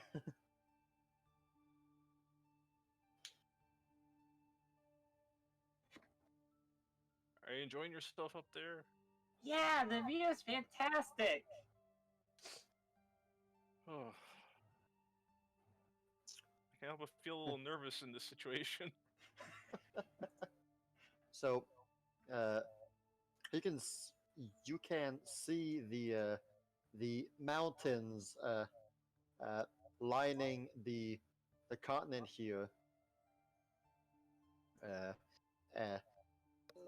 You know, we're going around the mountains to reach the inland.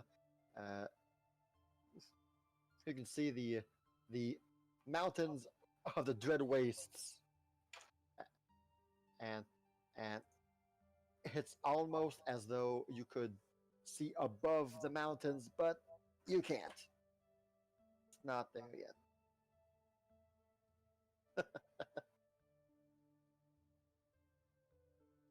But yes, the view is beautiful indeed.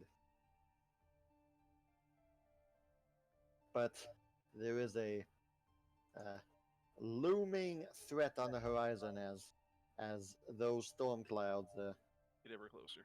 not getting any smaller. I think we should call it. All Now. right, I'll come down. Not to ruin your fun or anything. It's just getting close.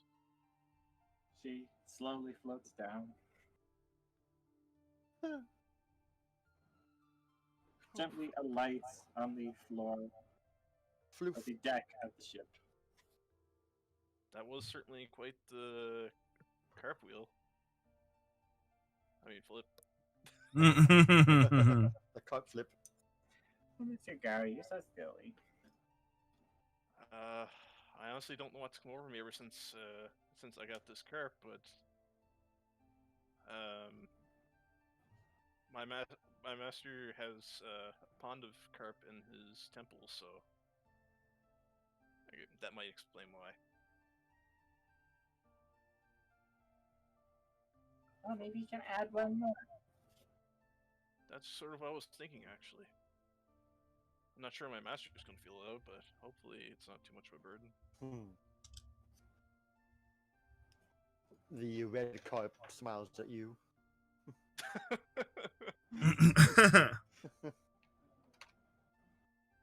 He looks up to you already. That marijuana was a jerk.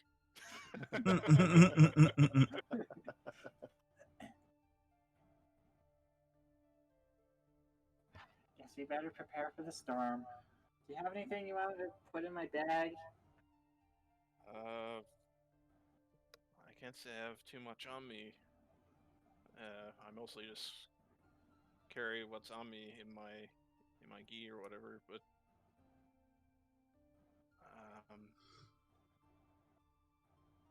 Okay, I'm gonna go ask Emma. okay. Emma! She runs off. Yes, Sammy? Do you have anything you want to put in my bag for the storm? Sure. And, she'll take off her necklace and hand it to you. Oh, alright. She takes it, puts it in the bag. There is one thing I'd like for you to hang on to, and I kind of discreetly hand over the thing you gave me earlier. The thing. Oh. Alright. Alright. She I don't, also puts that I don't in want the to bag. lose that. That's very understandable. Very. Alright. Preparations are made. And so, right now, the growing clouds, the big clouds, are about 1 mile away from you all, and that's when Draknar finally leans over the railing and begins to shout to everybody, "All right, everyone, listen up. We're about to enter the eye." And he begins describing, mostly for the crewmen, what needs to be done to secure this and fasten that, and all those nautical terms that I'm not good at.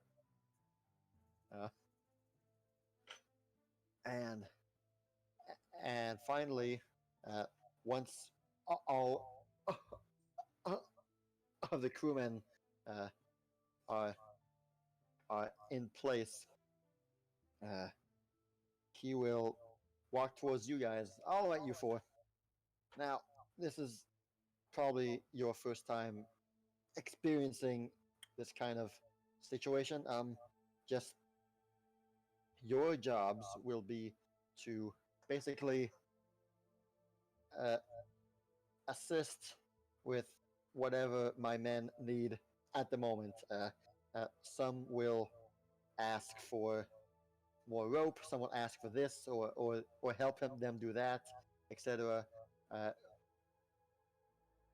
You have to make sure to help as much as you can, or those who do not feel like they want to help or can, stay below deck, stay in your room, and pray to whatever god you have. Now, what will happen in about 5 to 10 minutes is that the current around us will, the water around us will begin to go into a heavy current, a heavy swirl, and we have to make sure to stay out of that at all costs, no matter what. We must not be pulled into the swirling whirlpool that will be forming soon. At all costs. That sounds okay. All right.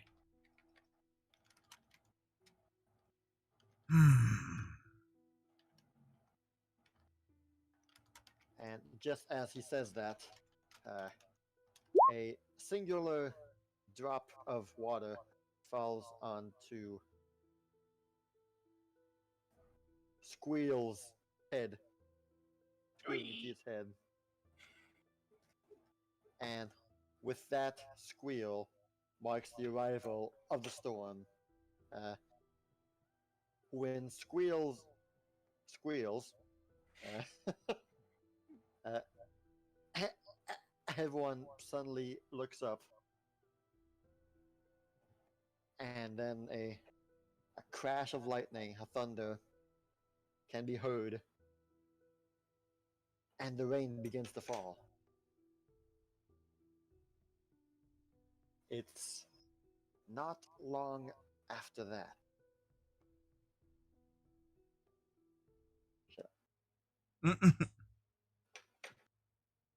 Not long after that the rain really begins to fall, and so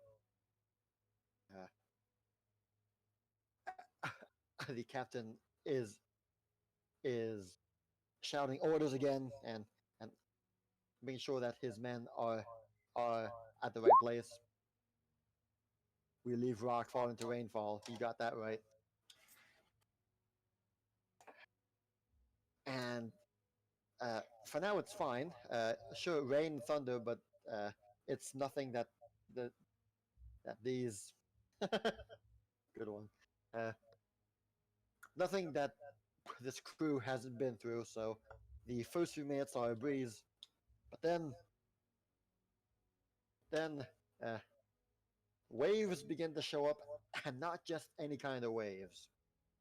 At first, starts with some waves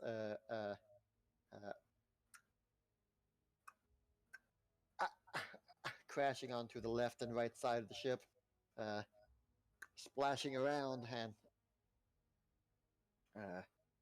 hopefully not in shipfall. Wow. nice, well said.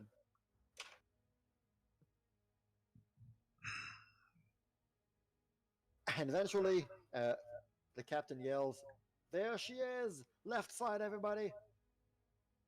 And looking on the left side, you indeed begin to see the waves begin to swirl together and create a circular motion to the left, to the upper left of you guys, and the captain yells that we'll try to circumvent it to the right to make sure that we avoid it at all costs, because the storm is coming just beyond that whirlpool. So to the left is a whirlpool, and even further left is the oncoming storm. And so he's telling you that you must avoid it at all costs. And as he begins screaming orders to you all to go here, help there, and do that, you all begin to feel the boat underneath you tremble and shake as though some earthquake begins to happen underneath you guys. You all start to lose your balance a bit. The boat is practically like vibrating, shaking. Hmm. And that's when Captain says, "This is it. Here they come." And just like that, the vibrating stops.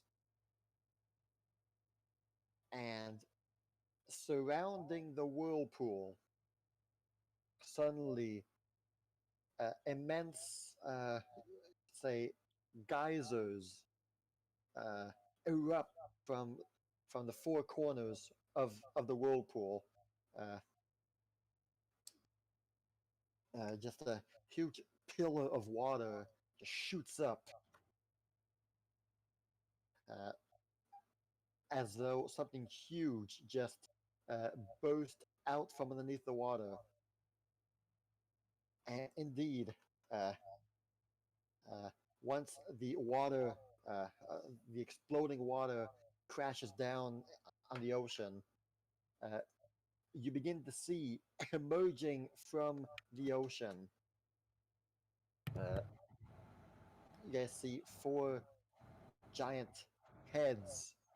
Uh, Giant heads begin to go up, and as the heads rise up, the rest of the body follows. And what is emerging out from the water,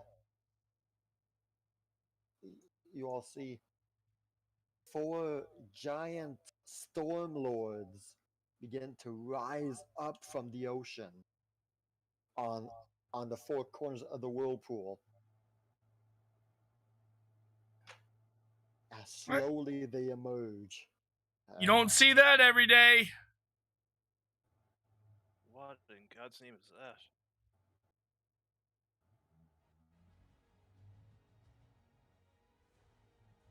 And these storm giants, they appear to be solemn, as though not panicked, no nothing. They just slowly emerge, the entire bodies getting out of the ocean, and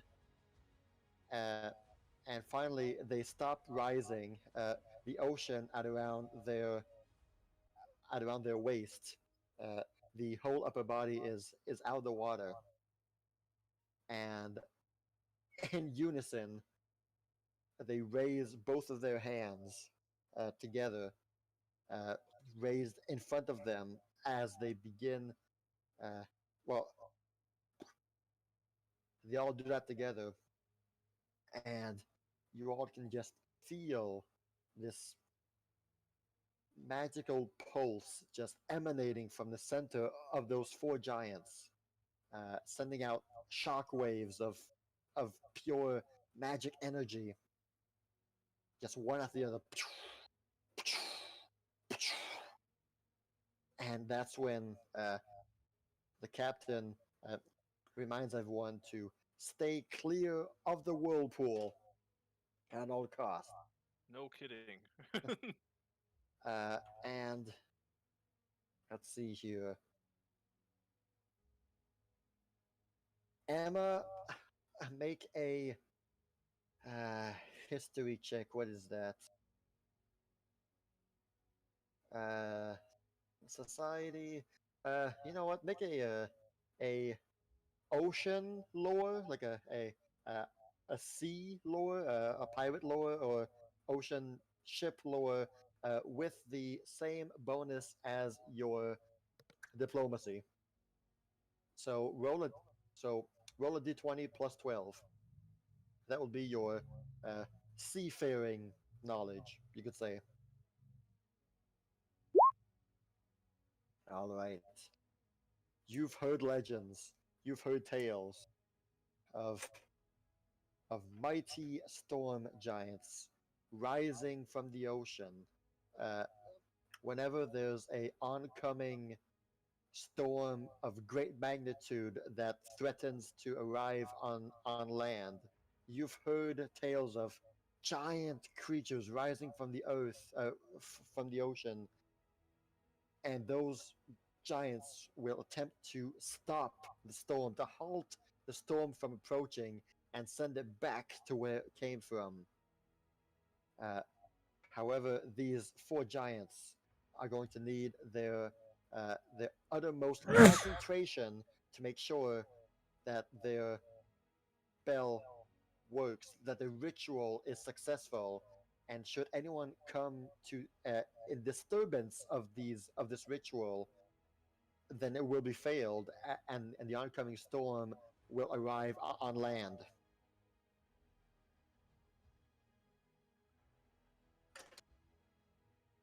That is what you've heard of legends, but you never believed it until now.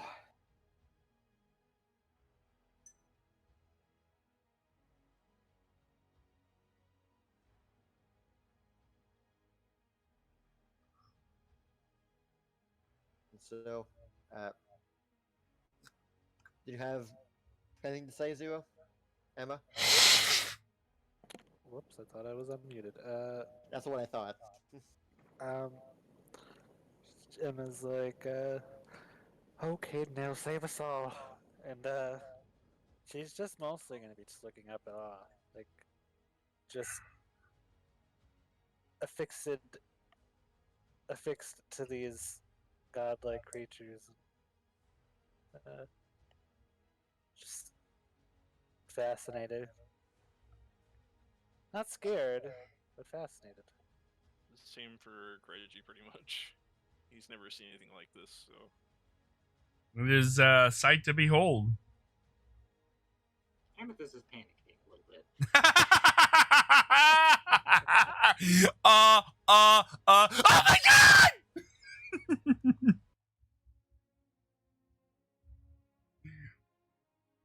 And after we make it past this, she'll probably tell everybody about the legends. All right. However, right now we need help. So focus up, and help the crew make it past this raging whirlpool without getting sunk in, because that will distract the storm giants from their ritual. And so we begin by entering our skill challenge.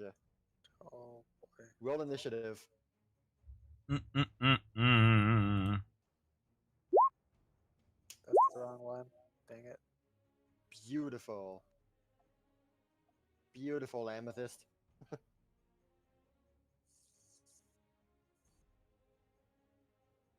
Alright, so let's see here. It will be... First is going to be Amethyst.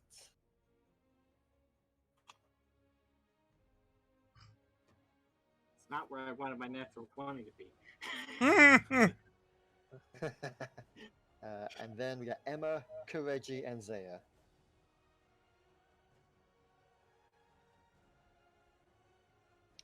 Alright, now look through all your skills and trying to come up with some clever ideas on how to use these skills in the context we are in. Of course, there are a few that I'm thinking of. Of course, the physical skills, of course, will help in various ways. However, perhaps your perception could help find like a current that'll help us navigate through, or perhaps a lower check on things that are related to the ocean might help you learn, might help you remember of what to do when trapped in a whirlpool, and perhaps just think of different kinds of clever ways that your skills can be used in this context. A ship that is dangerously approaching this whirlpool, and we have to get out of it alive. So we will go through all of you twice, or once we hit the required number of skill successes, whichever one comes first, and we'll see how you guys do. Once you use a skill, you can't reuse it, though others can use it once. But just try to be clever. Try to be and if you have any spells or actions that could help, feel free to do that. That would grant you a good bonus on your skill check, or might just bypass a challenge altogether. And so we begin. Amethyst, is there anything that you would like to attempt? You could help the crewman or do your own thing. Hit me. I'm thinking.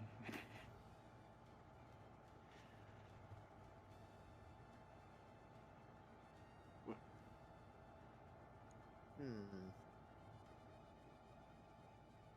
Do you guys want a 2-minute break? I already have my. Okay. But I'm dead. Perform a help action for Zaya then. Can you perform a what action for Zaya? I want to cast a spell on Zaya. Okay, sure. I want to cast Enlarge on Zaya. Good. And Zaya looks at the giant's eye to eyes like, welcome to the big game, boys. Well, they're a bit bigger than large. Yeah. Than large size. Just a teensy weensy. Yeah, a little bit, but All right, cool. So, Zaya, your whatever your next whatever your skill challenge is going to be, it will probably help you. All right, so Amethyst as a first one cast a large person. In that case, do a acrobatics check to maintain balance on the ship as we approach the dangerous seas. All right, so you first roll a 17 to maintain balance. Okay. The one of the first waves of the whirlpool crashes onto the ship, and lots of water falls into the on the boat and threaten to sweep you away, but you manage to latch onto the mast with your hand, and the water does not affect you this time. Emma. Um, Emma is going to take initiative and gather some of the crewmen and start commanding them to hoist the sails and do the boat jargon that gets them to turn and stuff away from the whirlpool to allow them to get away. So I imagine that would be diplomacy. Yes. To try to take a lead. Yeah, okay. So what happens is that you survey the situation, you look around, and you notice that the captain forgot to give that order. Uh, he was so focused with all the other things going on around that was the one order that he forgot to mention to the crew. So you seeing that, you know that needs to be done, and so you shout out from beyond the waves towards the crewman to go and do that. Roll diplomacy. Well, we got all of our good rolls out on fishing. Your words are true. Your words are make a lot of sense, and they are the right thing to do. But with the crashing waves and with the thunderstorm, unfortunately, your words don't reach the crewmen who are all busy, who are all very in their own mindset right now, doing their thing. Your words don't ring out towards them. They can't just make out what you're saying, sadly. But you had the right thing. It's just as soon as you shouted out the order, a thunder strike pounded, and you make a acrobatics to maintain balance as well.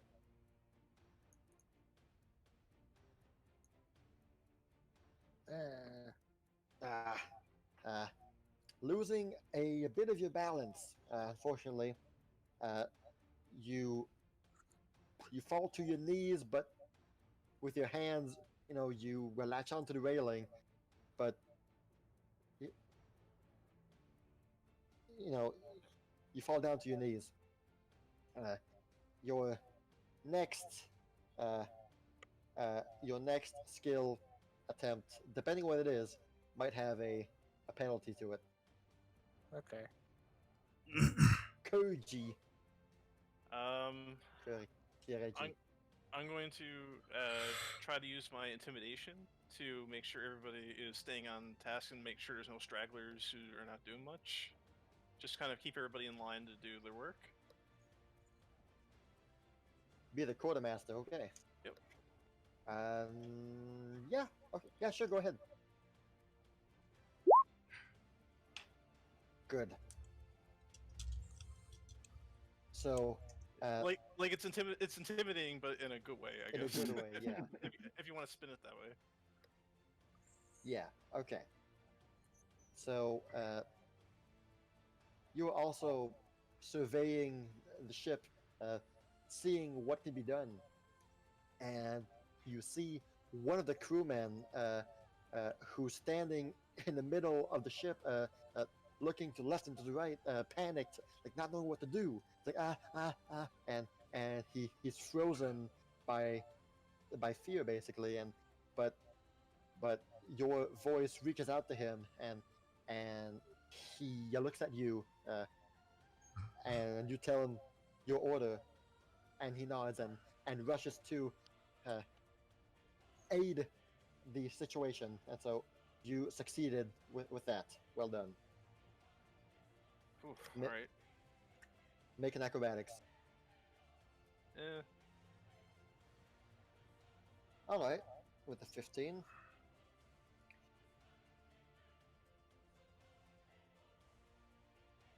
See here.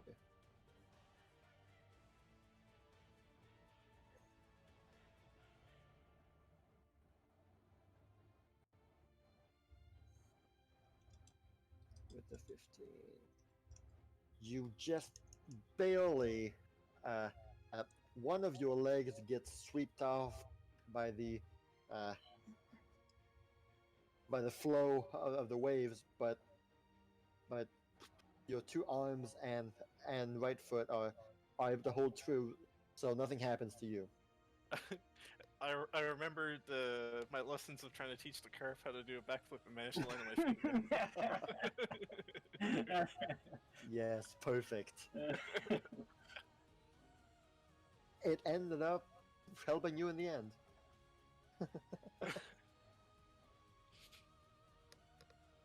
Zaya. All right, Zaya starts. You are now a super Wonder Woman. Well, Zaya, using her newfound height and strength, I guess, to help batten down the hatches and get the sails where they need to go. Would that be a strength check? Athletics, okay. And I would like to kindly ask if I can use athletics to stay on instead of acrobatics. Use my strength instead of my...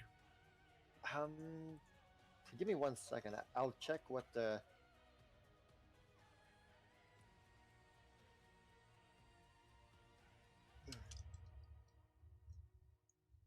Go Storm Giants.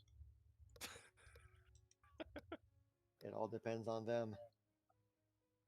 Let's see here. What is the actual definition of athletics? Athletics allowed you to perform deeds of physical prowess. All right.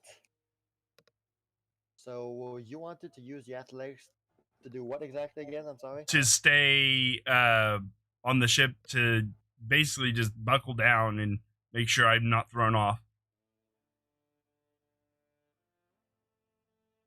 All right. Yeah. Okay. So with a 24. All right. Oh, that athletics check is for helping out and Yes. making. Yeah. That's what I wanted to ask about. Like, what is your initial action to help out? That would be making sure the sails, pulling the sails, make sure in the right area, and making sure everything's tied down. Okay. Good. Or So, or help people that are looks like they're losing balance. Use my strength to. yeah, okay, that's fine. All right, so you immediately spring to action with your super large size. No offense. You immediately spot some loose planks of wood that could mean danger if it gets swept up by the water. So you quickly leap to it and fasten it, secure it. Uh, you notice one of the crewmen is having a hard time maintaining the sails, and so you rush to his aid and you help him however you could. So that is a good success, and you wanted to use your athletics to maintain balance. Mm-hmm. Now, normally that is acrobatics. It's a clear, uh, it's a clear definition of acrobatics to maintain balance. But how did you explain it? I That you would be wanted to, I would hold on to something to maintain my balance. So, like part of the ship or the mast.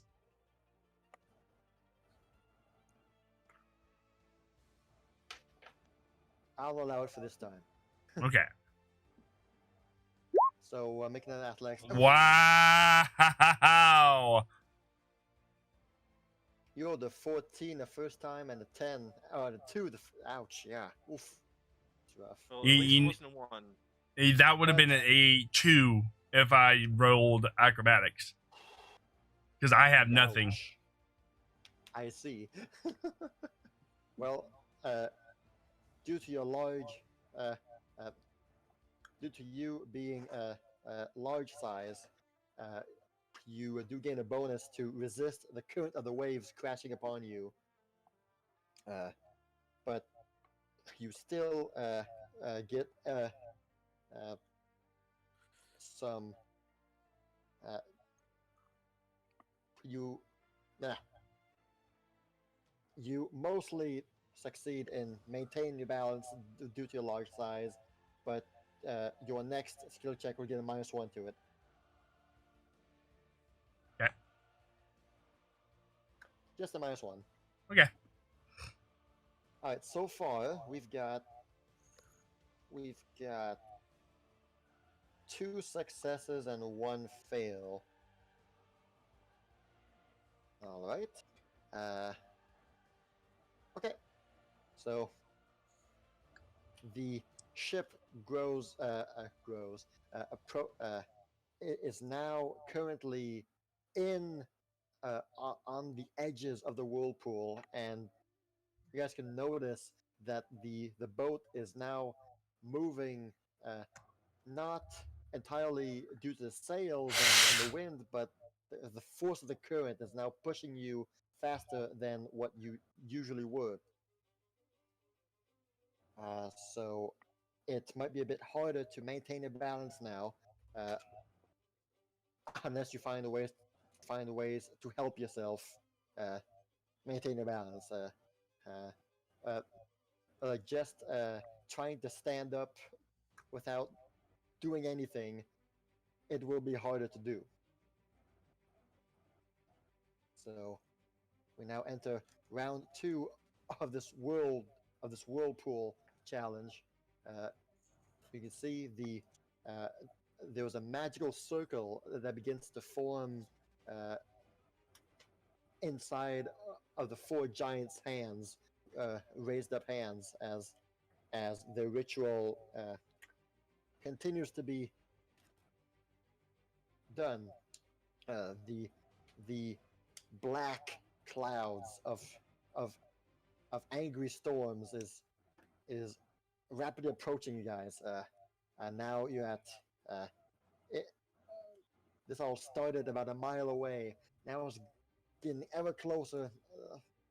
Now it's like at a half a mile distance. The rain is getting heavier. The thunderstorms are getting worse, and it feels as though in the distance, in that black mass of clouds, some sort of twister begins to form inside the water. So, Amethyst, Oh boy. save us. Well, Amethyst is going to try to inspire the crew with performance by singing a song, a familiar Caledonian folk song, to try and calm everyone down and keep their nerves and possibly distract them from the fact that there are 4 massive storm giants and a massive storm and we might all be about to die. Puff the magic dragon. Yes. I like that song.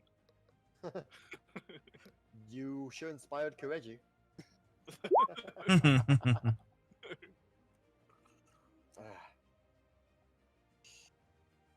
What song are you singing? Or tale are you, or... Yeah. Let's go with Puff the Magic Dragon. It's pertinent. He's sailing to Honolulu. You know, they come across a giant in that story. He's a pirate that just wants to bake. Oh, just you don't want to sing that Titanic song? Crazy horse, and I believe it.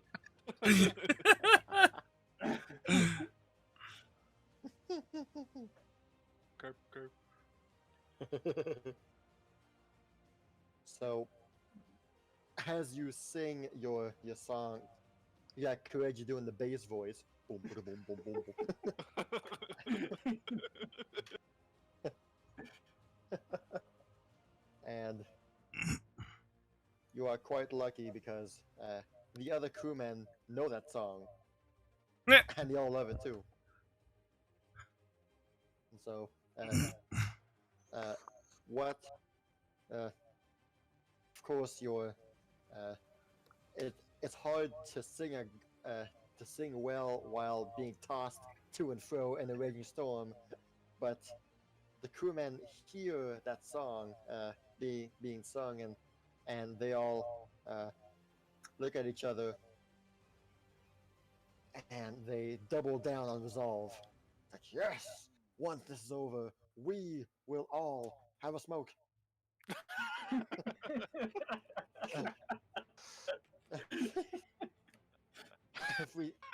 if we die here, man, we will never be able to do it again.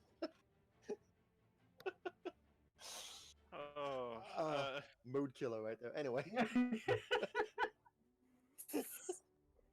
Could you at least ask for 2 things, like a bong and a blintz?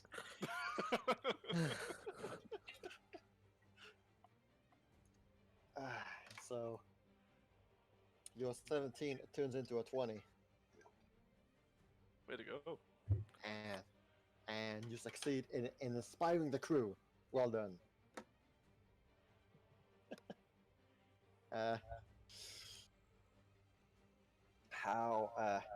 So you have 1 round's worth of action, so 3 actions to find a way to help your acrobatics check to maintain balance. What do you do? You can cast a spell, you can do anything you want. You have 3 actions. Know that at the end of those 3 actions, you will do a acrobatics check. Hold on, let me look. What are the actions? It's basic actions, common and uncommon. Okay. You got it. Let me.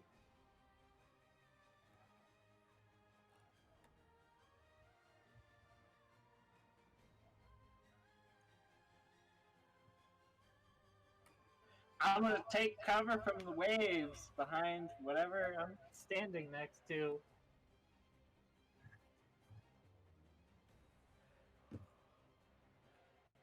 Alright, I believe take cover. That's a single action. Okay, cool. Okay, yeah, gain cover. Okay. You have 2 actions left. Is there something you want to do about it? Take extra cover? Hide yourself in the barrel? I don't know. She's up there singing, so I don't know if she can do much more than just take cover behind. I don't know, near where the captain's wheel is. Well, your song has already inspired the crew, and right now they are singing the rest of the song on their own, so they don't need you anymore. Oh, I see how it is. They don't need you anymore. Oh well. If the giants start singing, then you know you've made it. that would have been a 20, and that 20 would have had the giants say, "Hey, good song." But then you distracted them, so fail. Isn't that your song, Fred? That's all I can think of off the top of my head, so I guess I'm just gonna do the acrobatics. Alright, roll the acrobatics with a bonus of +3. Nice. So 18. 18, and your first acrobatics was a 17.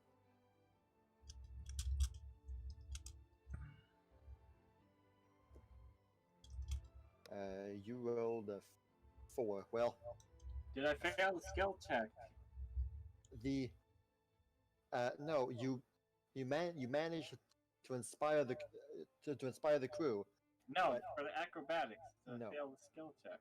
Yes, you did. Alright, I'm rolling the dice. Well, you have a 20% chance to get the same or worse than what you did. Yep, let's see. Oh, good. So 20 plus that 3, you succeeded in your acrobatics.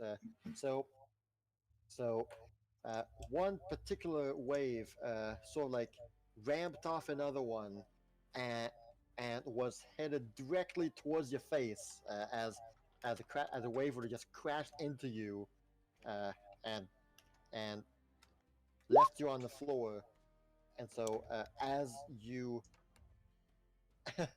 as you looked around just in time to see the wave about to crash into you, you close your eyes and squint really hard, and suddenly like the wave like stops in midair right in front of you, and then goes around you and crashes behind you.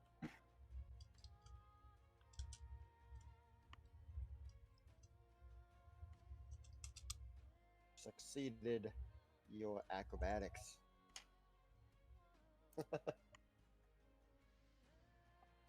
Well done. Emily Millefleur.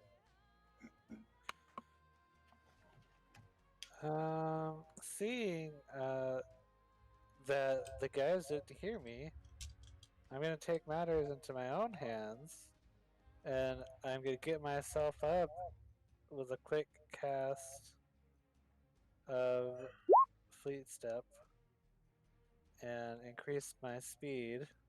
Okay. I'm gonna start running Zoom. and do a quick cast of Jump, and I'm gonna leap into the air, grab on to the rope that is attached to the sail, and use my body weight to pull it so we could help steer the boat in the proper direction. And I'm going to use my acrobatics to do that. All right, but you're gonna have to tell us how much you weigh. Wouldn't you like to know? Yes, I would right now.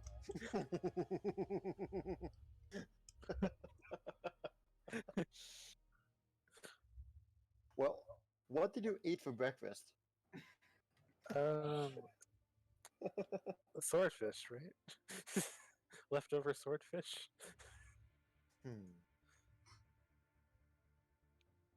I was checking out how dense are swordfish.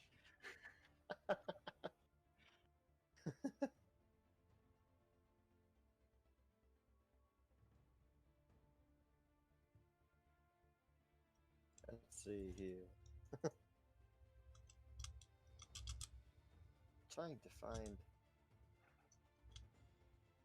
the proper.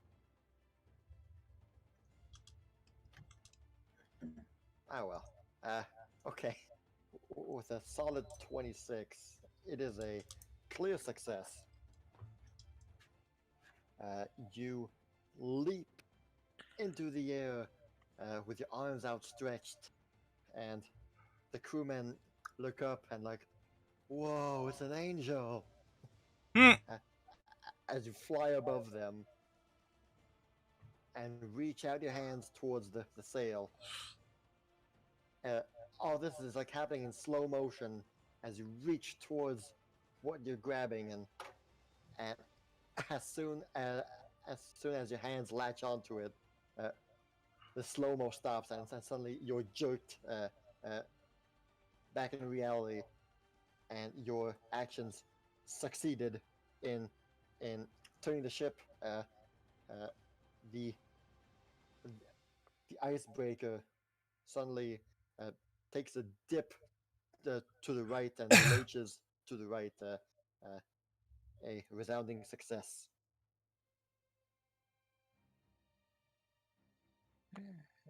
And in this particular instance,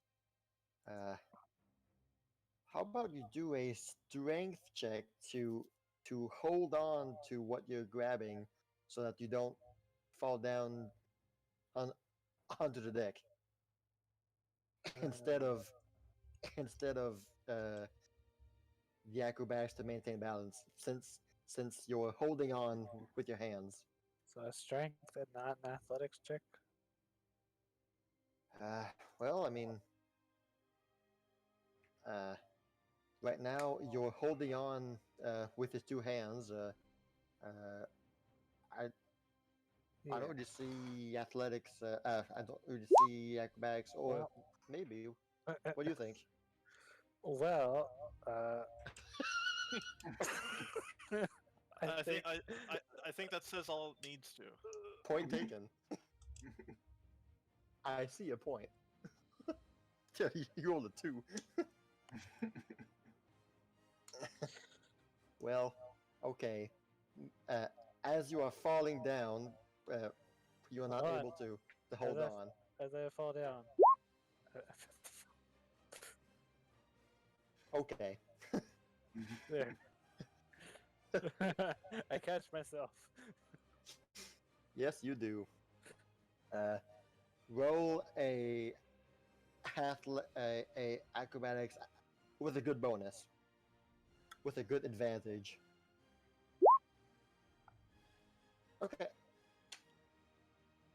So normally you would have your hands slipped off the sail, and you were about to come crashing into some barrels, but with your feather fall, you were able to see the barrels before you crash into them, and place yourself in a way so that you don't crash into them, but you instead land on them more gracefully than if you were just fallen down on them and broken your back.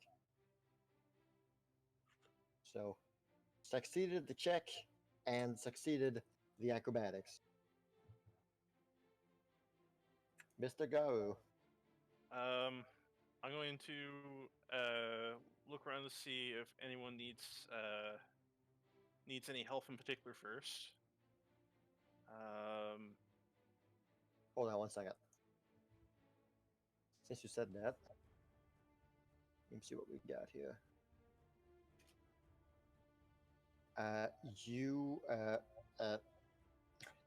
You see someone who is struggling with some rope, trying to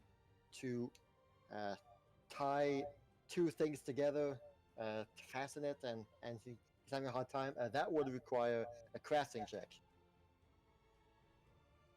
If you look around some more, you can see someone with a wound in his leg, falling debris stabbed him, and he's having a hard time getting back up, and that would require a medicine check to help him up. Other than that,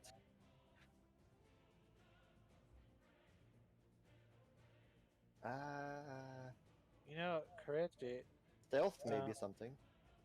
What would this sounds like the perfect time to teach your carp a new trick. I mean, think about all the water that's in the air. It's perfect. It's the perfect conditions. Wow.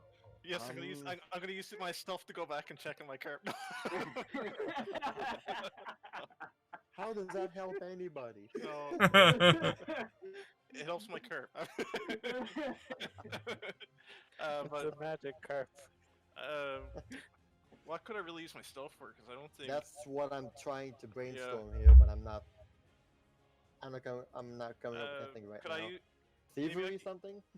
Maybe could I use my survival to potentially, I guess, not necessarily tend the guy's wounds, but to try and get, because Kireji doesn't have any medicine knowledge at all.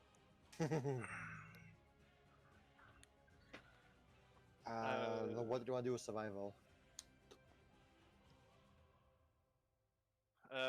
Like to see if like he can at the very least just kind of I guess give him something to tide over the wound, and like just to keep it going until somebody with more qualifications can help. Yeah, okay. Like just Or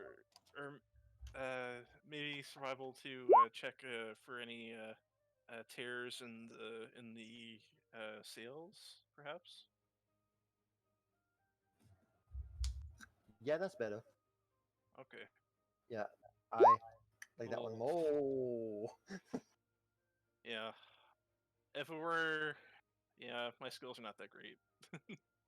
all right. So, noticing a tear in one of the sails, you calmly take out your sewing kit, but a crashing wave blows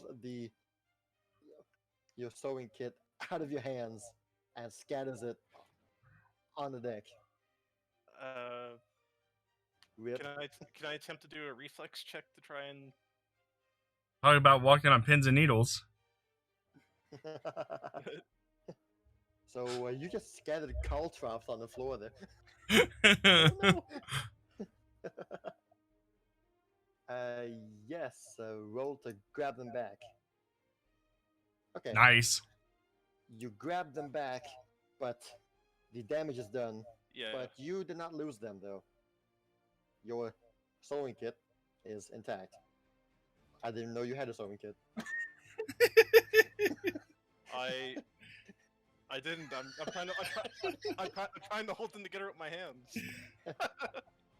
Wait a minute. Whose pocket did I reach into? That's where the sleight of hand comes from. That's where the sleight of hand came in. That's where the thievery came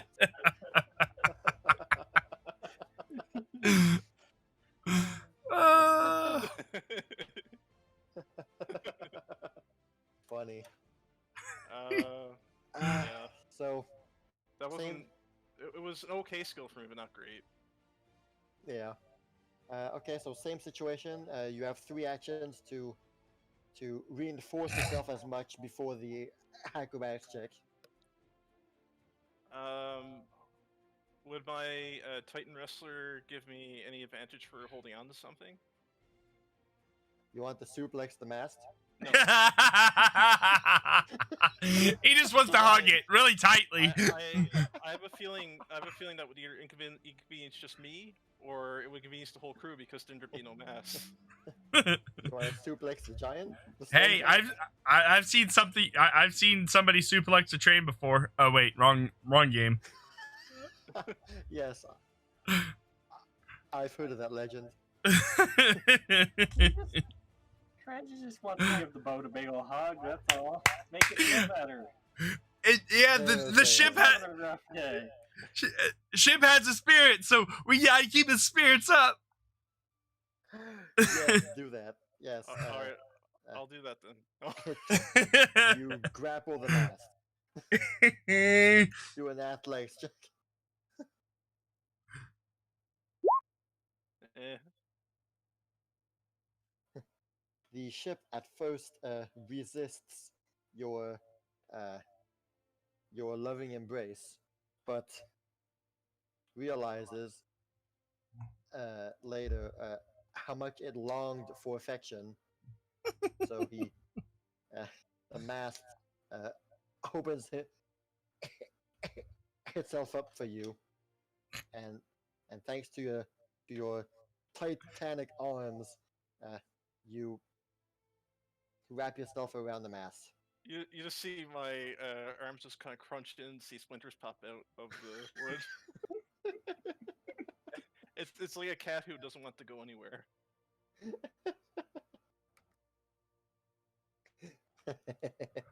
Alright, so the waves crash onto you, but you're tightened fast to the mast. That rhymed. I know, right?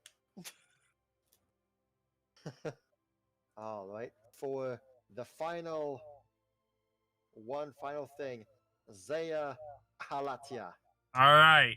So Don't make the seeing same that mistake I did. Take us home, girl. Take us home. seeing that people are losing their balance easily, she quickly breaks out her crafting kit and starts making makeshift stuff to keep people's balance. And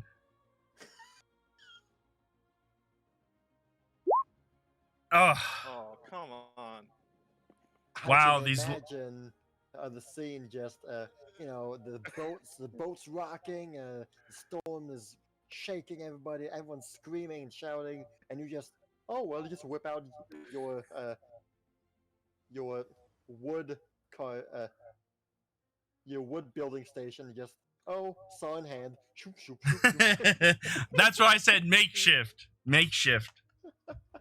I think I inspired Zay with my effort of using a sewing kit. These low rolls suck. Yeah, they Aw, do. man, you rolled a 4. Yeah. That's like Yeah. That's 3 and 3 now, I think. Ouch. Well, no, it's 4 and Oh, it's 4 and 2. 3. Well, because yeah, okay. thing. That reflex, though. Oh, You really yeah, wanted no, to keep that sewing kit you stole. Well, like you said, if that had to fell on the deck, it could have been like caltrops pretty much. So And the needle could have stabbed somebody in the neck. I mean, it's good So- that I thought of doing that. you did good. All right. In one last final ditch effort, the captain will scream to everyone, "Come help!" And so you four together will will do one skill check. Let's see here.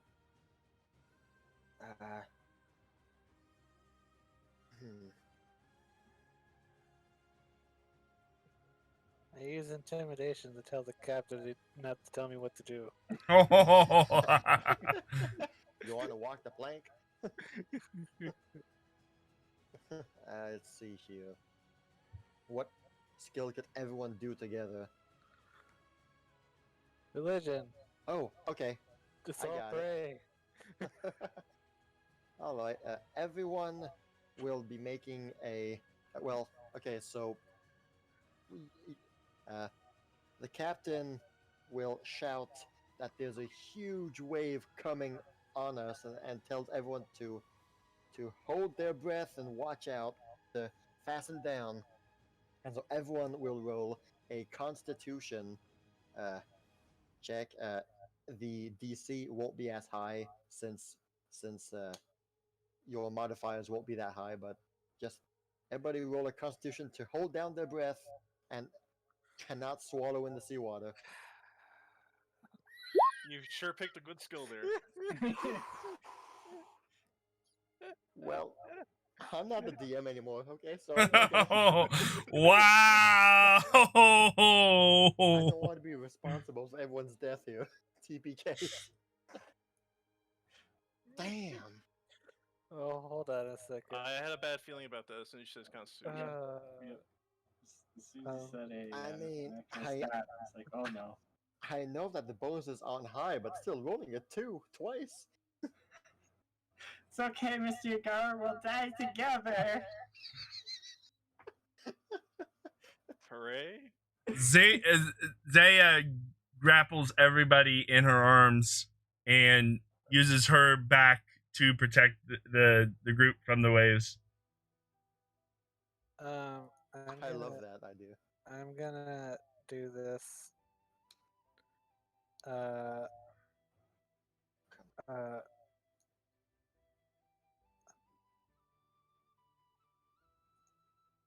And I'm gonna cast that on Amethyst. Yep.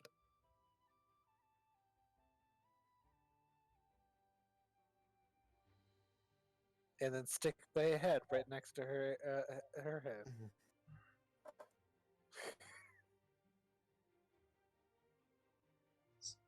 A creature within range enters an environment where it can't breathe. Wow. Targets the triggering creature. During 1 minute, a bubble of pure air appears around the target's head. Oh, that's great. That may be the only time they're going to use that kind of spell. I know. Is that a scroll you have? It's a scroll I have. Wow. I Nice, think man. since the beginning of the game. Nice. Finally, your chances come. All right, so the final moment, there's a big tidal wave that's in front of the ship, and that's your final barrier before breaching the storm, the whirlpool. And so the captain yells out to watch out. And the tidal wave comes slamming down onto the ship and comes crashing down. And for a few seconds, no one can see what's happening. No one can look.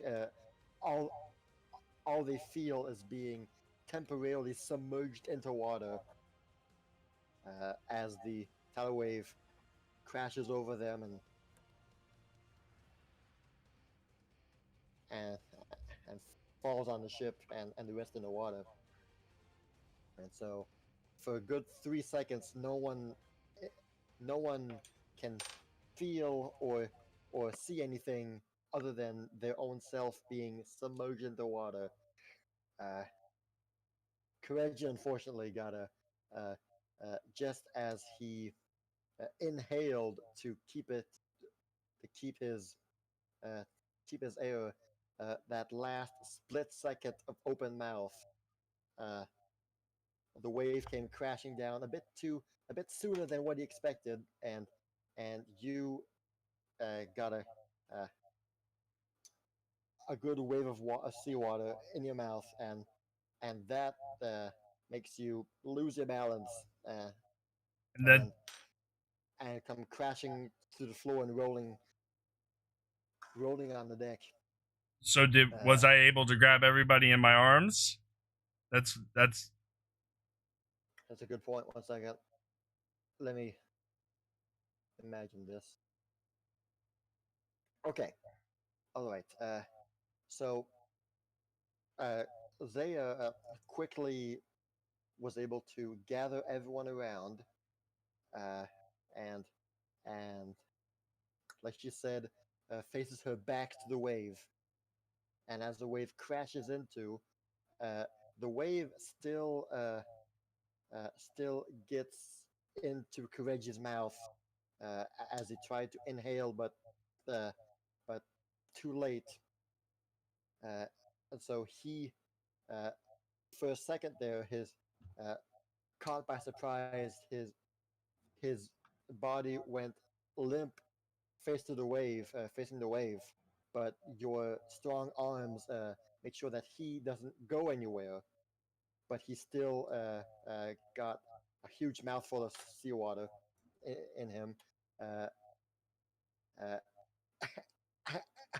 Amethyst is just fine. She got the air bubble, and thanks to Zaya, uh, she remains in place. And Emily, oh Emily, I'm so sorry. I'm pressing my face up against Amethyst, so I get some air, right? Technically, that's not how the spell works. All it says is a bubble of pure air appears around the target's head. So Okay, make a fortitude save to keep your head near her. All right, you're amidst the crashing waves and the stormy wind. You're able to keep her hugged tight, and both of your heads are safely inside the bubble, and you are all wrapped around. You're all being wrapped by Isaiah, and so no one moves anywhere, and so everyone is able to withstand the blow of the tidal wave, except Kireji, who got one heck of a mouthful of water there, and so the tidal wave crashes over uh, and dies. And with that final attack, you could say, the ship takes one lurch to the right and is able to, with the wave's current, flow to the right and free itself from the whirlwind, uh, and and and with a boost of speed, drift away from the whirlpool, just as four giant, the four storm giants, uh, suddenly uh, elevate their hands high above them, and the magic circle that was in between them delivers one final magic pulse, magic shockwave, and you can see clouds, uh, the black clouds of anger, just in an instant being pushed away, far away from you guys. Uh, and the rain begins to subside, and one final thunder crash can be heard in the distance as the storm runs away, flees from the storm giant's magic ritual. And just like that, the boat comes to a halt. The icebreaker stops moving for a second. Well, slowly drifts to a halt. And the four storm giants, as though nothing happened, slowly redescend back into the ocean, uh, lowering their hands to their sides. And the four storm giants go down underneath the waves. And the waves uh, begin to dissipate and form a uh, smooth ocean floor, as though the storm never happened. Uh, it's still cloudy, but you can see the clouds begin to part ways, revealing a clear blue sky. Slowly, the clouds slowly dissipating, and the waves coming to a halt as you have all escaped the the terror of the storm, thanks to the storm giants and your efforts, you have succeeded in casting the storm away. Yay. Yay! Now, is Kireji okay? Or He needs mouth to mouth. Well, Quick, get his carp! I quit. I choose to die here. Stick the carp's mouth next to him. Breathe!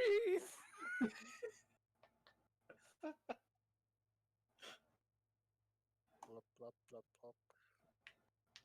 Uh, Squeals, perform CPR.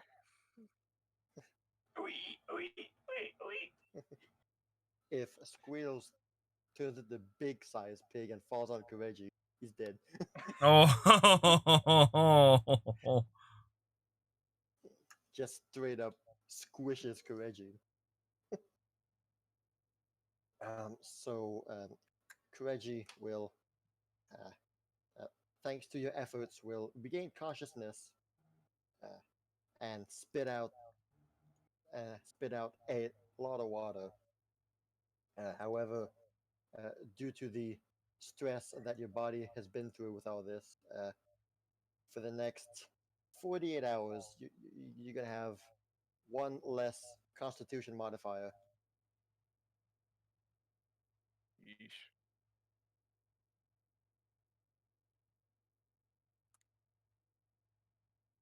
All right. That. You had us in for a scare there, Kireji. Yeah, this is. I don't know what happened. The water just kind of snuck up on me. I tried to protect you as best as I could. Thank you, Giant Zaya. Thank you for the spell.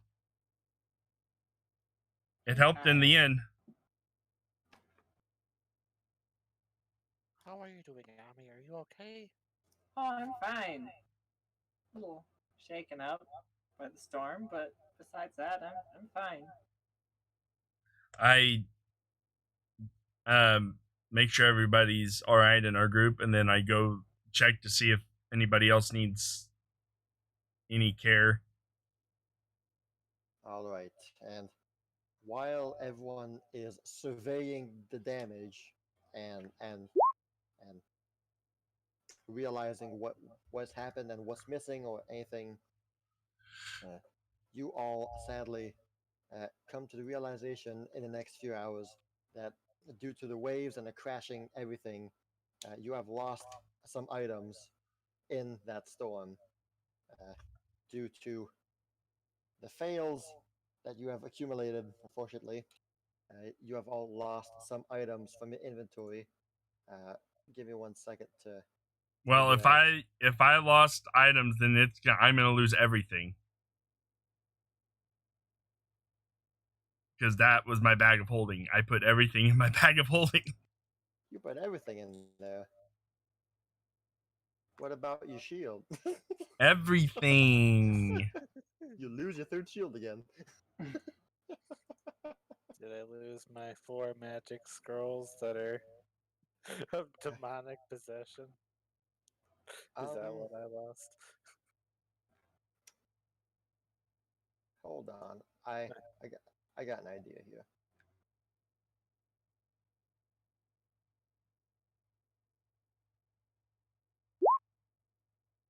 All right. So everyone's going to lose one item, and let's see here. How are we gonna do this? All right. In your inventory, lose the item that is located in the 20th row of your inventory, and if you don't have 20 things in there, then just re-roll again.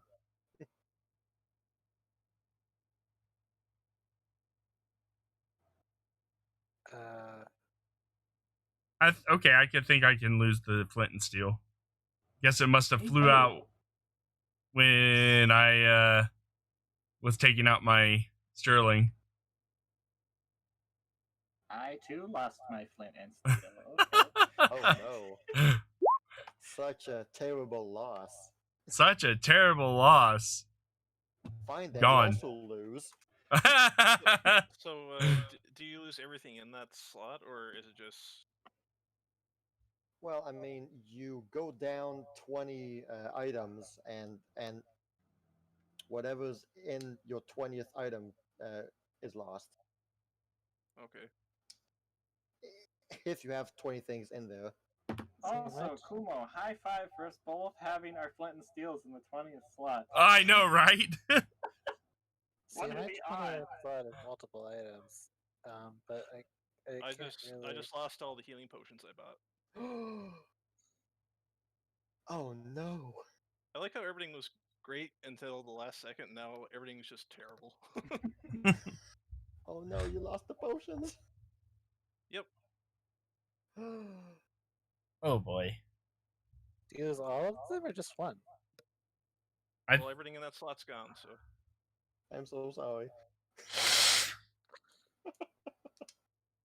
I lost Zaya's mini charm. The worst of them all. You could say it protected you. Yeah. Hey, It did. that's a good point.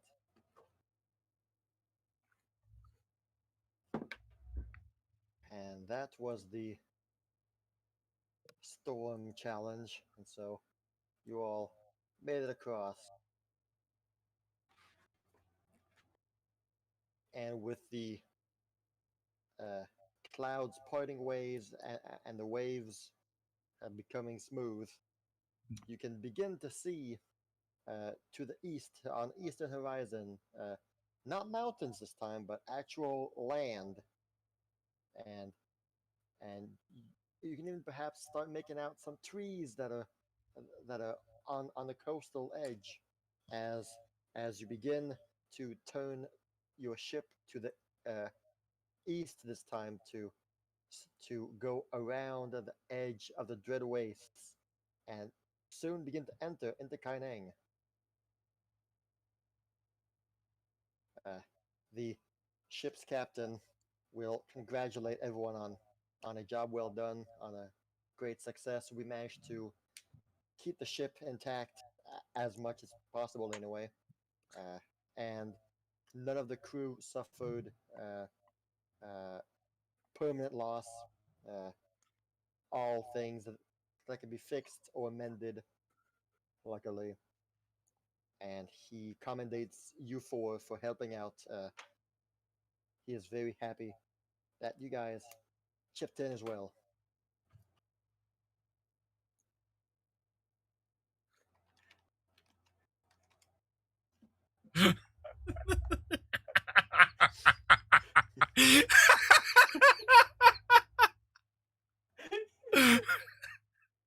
No, I'll never be able to unsee that.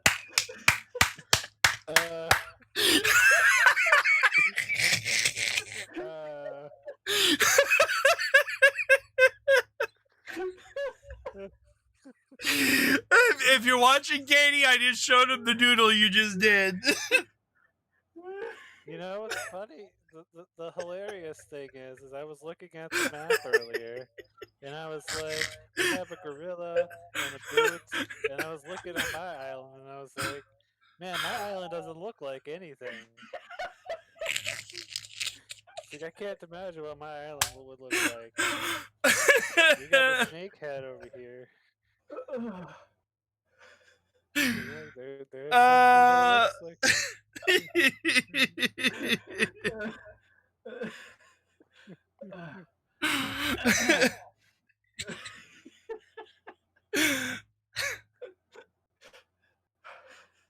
5,000 experience points to your daughter. Oh, Wait. yeah, Katie's not my daughter. She's No, I'm sorry. I mind blanked there. 5,000 experience points to Katie. That's That's a something great else draw. right there. That's a great drawing. That's really something else. That will be our a enemy encounter next session. Can we just And permanently replace the island with that? I'm considering it. I'm considering it. Oh man, y'all are messing up my world. That's fine. Suddenly, the idea of the island that I suggested for you doesn't seem so ridiculous anymore. Suddenly, no.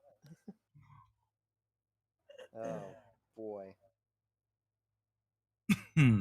All right, and so we will end the session with me saying that having went around the edge of the Dread Wastes and are now approaching Kaineng territory,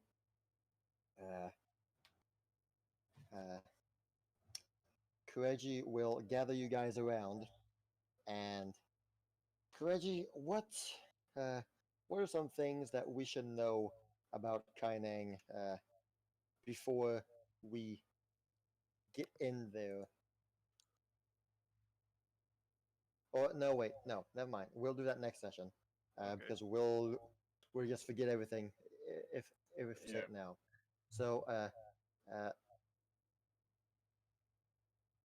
what will happen is that as we approach the port town, the harbor, Seitung Harbor, what you see is you got the two docks, and you got the docks that are split in two with a gigantic tree that is sprouting from the sea, and it creates this huge canopy around the docks, and it is a full bloomed cherry blossom tree that emerges from the water basically, and splits the dock into two separate sections. But you are still some ways away from going there, and that is when the captain will tell you all. Well, seems like I can't go any closer right now. And he points to the docks, a good few minutes away. And you all see what Kireji knows is a imperial small little boat that has a handful of Kaineng guards and soldiers on that ship, and the boat is going towards your ship.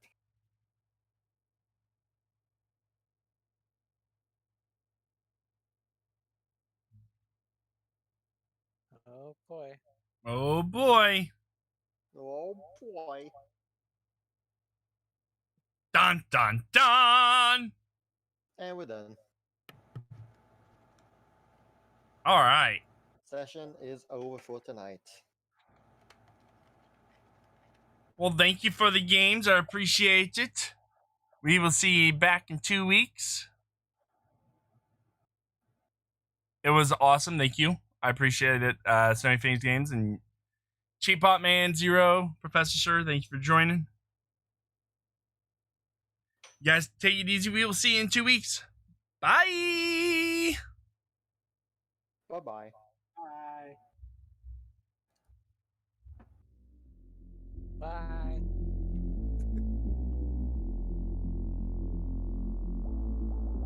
When the night is over, my life is over.